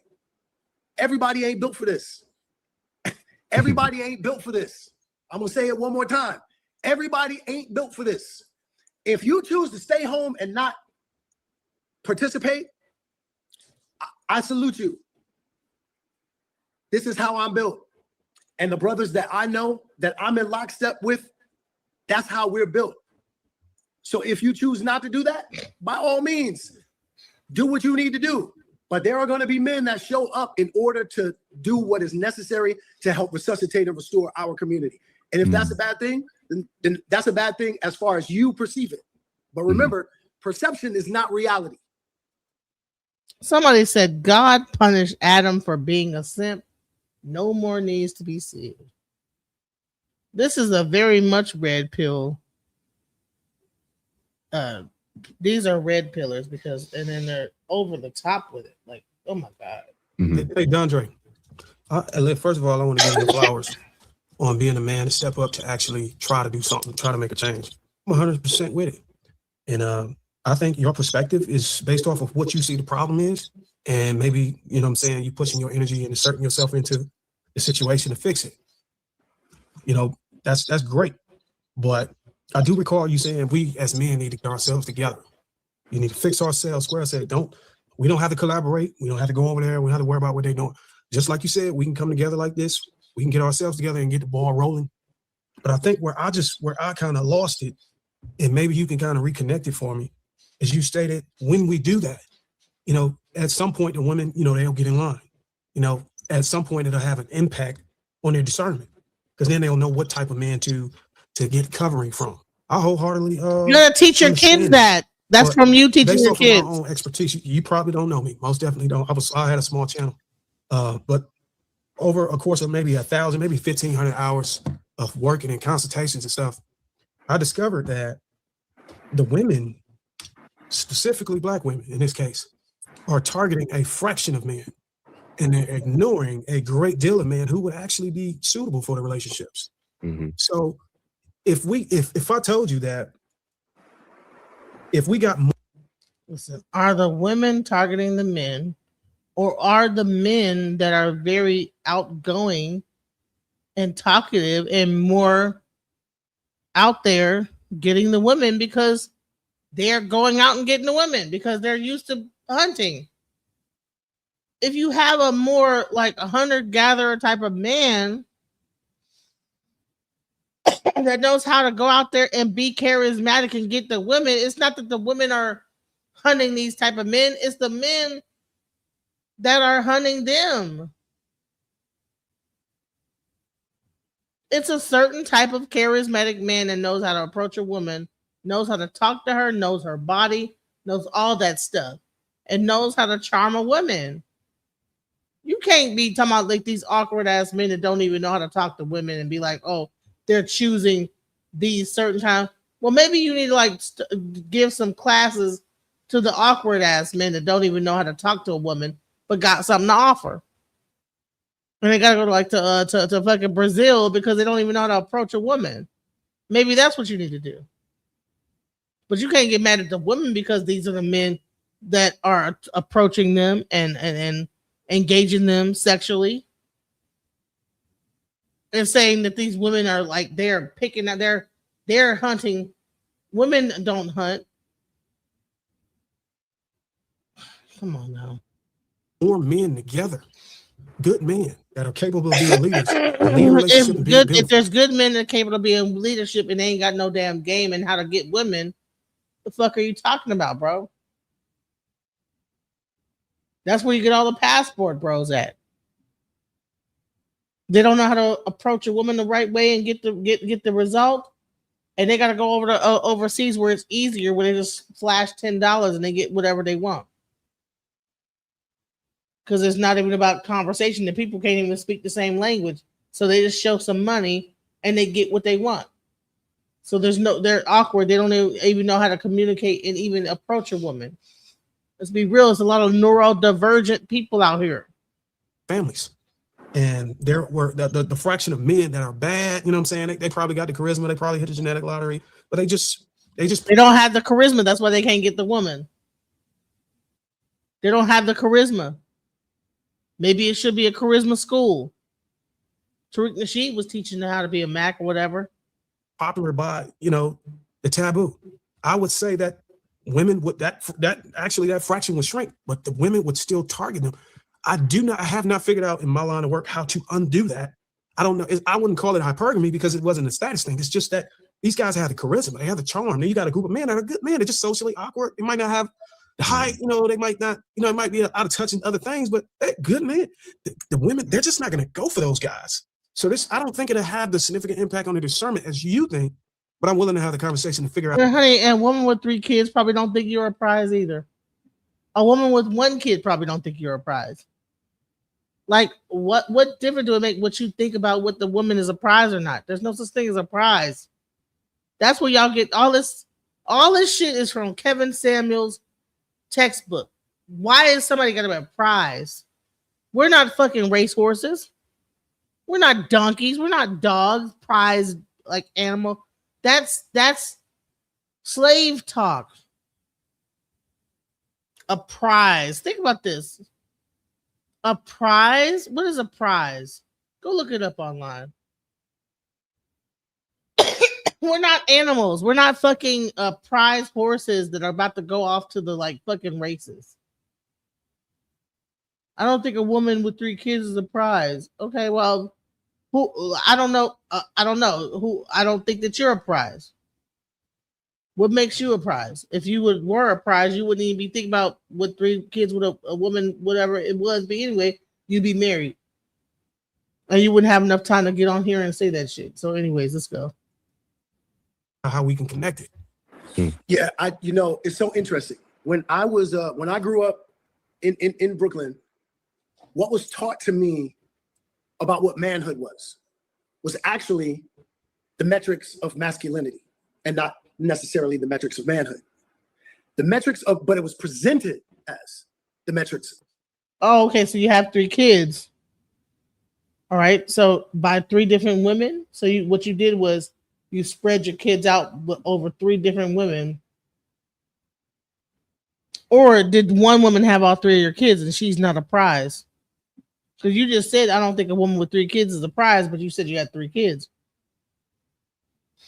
You're not a prize, so you have 3 kids. So there you go. Like, men need to shut the fuck up and stop of manhood. And that was the 3 P's. Paper, pecs, and penis. So we were taught, how much money do you make? How much paper do you get? Pecs. How strong are you? Can you fight? Penis. All right, so you just had one woman have 3 kids. You just said that I don't think a woman with 3 kids is a prize. So you're talking about your own child's mother. Shut the fuck up, bro. How many women have you slept with? Those were presented as the metrics of manhood, and really, they amounted to the metrics of masculinity. Now, can masculinity be a part of manhood? Well, we all know the answer to that question. Absolutely. But the metrics of those things, which really amount to the metrics of masculinity, have not only been presented to us, they've also been presented to many of the women in our community. So subsequently, they have learned that those are the metrics to manhood also. And subsequently, they begin choosing guys who are drenched. Well, I'm going to tell you what men tell us. You should have chose better. That's your fault. In those 3 areas. So when I talk about us getting ourselves together in order to fix our community, when we fix ourselves, we also begin to fix what the metrics of manhood look like, not just to our brothers, but to our sisters also. And so slowly but surely, those things will begin to make a turn. Is that going to happen tomorrow? Absolutely not. Look, it didn't take one day for us to be broken. It's not going to take one day for us to be fixed. So it sounds like you're hitting it like a regime change type thing, like Dave Anderson kind of stated when he was talking about military. And absolutely. But just a quick question: if we're talking about influence and impact, which would probably be significant in this situation, in order to be able to get people to maybe part away from the direction they're going to go in a different direction, is it safe to say that in 2026, that if two candidates was positioning themselves to be the actor? Listen, I'm gonna give y'all 5 more minutes of my time. If you want me to go a little longer, hit me with a super chat, but I'm gonna do 5 more minutes of this bullshit and I'm gonna wrap it up because it's really not going anywhere. They're really trying to pay. They're trying to talk to this guy who's an actor who's well known, was on Bill Cosby, and they got some of their best red pillars to get up here and try to change his mind and to bring him on there, to bring him into the red pill circle jerk that they're trying to have here, and he's saying, hey, I love my wife, I want to do things for the community, you know what I'm saying? And they're trying to figure out how to penetrate his mind to be something other than what he's saying, and it's crazy to me. They're really trying to they're keep directing all these questions at him, and it's stupid to me. We need to start taking the aim. Actually living a living example, speaking from integrity, and showcasing ways that we can be straight black man and not be a cancer. So, and just to try to reel it back into the original topic, finding the original topic. They done been on this bitch for almost 2 hours, and they're just now getting to the original topic after 2 hours of just rambling about bullshit, hating women, and you can see that come on now, bro. You can see they don't like women. It'd be an unpopular take. But I think our people is desperate to figure out the problem, and we can't figure it out, so we have to try to assign it to a villain. We have to pick a villain, and I think the best villain is the black man. Yeah. And I think somebody said earlier, you can get canceled for making a villain anybody within the LGBT. How dare you? So the only safe route is to go is the black man. And what it does is it absolves anybody who has shared responsibility whenever the cancerous behavior began to develop, because there had to be a timeline on how this blossomed into something that became destructive. But the conversation doesn't start there. It kind of just starts at, okay, now he's an adult. He's having an impact on the community. Let's call these guys cancerous. And if we call them cancerous at adulthood, everything that happened before that, we can ignore it. And again, I think it's unfair. And there's no point of just circling back to. Right. You saw your dad whooping your mom's ass, and then you whooped your wife's ass. That's really what all it boiled down to. And then that little boy who might have been gay saw you doing it, and he grew up to love his mom and hate you as a man. But at the same point, I don't know. Maybe it was molested. I mean, there's so many things that could be possible in those situations. But I mean, I don't know. Before I go, I want to show you guys a gay man. And I talked about the fact that gay men give a lot of relationship advice to women. And I wanted to show this so that people could see, okay, that I wasn't just lying. Bro, there's so many channels of gay men giving relationship advice to women. And this is a common thing that happens, I thought it was a really interesting thing. Why?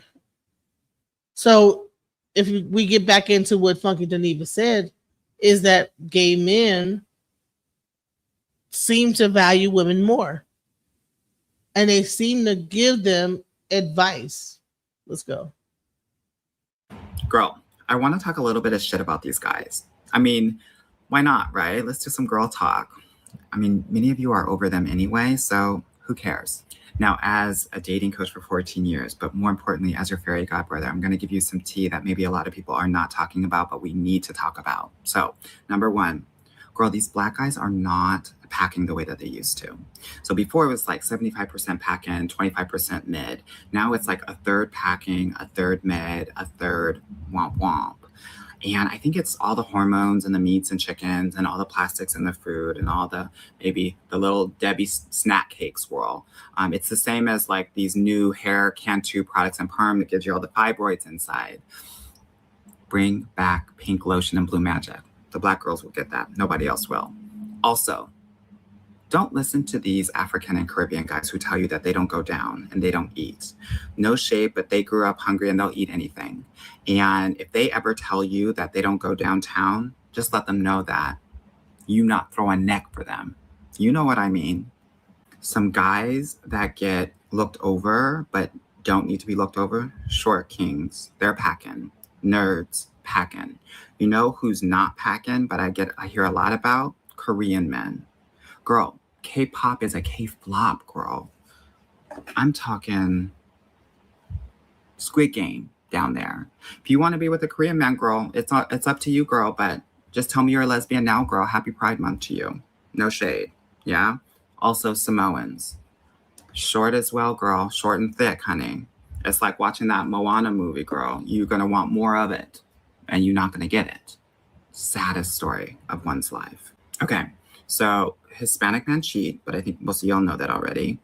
Indian, Jewish, and Italian men, super spoiled. Their mothers give them everything. So a lot of these men will try to replace their mothers with you. So make sure you don't do anything with them. Also, broke guys, bestie will D you down. Pretty guys, 2 pumps, and it's over. It's just like my Snell Mucin, CosRx, which this should be a paid promotion. 2 pumps, over. You can't even warm it up with these pretty boys. And most of us are thinking like, oh my God, I bagged a pretty boy, but girl, he's never gonna hit your walls. Doctors are the same. Doctors are the worst in bed, which is crazy because they literally study anatomy for like years upon years, but they don't know where your spot is. No shade. Finally, kinky, Japanese, Germans, Italians. Anyone that was part of the axis of evil in World War II, girl, that's where their kinkiness came in. So no shade, girl, but they're going to kink you out. So beware of that. Now, in the comments, let's talk shit.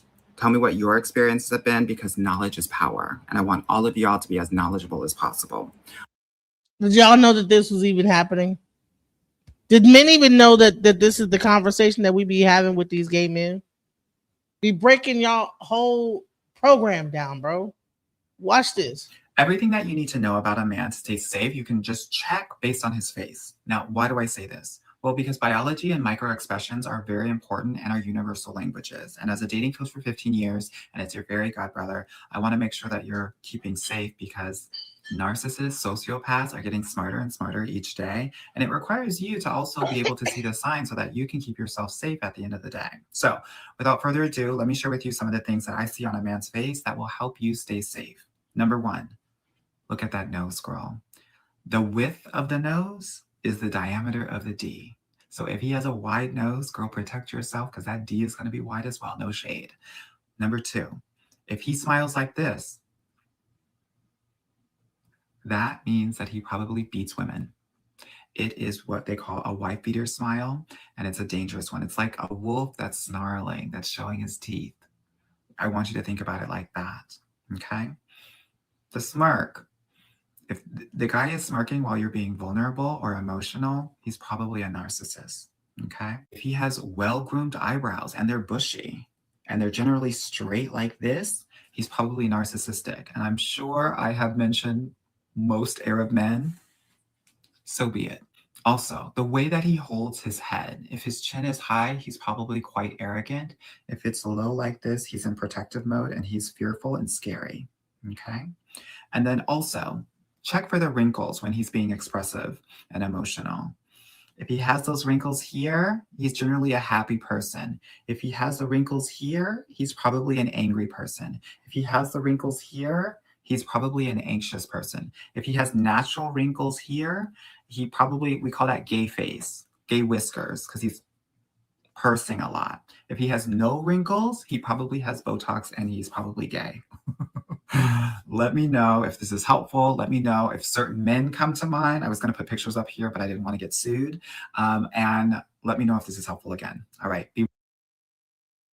Girl, when you're dating a guy, you need to understand that actually many of his compliments are insults. And we don't get that because many of us grew up in households where our parents didn't necessarily give us a lot of compliments. So as a dating coach for 15 years and as your fairy godbrother, I'm going to share with you some of the most common dating compliments that are actually insults and why they're insults.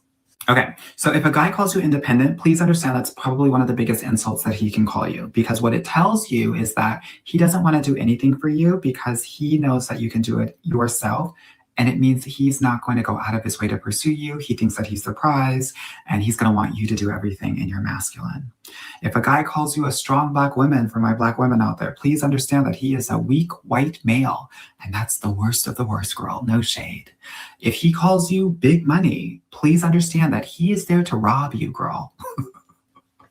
If he says, you're too good for me, believe him. It means that you're too good for him. He's literally telling you exactly what is going on, that he is not good enough for you.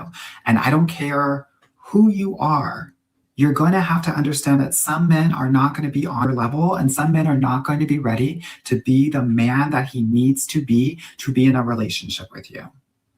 Now, if a man says, you're my peace, please understand he has a war inside of him. And you need to get away as quickly as possible before you become a casualty. If he calls you cute, please understand that he does not think of you in a sexually attractive way. That's what you call your little sister, not the woman that wants to be your potential girlfriend or wife. Please understand this. Okay? So he might say, how are you still single? And some of us might take that as a compliment, like, I'm so amazing. He thinks I'm so amazing that it's crazy that I'm single. No, girl, he's testing you. He wants to figure out, based on how you respond to that question, whether you're crazy or not. It's not a compliment.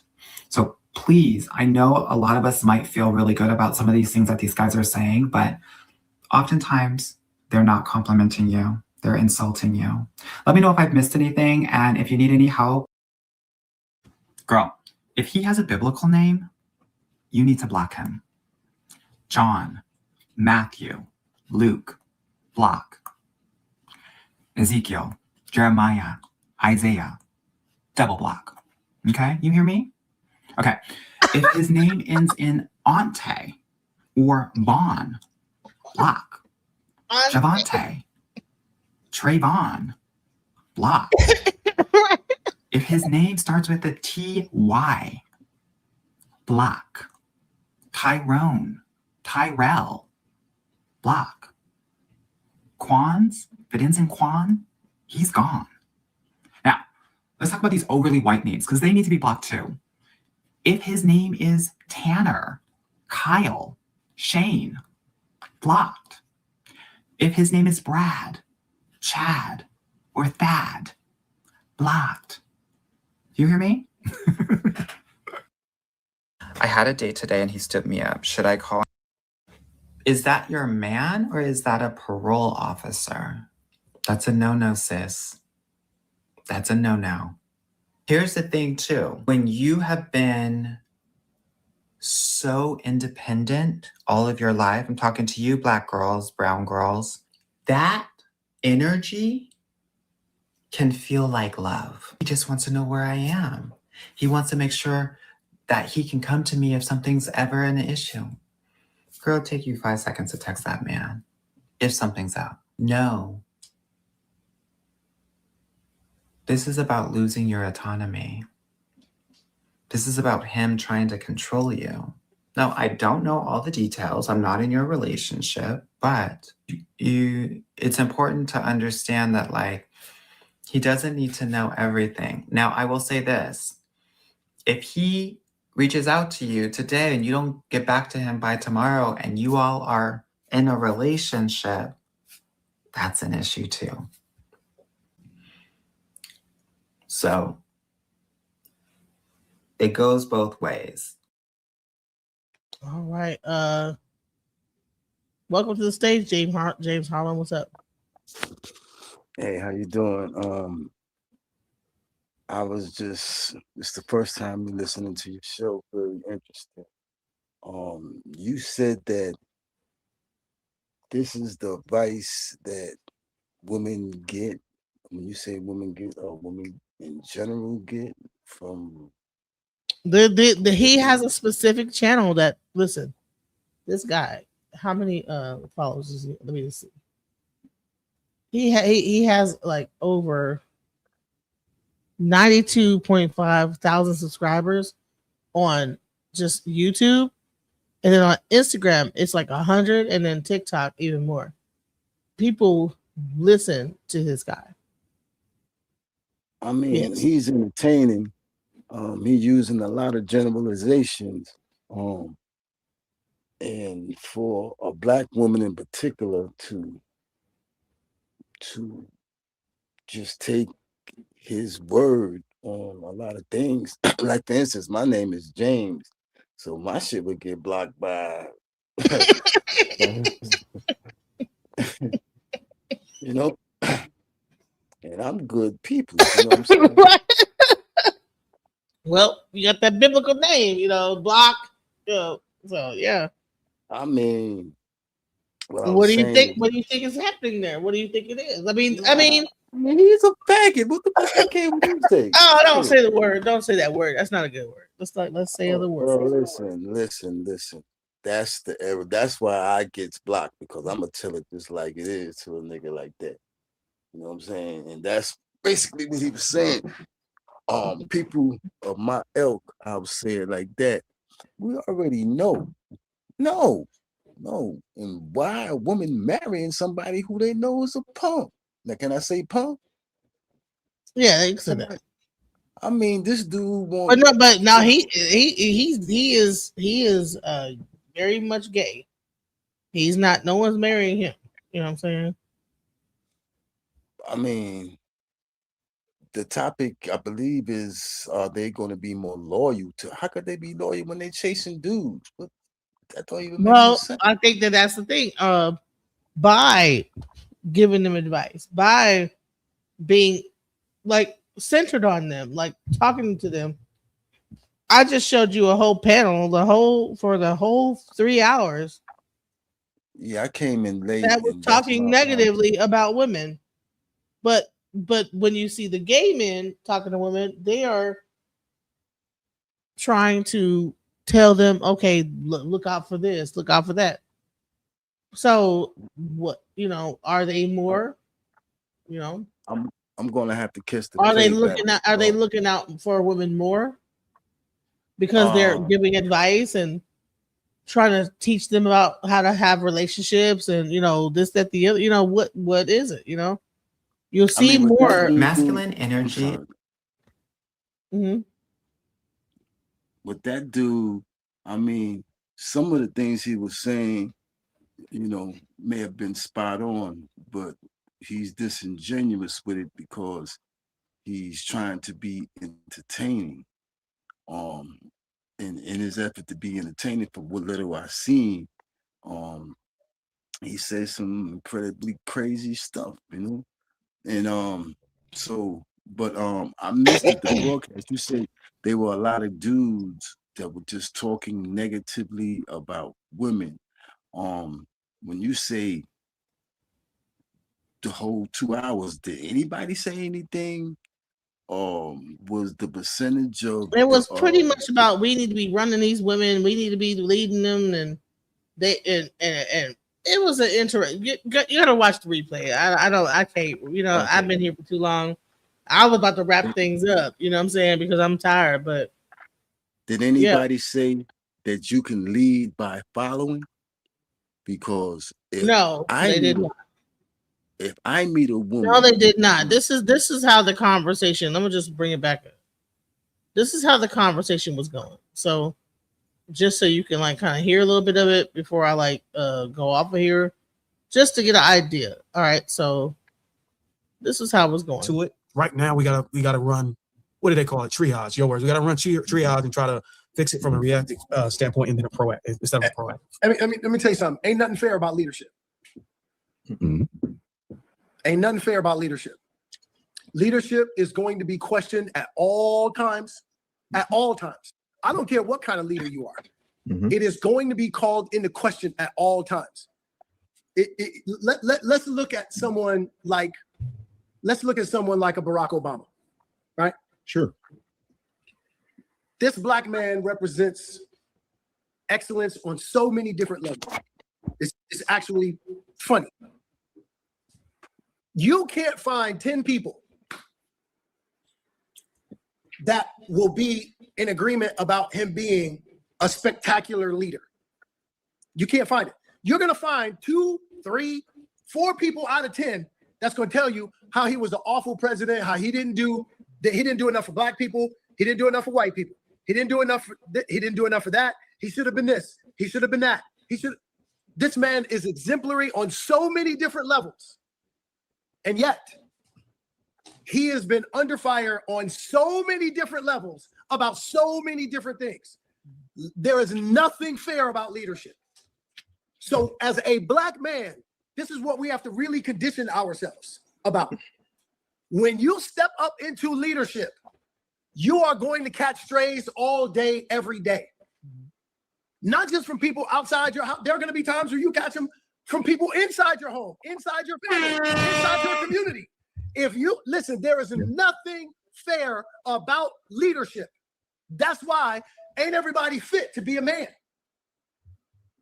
Because all day, every day, you are going to catch strays.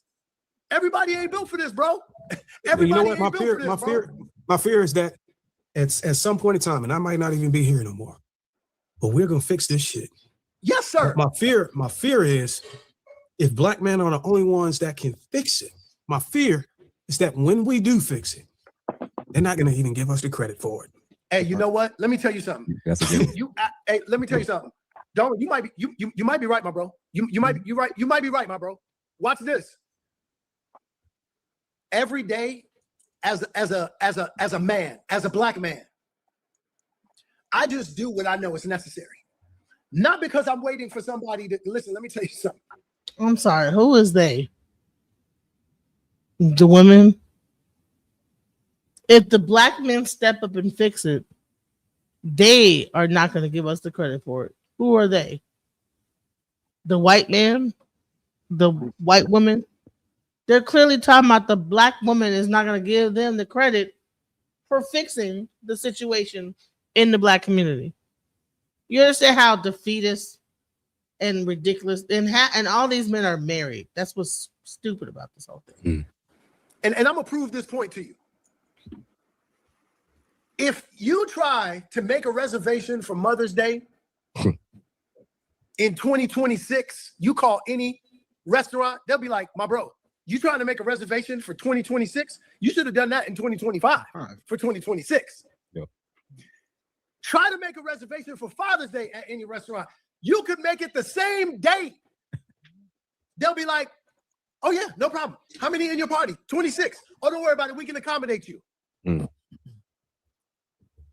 Yeah. You know, it's interesting. Hold on. The contribution of the black man is so underestimated and underappreciated. It is ridiculous, but it actually comes with this job. It actually comes with this job. Like I said, nothing fair about leadership. And again, if we are the leaders that we say we are, and we know we are, that's what comes with this, bro. That's why we got to be on our game. That's why conversations like this and us empowering each other, void of the black woman, is necessary because we know how difficult this job is. That's why we need each other. You know, it's interesting, Mr. Whitfield bringing up couldn't former wait. president number 44, Barack Hussein Obama Jr. Because it's a very difficult spot he's in because former First Lady Michelle Obama, whom black women, I think rightly, greatly admire her for good reason. Princeton, Harvard Law, was doing very well in the private sector in the early days. Her and Barack Obama got together, so on and so forth. So I take nothing away from her, from her accomplishments. But I was very disturbed by her. And I would go along if it was just a one-off comment. Everybody gets grace on a one-off from me. But these are sustained comments over the past year or so that she has made about her husband in public. And, you know. Do you see what I'm saying here? Can you kind of like get how no matter where the conversation is going, they have to bring it right around to how the black woman is fucking up. No matter what it is. He's like Pinocchio, he's like Mickey Mouse. Well, Minnie Mouse.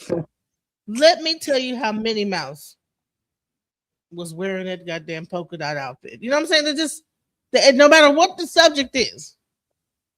Goddamn Scooby-Doo. Let me tell you about how Peggy pissed off Scooby-Doo. Like no matter what it is. No matter what the subject is, the black woman. I'm glad you brought up Barack Obama. I gotta like use this platform right now to talk about Michelle and how she several times. Why? This conversation was initially about, if y'all forgot, by the way, because I've been here for 4 hours and I have to bring everything back to the original point, was about what fucking Daniva said, that black men are a cancer to the community. Now we've heard 2 hours of men speaking, right? And they have yet to directly address anything he said, because everything was about the black woman. These men are so distraught about the black woman. Like, I mean, it's like, oh my God. And it's sickening to me. It's like, really? Hold on. Let me go ahead. Go ahead and speak. Yeah. These are bad examples. And I only saw that small portion, but they're giving hurt vibes. I'm not sure what's going on in their marriages. I've never been married, but I've been with several women for years and years and years. And I love black women. I wouldn't want to be on this earth without them. Just go ahead and take me now, if that's going to be the case. So, and when I said earlier, by you leading by knowing how to follow, for instance, you might be far more successful financially than me because of my upbringing, and your upbringing allowed you that success. If somehow we connect and we love each other, to be a real man, I have to accept the fact that just you getting that bread. You know how to get that. And I'm not going to try to hurt you. I'm going to try to help you. And I'm going to be proud of you. And I'm not going to be... Honey, you missed it. And they were talking about the women need to be up underneath my guidance and leadership. If they have a boss, then that boss is overriding you as a man.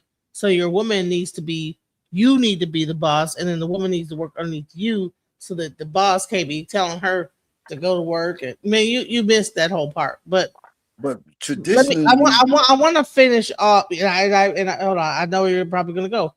We've always worked. Women have always worked, right? Right.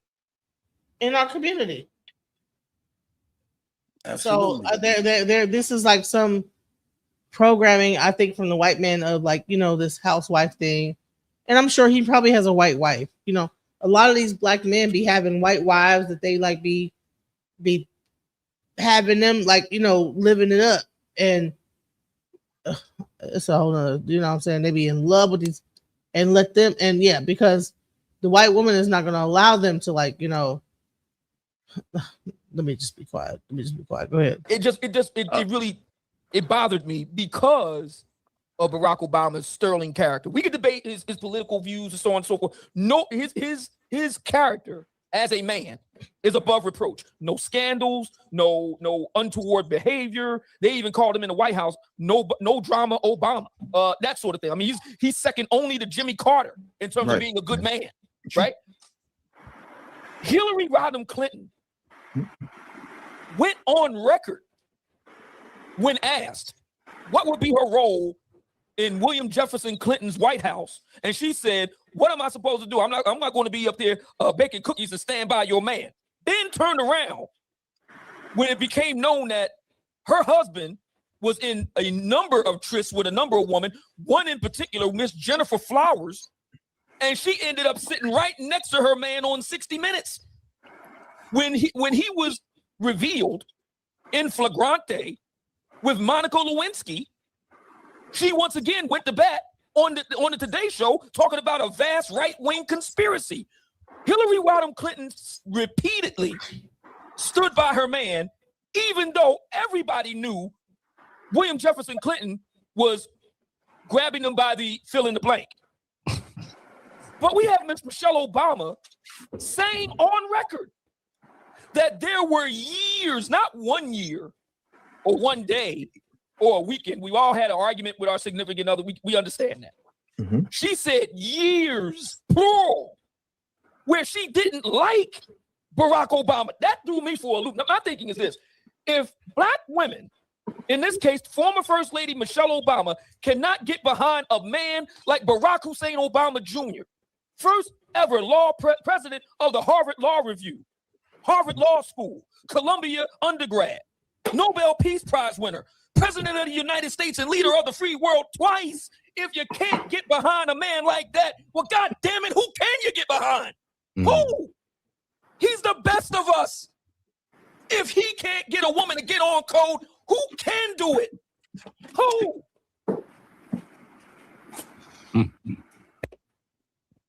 So women can't have moments. Women can't have so even a president. So you don't think, I mean, see, the difference is that Michelle Obama was honest, right? She said, "Hey, there's time where we don't even like each other. You know what? I don't like him. Whatever the hell it is, whatever she said, right? She's being honest." He turned that into a whole thing of that she can't get behind her husband, but she was behind him for 4 fucking years, and all the way up to his presidency before that. But she said that one statement and erased everything that she's done to support her husband. This is the type of bullshit I'm fucking talking about. But in that position, I understand what he's saying because she should be unwavering. And that was the example that most of the first ladies set. Unwavering loyalty to their man. Now, there's some skepticism about Obama's I'm trying to phrase it correctly, but they may be issues with him that garnered a great deal of disrespect from her that enhanced her to voice those kinds of opinions about him live to the world. And they ain't no change in that, you know what I'm saying? But I understand what he's saying, that it's her loyalty for the president of the United States, who is her husband, even though he's a former president, should be unwavering, at least in public. If you're going to be with him, be with him. Whatever he doing, if you don't like it, okay, go ahead and eat that. And he gave a perfect example with Hillary, because she stood by a dude. You ain't never hear her say, "Yo, I hate that nigga for doing what he do, but he's still my dude." Nah, she ain't say none of that. There was no wavering. You know what I'm saying? She held the line. So I cannot disagree with him on that. I just can't. Man, that I don't even know I if there's mean, an answer for that question. I do think that it's a combo of the woman that you have, the season that you're in, and who you're willing to be in that season. As shockingly as it is, and I don't think that's going to satisfy people. I think the harsh reality, we are dealing with human beings. We're dealing with people. And, you know, none of us are looking for perfection in ourselves, let alone the women that we're trying to do life with when it comes to us getting along and, you know, being allowed to lead and them knowing how to follow and everything. So I will acknowledge that I was definitely bothered with what you said and seeing that as well. And I never even thought about that as a symbol of kind of this whole discussion. But I'm not going to get away from the very, very beginning with what's the guy's name? Funky Geneva. And thinking about acknowledging that just because I wasn't a big fan of how he framed black men doesn't mean that my frustration with the framing and some of the, in my mind, dehumanizing language that they wouldn't use for anybody else doesn't take away from my acknowledgement of the elephant in the room when it comes to men and it comes to black men in regards to homicides and the violence and stuff that's happening in the community. I, like many a man, you know, we've come across a very extremely small percentage of men that are actually offenders, that are actually doing a lot of these homicides in comparison to the overall population of men that are not.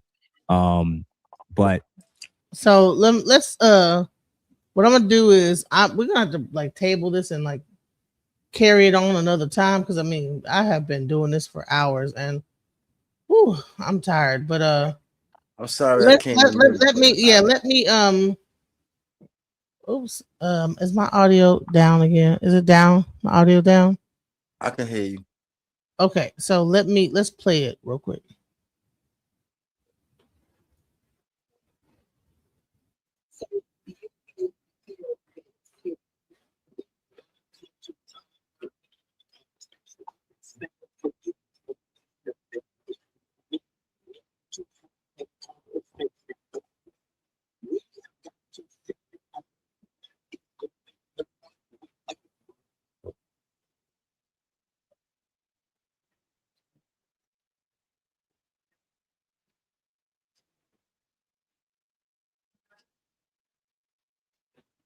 The audio is very choppy and inaudible.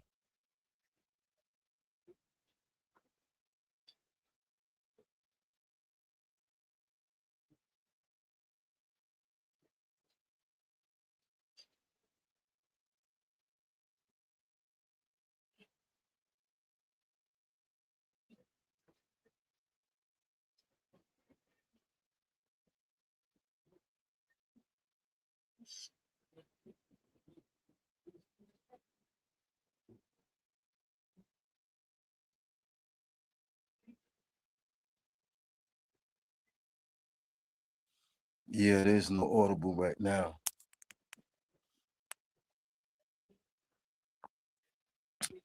But I must say, black men, we do love our women. And that's just not gonna change. I can't say what degree a gay man will love you. But regular straight brothers, we're gonna love you. You know what I'm saying? And there are many brothers with many issues, but they're gonna love you nonetheless. Maybe they won't love you to the degree that you might think that you should. But if they truly love you, maybe they can grow into you. It's very nuanced. It's very nuanced, but there's no man that's chasing another man gonna love you more than a man who just loved you. Um, I can't even imagine being with a woman who thinks that that would be a better fit for them, someone who's feminine. Honey, it's not about being a better fit. What I'm saying is that the loyalty. So, but listen, go ahead and watch the replay. I'm gonna probably reconvene this conversation tomorrow. I'm You have a tired, y'all. great night. You have a great night. Much And I love. will be. Listen, I gotta get some rest. I'm tired. I subscribe, so I'll hopefully be talking with you again. But I appreciate your subject matter, and I think you are a genuine person. Thank you. Thank you, thank you, thank you. So, listen, guys, I am beat. I gotta get some rest. I've been doing this. I'm at like 4 hours and 39 minutes.